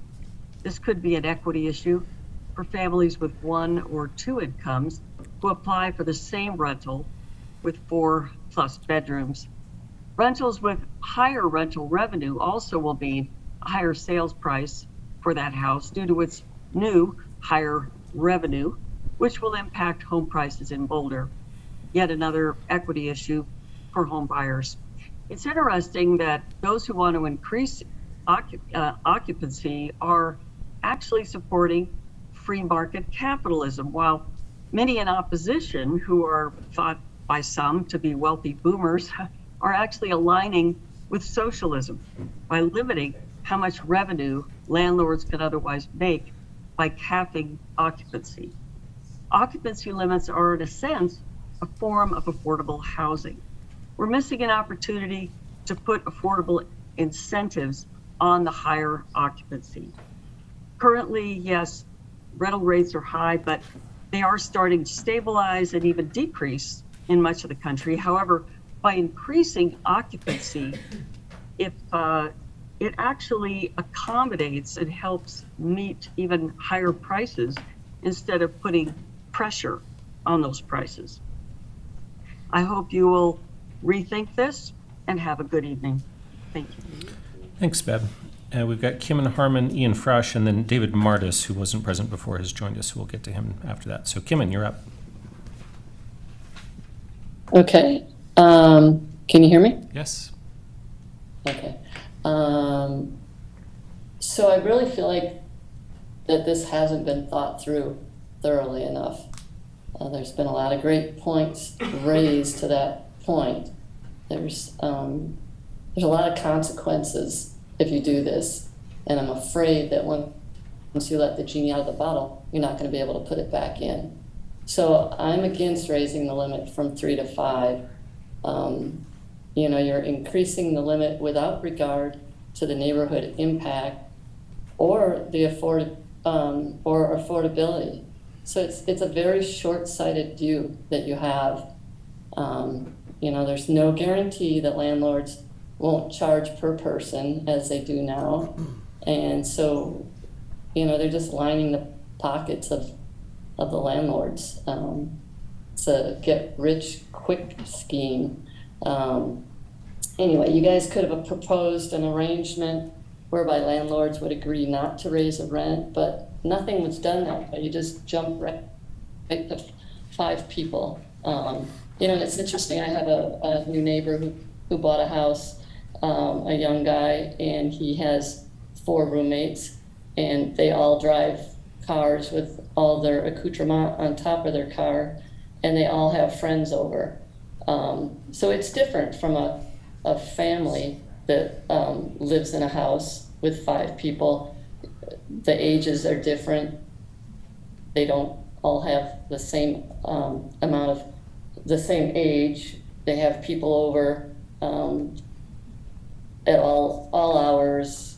Anyway, it's intrusive. But anyway, the town is completely out of balance. CU needs to take responsibility, and there are other solutions out there. So take small steps. Kimon, your time is really up, think. but thank you for your testimony. All right, now we have Ian Frush and David Martis. Hello, I'm Ian. I live in Denver. So they just did a very similar change in Denver a couple years ago, in 2021, where they increased the number of unrelated adults that were allowed in a dwelling from 2 to 5. It was originally 10, but they watered it down. During the debate on this change, there was a lot of fear mongering, and people said the sky was going to fall, the sewers were going to back up, trash was going to be everywhere, Denver would turn into a dump, there would be strip clubs at garages. No, I'm not making that up. That was actually said. And all of that didn't happen. It's been totally fine, and the change really wasn't even noticeable. And really nothing changed. It's the same as before, except now people can legally share housing costs with roommates, and people that are already doing that don't need to fear that they'll be reported and evicted from their homes and put onto the street. This is honestly such a small change. Boulder's current housing policy is very exclusionary. It's not just the occupancy limits, but the zoning that severely restricts the housing supply, driving up prices, making it so only rich people can afford to live in Boulder. So this change is an important step forward towards making Boulder less exclusionary and more progressive. Please vote yes. Thanks. Thank you, Ian. So David Martis, you are our last speaker.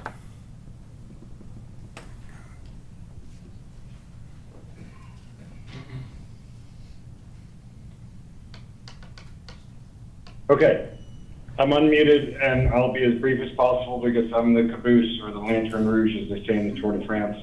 I'm against increasing the limits for a lot of reasons other callers have cited, but in simple terms, as a contrast to the previous person, it will drive housing costs up for people who are looking to own a house. Simple cap rate, simple higher rents for the same property. I also think we're a community that takes time to think about big changes like this, and it does seem too drastic a change without input. I've been reading a lot about what they're doing in mountain communities, and there's a lot of creative solutions up there. In Aspen, if you rent to someone who works for Aspen Ski Company, you got a free ski pass. We can't do things like that, but there's creative ways to keep our service economy folks local without chasing them off, but without dramatically increasing density, because there also is a quality of life issue. We're not going to go from 100 some odd thousand to 200,000, but if we stretch towards that, there's water supply issues, there's other issues that over a long term we need to think about. But broadly, I think let's take the time as a community to think about solutions that can bring affordability, not just density and higher housing prices, which under simple math for an investor, people will pay more for the same property if they can rent it to 5 people at 90% of the bedroom cost of 3 people. And I will conclude that and wish everybody a good night, and thank you for your patience. Thank you, David. Well, thanks so much to all the people who took the time out of their evening to come and speak to us tonight. So that's thanks for that public hearing, and we'll now bring it back to council for deliberations. Quick thank you. Quick thank you, and then. I just want to give a quick thank you to all the first timers that testified in person, that had written us. It takes a lot to want to throw yourself out there, to want to communicate to elected officials, certainly under the bright lights. So it's just awesome to see new engagement in our community. It's awesome. And for those that helped bring those new folks to us, a big thank you to all of you. We just love seeing more and new engagement from folks that haven't done it before. And hopefully you felt rewarded by that engagement and you'll come back and see us again. They're usually shorter, FYI. I saw Rachel's hand as well. I forgot earlier to disclose, as I was advised to do, that I do have a short-term rental license, and that does not impact my ability to be objective, so I'm not recusing from this vote. And then I just wanted to ask, what is our process here, and when is it right to make a motion? We're here for deliberations. A motion could be made at any time. We want to have a full debate regardless of when the motion is made. Okay, well, I'm wondering if Carl or staff could put up the staff proposed motion language. I would be ready to make a motion and kick it off. I'll get that up. Thanks.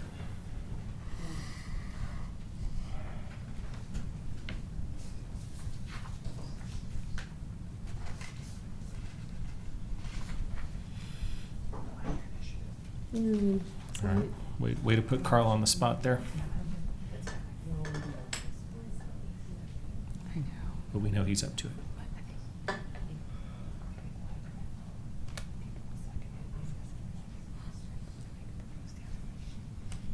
Do y'all see it?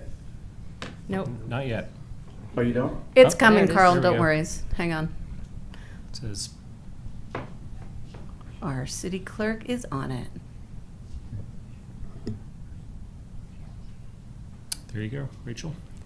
Okay, I am making a motion that City Council adopt Ordinance 8585, amending Chapter 9-8 Intensity Standards, BRC 1981, increasing the number of persons that may occupy a dwelling unit and setting forth related details. Bam. Second it, someone. Second. All right. We've got a motion by Rachel and a second by Lauren. You want to start by speaking to your motion, Rachel? Sure. I did not prepare a speech or anything, so I will just note some things that I've written down as we went tonight. So obviously, as we heard from all the speakers, increased occupancy is going to be a way to provide legal stability and diminish anxiety, stress, and fear and economic hardship for our community members. It's very favorable for the energy and for climate. We use space better without adding units. It is just and inclusive for chosen families and people's safety. This is a little bit of an aside, but the Boulder rental market sucks, and this does not fix that, so we still have a lot more work to do. We need to look at chronic nuisance and enforcement. We need to look at investment properties sort of writ large, parking minimums, and the gouging of renters on things like, deposits and little fees and carpet cleaning and stuff. I mean, it's absurd. So we have a lot of work left to do. This is not a panacea. It's not going to solve everything. I do believe that people hate cars and noise and not other humans. So I think that enforcement is a big piece of what we will need to do. In addition to this, I want to briefly address the the allegation that we are somehow disenfranchising people, which is a really strong and loaded word, and that is absolutely not what we are doing. This was a unanimous 9-0 vote to add this to our work plan. This is a democratic process. We are a representative form of government. We are not voting on the same thing that was rejected. It was pretty readily understood during the bedrooms are for people, which we are not, again, voting on tonight, that part of the concerns were that this is better done as a legislative process, and the council could probably do it better. So I was one of the people that was concerned, like, maybe people could chop up bedrooms, and this, this dispenses with that concern. It is a different thing. This is not Trumpian or anti-democratic, so I take strong issue with that allegation. Someone said earlier that thanked us for being courageous or brave, and I don't feel very brave tonight. This is a years-long, well-studied issue. This is a compromise. There are people to my literal and figurative left who don't want any limits on occupancy. There are people to my right who don't want any change. This was a well thought out and compromised position that we arrived at. And then I also just want to say, I was at a meeting on the Hill today and heard people who were sincerely concerned from both sides that, the impact that this might have on them. And the student, Emily, which I've become the co-chair of the Emily fan club today, so hi to Emily if you're watching.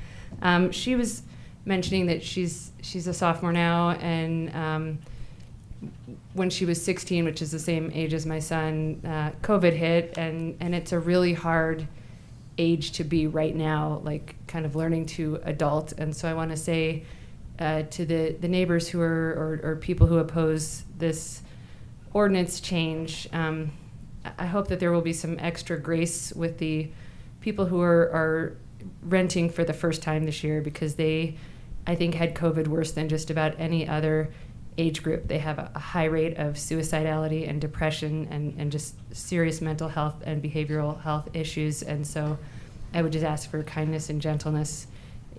Direct your anger at me, but not your neighbors who are students who are learning, again, how to adult and could use, I think, especially this year, some extra love and grace. So with that, I'm very excited to be at the end of a long journey with looking at occupancy, and I'm excited to be making and supporting this motion.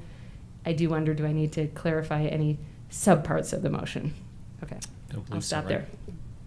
It's the ordinance that's in our packet, so I think, yeah. Well, there was like non-conforming and 2 versus 3 things. I don't know. Well, so there is a version of that that's in the packet, and that's the version that you just moved.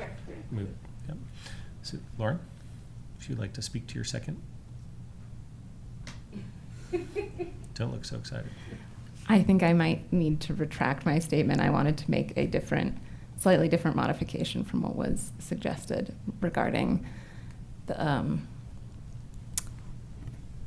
non-conforming uses and occupancies.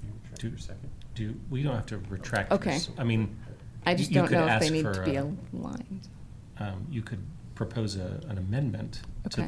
to the motion that's been made and seconded, if you would like. And you could do that as the seconder of the motion, or not as the seconder of a motion.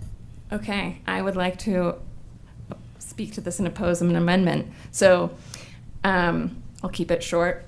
I can't speak to why passing this ordinance is the right thing to do better than the now 54 people who have spoken before me. Instead, I want to focus on a specific request. Although I was one of the council members that initially requested that we look into non-conforming occupancies and uses, and I appreciate the work that staff has done, I feel strongly that our current regulations sufficiently allow us to evaluate the appropriateness of an increase in occupancy in a non-conforming use on a case-by-case basis. This is important because it allows those where they make sense and disallows them where they do not. Creating an additional restriction is unnecessary and will reduce this ordinance's effect in our most transit-rich and walkable neighborhoods. It's not easy to map, but I can tell you from my experience that many of our non-conforming uses are in older apartment buildings in and around downtown and our other regional centers in transit-rich environments. I hope you will consider making this change. Can I second Lauren's amendment? It hasn't been a motion Okay. yet, so. Can I? Would you like to perhaps make a motion? Or Rachel, did you want to?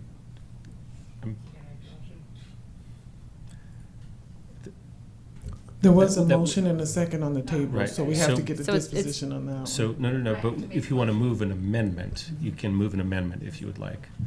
I would like to move that amendment forward. Maybe a little more specific. I on- would like to strike the sections related to non-conforming uses and occupancies. Second. And while we're discussing it, maybe somebody could come up with the exact number or identification of that code. All right, well, so you've spoken to your proposed amendment there, and Nicole, did you want to say something about it as well? I don't want to speak to the amendment, the motion, the original. Okay, well, okay, great. So, so we've got this amendment on the table. Does anybody else want to speak to this amendment? I see, I got Rachel. I can say something, but. Well, I can wait because I'll have to decide whether to accept it, right? So I'll wait in here. Well, no, actually, I mean, this would be, it's a formal amendment, a motion to amend, which you don't need to accept. It would be a vote on whether or not to pass that amendment to the original motion. Okay, so I will just speak to why I chose the staff version. My understanding is that this would eat up a lot of staff time to get to a no under our current regulations, if I understand staff correctly. So I would much rather have staff use that time to change the underlying issues, such as parking minimums, rather than go through a very annoying process of looking at all of these requests for non-conforming use change that are going to have to get to no due to other issues in our code. So I would rather we not include non-conforming now, go back and change it, and then add them in later. Okay. Mark? Yeah. You got it. You're good. I'm good. Yep. Representatives of the communities that are most affected by this proposed ordinance have been begging us for some form of protection against its impacts. The only thing we have given them is the prospect that non-conforming uses will not be further burdened with more over-occupancy. And so I would not be in favor of that amendment. I'm in favor of the staff proposal. It's about the only thing we have done for those communities. Thank you. Bob? Yeah, for the reasons that Rachel and Mark stated, I would not support the amendment. Ultimately, I'm not going to support the overall thing, but I think let's just keep it clean for the reasons that Rachel stated and keep it simple for the staff. Future councils can come in and change that if they want, if they after they get through parking and some of the other priorities I suspect the next council will have. But let's just keep this one clean as an up or down, as opposed to burdening it with extra stuff. And I'll call on myself there and agree with what Rachel said and others, just that I think I'm hopeful that we'll take a significant step forward by adopting this ordinance tonight. It is a pretty big step forward. I think it's reasonable to not take it even this further amount down the road. And then I'll just say, just in terms of for the community on this topic, that there probably would be a lot of these use reviews that would come forward, and there'd be a lot of public hearings, and there'd be a lot of conflict over whether or not to accept the use review change in this place or that place.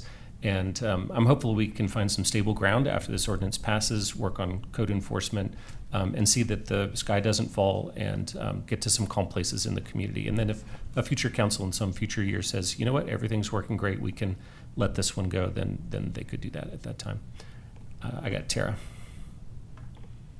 I'm going to agree with you and Rachel and Bob and Mark on that. Are we going to have time to speak to as to why we're saying no, or are we just going to end this meeting and just not do that? No, so I'm we're scared. everybody gets a chance to say their piece. We're just considering this amendment right now, and then once this amendment is resolved, we can go back to talking about the original motion. Okay.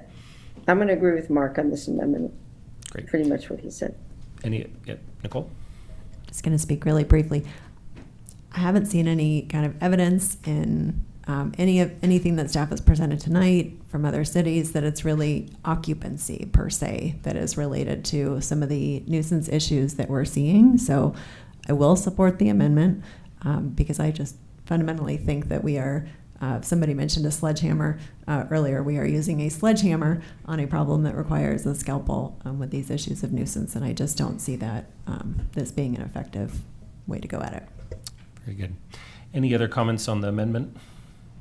Well, just that my concern is not that this is getting at nuisance issues. It's just that like these cannot be brought up to be non-conforming uses under the current ordinances, mostly due to parking. So it just wanted to clarify, this is not a nuisance issue to me. No, I'm open to hearing, but that's what I understood from staff was that they will not be able to give the exceptions due to these units not being able to meet the parking minimums. And so I think staff can work on changing those things and then not spend a ton of time working on all these public hearings that are going to get to no's. My understanding was that Carl was speaking specifically to the Hill area. There's also, I just think of a number of areas around like Pearl Street that have been downzoned that do have significant amounts of parking on site, apartment buildings, like along Arapahoe and things like that, that would be non-conforming with their current zoning, but would seem like they would likely be able to fit some of the requirements you would need in order to move them through that process. I don't know if, we're kind of at opinions here. I don't know if it changes the fundamentals of how to vote on the amendment, but both fair points. Any other comments on the amendment, and can we move to a vote on the amendment? And Alicia, help me out. Is a show of hands for an amendment? Yes. Okay. So we have the proposed amendment from Lauren, seconded by Nicole. All in favor, raise your hand. We got 3. Those not in favor, raise your hand. Okay, so the motion is not successful on a vote of 3-6. And thanks for that, Lauren. And now we can come back to the original motion, and a couple people have spoken to it. Who else would like to speak to the motion? I got Nicole did earlier. Yeah, you were lined up, weren't you, Nicole? So go ahead. Well, you said you wanted to speak to it before the amendment, so I just wanted to honor that. Go for it. Oh, okay. After you. Oh, appreciate that. Thank you. What a long time coming to finally get to this place. Lots of community debate. Man, there's no stone's been left unturned on this conversation over the last many years. So it's nice for us to finally just be able to air everything and make a decision. So I'm excited for us tonight to do that. A couple of things sort of struck me, and I appreciate Rachel bringing that up. Veterans Are for People didn't ask, do you wish to reform occupancy in Boulder? It asked a very specific question about a style, a solution, a prescription of occupancy, and that narrowly lost. So coming back to the formal question about occupancy was an obvious thing to do, and all 9 of us wanted to put that on the agenda to work on, and so we did. And I think staff did a great job in taking that opportunity, reaching out to community and studying it and bringing us something that we can work with that addresses some of those other concerns that came from veterans, but more importantly, allow us to move forward in a way that bridges some of those gaps of some of the best practices we've seen around the country. So I think that's really important. And also for those that are thinking that this is somehow usurping of democracy, it's extremely dangerous rhetoric, given that when people threaten the usurping of democracy, what we've seen occur in this community when we unsubstantiatedly threaten that. And so I think we just need to be careful of hyperbole. We need to be careful of using rhetoric that is divisive in that form. It's just not becoming of this community. And so I think we can learn to disagree better without all of the extra stuff that is just simply unnecessary, and still convey ourselves. The last thing I want to mention is I think this council can act on its values of trying to be being inclusive and treating all equally. And the idea that this is somehow just focused on the students, I think, is ridiculous. But I will mention for a minute on the students front. we need to welcome and work with students rather than marginalize them and treating them as second-class citizens. I was a student here once, and I chose to make this my home and raise a family here. I felt that marginalization 23 years ago when I was a student, when I lived on the Hill. I felt that. So I'd like to pay that forward and make sure students feel welcome from the get-go. And this is an opportunity to start that. This isn't just for students, but this is a way to start to have that conversation. We talked about last week about liquor laws and all that on the Hill being a way to indirectly, cut the knees off at the students. So I think we need to be done with that and focus more holistically going forward. I wholeheartedly support this, and I'm glad we get to finally move forward. And I hope my colleagues join me in supporting this, and I hope we can all get out of here at a reasonable hour. Thanks, Matt. Nicole? Thank you. I just wanted to thank staff for this thorough engagement process. I'm remembering back to a while ago when a few of us really kind of wanted to move forward without doing quite this thorough process. And you pushed back and did it anyway. You got a lot of feedback from a lot of different groups in the community, and I just want to recognize and honor the work that went into that. So thank you for all that engagement. So I came into this meeting, probably a little naive, thinking that if we were going to pass this ordinance tonight, it would be a minor change in the midst of a huge housing and climate crisis. It's clear from the over 50 comments tonight that this isn't a minor issue. Shared housing helped people find partners. It helped people get college degrees. It helped people do science, and it helped them grow families. And it helped people find companionship and connection at all different ages. What a beautiful dream for our community, where seniors, young adults, students, homeowners, renters, and all kinds of people are creating community. I'm really honored to be on the council that can wrap up this decade-long process. So thank you to everyone who's been extraordinarily persistent for such a long time in pursuing occupancy reform, and to those, as Ms. Thiem said earlier, who have moved on, who just ran out of time. This is a small step for housing and for personal freedom and affordability, but it feels like a giant leap forward for inclusion and for community. I will vote yes. I just also want to address this issue of noise, trash, cars, all the things that make people's lives harder. It's not just homeowners that feel those issues, it's other renters and students as well, and I really want to highlight that. This is not a homeowner versus renter issue. It's not an adult versus student issue. When we are defining occupancy based on familial relationship and a complaint-based enforcement plan, or enforcement process, it's really a sledgehammer approach.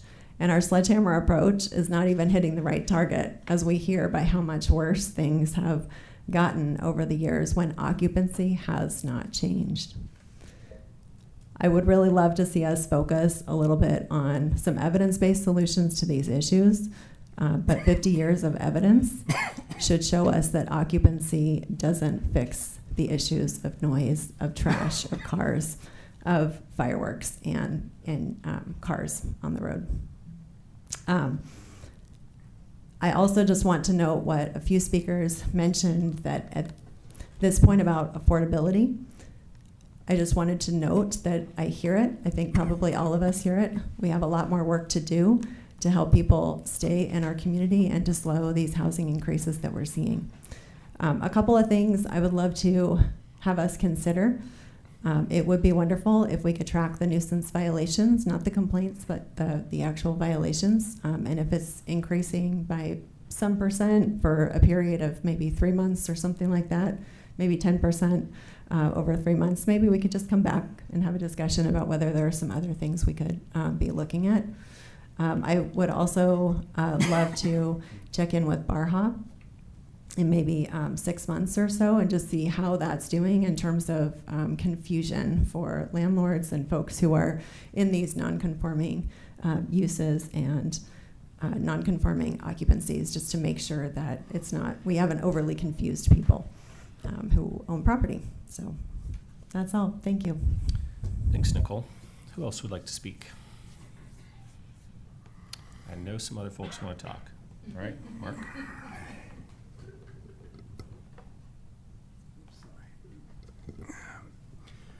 Well, Matt, you're going to love me tonight.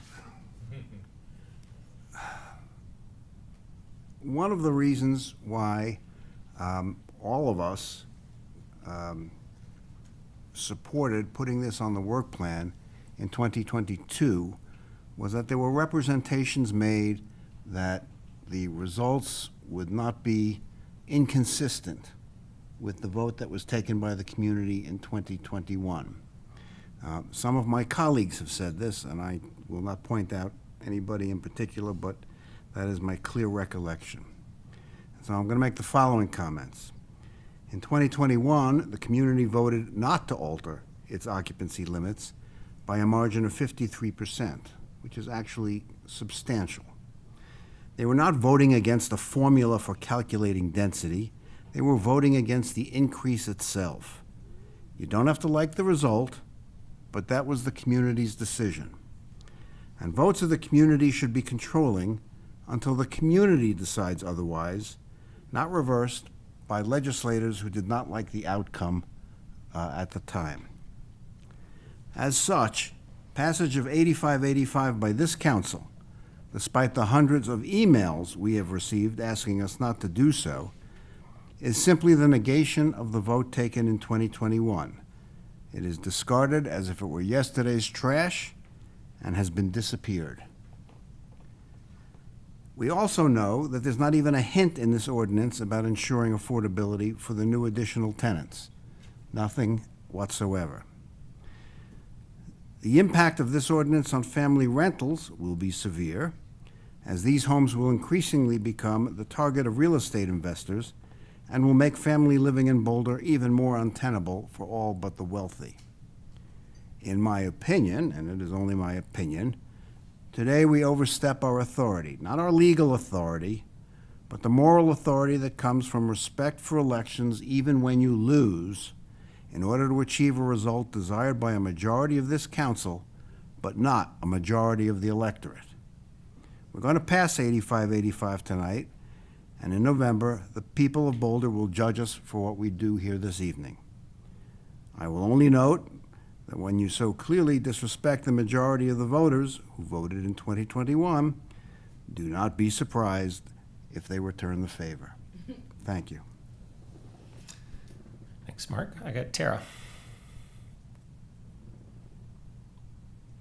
I found so much tonight really hard to listen to. First of all, I remember just prior to this, we talked about the arts when some of our colleagues said, let's find a middle ground. We're pitting community against each other. But tonight, I felt pitted against. I care about the students. I care about affordable housing. I care about people that need 2 or 3 jobs to live here. But in my opinion, going from 3 to 5 is anything but a compromise. Even if you don't think that the bedrooms are, I would never brought up bedrooms are for people, but frankly, it was brought up by the community members who spoke tonight. So now I feel like I can bring it up.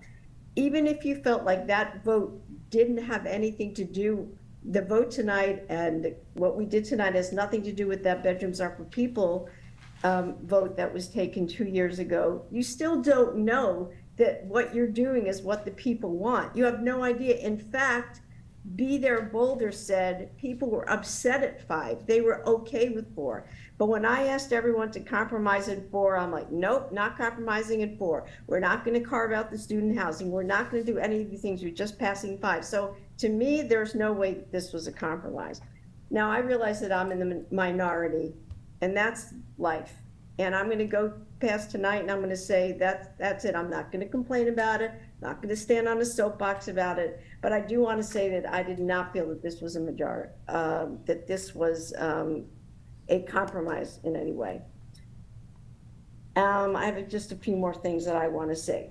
Half the people that spoke tonight were I consider my friends.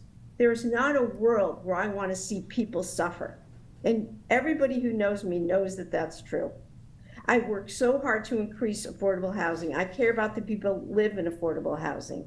But I also know something that the hundreds of people that wrote to us today, when I asked them to speak, they said, no, I'm not going to speak. It doesn't matter what I say.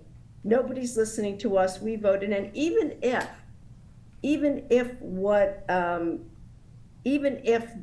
sorry, I'm just a little bit emotional about it. So just let me Just let me think through. I just don't like to be pitted as somebody who doesn't care, who is like somehow immoral, because I think that we should have not gone for 5, that it was just too big. It was just too much and too big. I'm going to switch over to Len, my 90-something-year-old friend, who I actually met because he has a basement unit in a house on the hill. And he actually said, isn't 4 good enough? And to me, it would have been good enough. Do I have any last words? I never speak quite short enough, and I always think I should.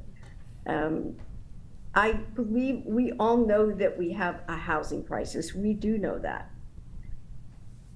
Every single one in council cares about this housing crisis, and for me, you know that I do. So this vote has nothing to do with that, but it has to do with trying to compromise and support the people that were not in favor of increasing occupancy by coming to some sort of a middle ground, which we have not done. And so for that reason, I'm going to vote no. I have one more thing to say, sorry. It's about Martin Acres. Martin Acres has a lot of 3-bedroom houses.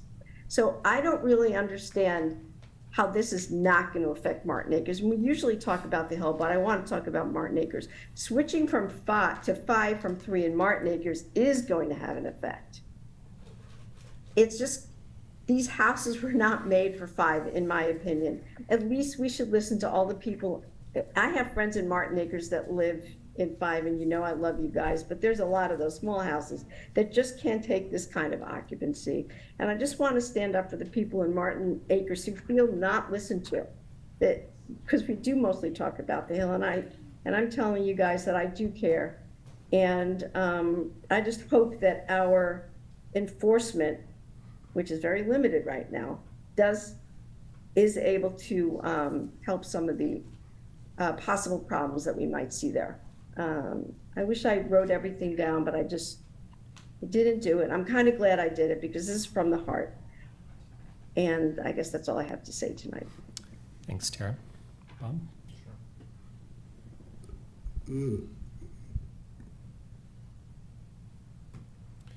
So I think we're missing an opportunity here, and I guess that's where my disappointment is. I think there is a missed opportunity. When we set out a year and a half ago to examine the city's longstanding occupancy law, our stated goal was to increase housing affordability. We heard that again at the beginning of Carl's opening presentation. And I think that's a laudable goal. It's certainly one I support. But simply increasing a single number in a city law from 4 to 5 is not going to increase housing affordability in Boulder. Now, I realize that some people believe that the laws of supply and demand will kick in, and they believe that by increasing the potential for more people to live in Boulder, rents in Boulder will decrease automatically. That theory might be true for elastic markets when the supply is increased significantly, but Boulder's housing market is inelastic. We have seen for decades that increasing housing supply does not decrease housing costs. That's the definition of an inelastic market. I have yet to see a study that shows how many new housing spaces this occupancy law change will create. Indeed, the president of the CU student body acknowledged a couple hours ago that there are already lots of houses that host 5 unrelated people, and the very few new housing opportunities will be created. I think he's right. So I think we're deceiving ourselves and our community if we believe that this law change will magically make Boulder affordable. It will not. I say that this is a missed opportunity because there was a way we could have made an occupancy law change that would have guaranteed affordability in highly occupied properties. We could have simply done with occupancy what we've already done for accessory dwelling units, also referred to as ADUs. Those of you who were involved with the changes in our ADU laws back in 2018 will remember that we created 2 types of accessory dwelling units. One type of ADU that we created in 2018 was restricted in size and required off-street parking, but the landlord was free to charge market rate rent. The second type of accessory dwelling unit that we planned in 2018 was guaranteed to be affordable. in exchange for the city permitting a larger accessory dwelling unit and waiving off-street parking requirements, the landlord of the ADU entered into a contract with the city whereby he agreed that the rent for the ADU would always be affordable to those making less than 75% of the area median income. When we created these two types of ADU options back in 2018, the market rate and the affordable, we had no idea whether any landlord would opt for the guaranteed affordable ADU. But earlier this year, when we did a 5-year retrospective of our 2018 work, we discovered that more than 1/3 of the landlords creating new ADUs during that 5-year period opted for affordable ADUs. That was 73 new units of housing that are contractually guaranteed to be affordable to renters making less than 75% of the area median income. And more affordable ADUs are coming online every month. We could have done exactly the same thing with occupancy. Had we really cared about housing affordability, the law that we could have passed on occupancy could have followed the successful model that we piloted for ADUs 5 years ago. We could have said that landlords can increase occupancy from 4 to 5 people only if they agree to keep rents for those 5 people at a level of affordability for those making less than the area median income. Rather than hoping, with fingers crossed, that market forces will drive down rents, we could have guaranteed housing affordability in highly occupied houses. Landlords could then make economic decisions whether to stick with 4 tenants at market rate or expand to 5 tenants at a committed below market rate. Likewise, tenants could decide whether it was better for them to have lower rent and more roommates or higher rent and fewer roommates. We've already seen this affordability model work quite successfully for ADUs. It is a missed opportunity for this council not to apply the same model to occupancy. We have missed the opportunity to guarantee housing affordability. Thanks. Thanks, Bob. I can go unless you want to. Go ahead.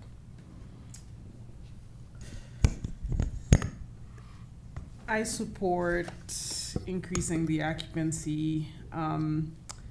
I do think the process was not perfect, and I remember, yes, we did all decide that we were going to put this as a priority, so I'm very surprised to see that some of us here today are saying something completely different, and as if, I guess people are allowed to change their minds, that's true. I am going to support this because ultimately I ran on this particular issue. And when I first moved here to Boulder, I had issues with affordable housing, and I remember that. And I ran on that as a student, and you voted for me overwhelmingly. And when the ballot measure failed, even though we're not talking about the ballot measure, I was one council member, or maybe 2, who supported moving forward in trying to change the occupancy. And it was not supported by the council, but ultimately I know some of us who actually said, hey, I'm going to take this on as a priority.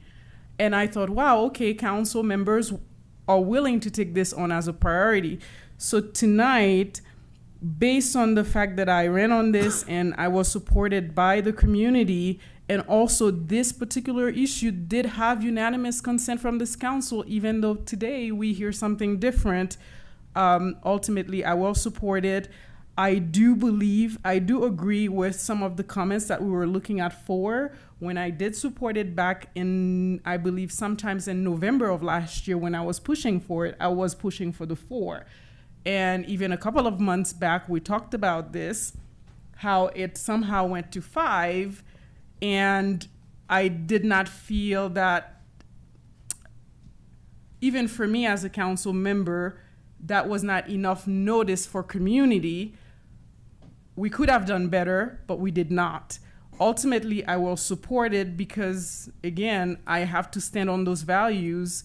I can't back away, but we have to make sure when we talk about issues, and I know that, the mayor mentioned when I said, hey, how come we're going to 5 when we've really expressly talked about 4? but you said it was more of an open conversation. That's why we are at 5 now. So, but ultimately, I will support it. And thank you for all the work staff has done on this. And thank you for all the advocates that came and share their experiences. And thank you. Thanks for that, Ginny. Well, if you all will just indulge me for a minute, I won't talk for too long, but I am in support of Ordinance 8585 as a step towards housing accessibility in our city. I hear the concerns from community members about potential nuisance problems, noise, trash, parking, and such. But I think what we need to do is focus on managing the problems, not the people. And so glad to hear that we're focused on some changes to code enforcement. I know we need to staff that up. We'll continue to support that. If we need some additional amounts, that's fine. But fundamentally, I'm supporting this ordinance because as a society and as a community, we're failing our young people right now. Our young people do not have access to housing that they can afford or that they can that are within their own communities. There was a New York Times article that came out a couple of days ago that looked at Gen Z and talked about the incredible challenges that people in that generation have of finding any housing at all, much less housing that's affordable to them. And there was tale of woe after tale of woe. And I see that in my own family. My kids are 17 and 20. And when they think about moving out on their own and living on their own, an apartment by themselves is kind of unthinkable. It's who knows at what age they might be able to conceive or afford of such a things. And so they're going to be able to afford their rent by sharing their housing. And being able to share their housing with more people will give them more options and more opportunities. And that's true for all young folks and then people of other ages as well. But I also want to speak about the opportunity that this presents for community living. When I first met my wife, we were both in college, and she lived in a house with 4 roommates. They had 5 people in this 5-bedroom house, and they had an extraordinary community. They were cooking for each other each night. They had potlucks. There were movie nights, et cetera, et cetera. It was really a social center, and this kind of community can exist in a way that's not impacting other people negatively. And that community is not just for young people. We heard some moving stories from folks in their later years who very much desire to live with a chosen community of renters and roommates so that they can have community as they age. One of my favorite quotes is by co-housing pioneer Jim Leach, which is that community is the secret ingredient in sustainability. And that's another benefit here, because when you live together, when you're sharing resources, when you're sharing the rent, you're sharing walls, you're sharing utilities, this has a lighter impact on our planet and on our climate as well. It's a way to increase housing opportunity and accessibility and lighter resource usage and greenhouse gas emissions without putting a shovel in the ground, without building anything, without tearing anything down.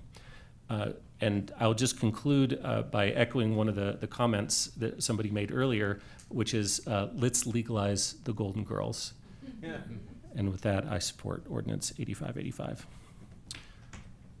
All right, good enough. Everybody's had a bite at the apple, as Matt likes to say. So, Elisha, if we could move to a vote, please. Oh, paper's falling. Thank you for your patience. Sorry about that. Yes, sir. We will start the roll call for the vote for Ordinance 8589 with Councilmember Benjamin. Sorry, that's 8585, I believe, Elisha. Making all kind of mistakes tonight, aren't you? You are correct. Ordinance 8585. Thank you. Enthusiastic, yes. Thank you, sir.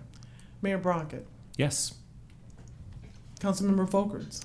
Yes. Friend. Yes. Joseph. Yes. Spear.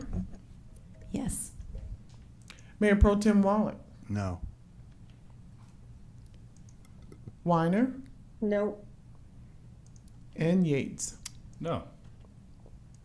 Ordinance 8585 is hereby adopted with a vote of 6-3. All right. Well, thanks so much to everyone who came out and spoke tonight. We appreciate all of your words, and an enormous thank you to the staff members who've worked very hard on this for a long time. and have brought this to us, so really appreciate your efforts. Any final thoughts?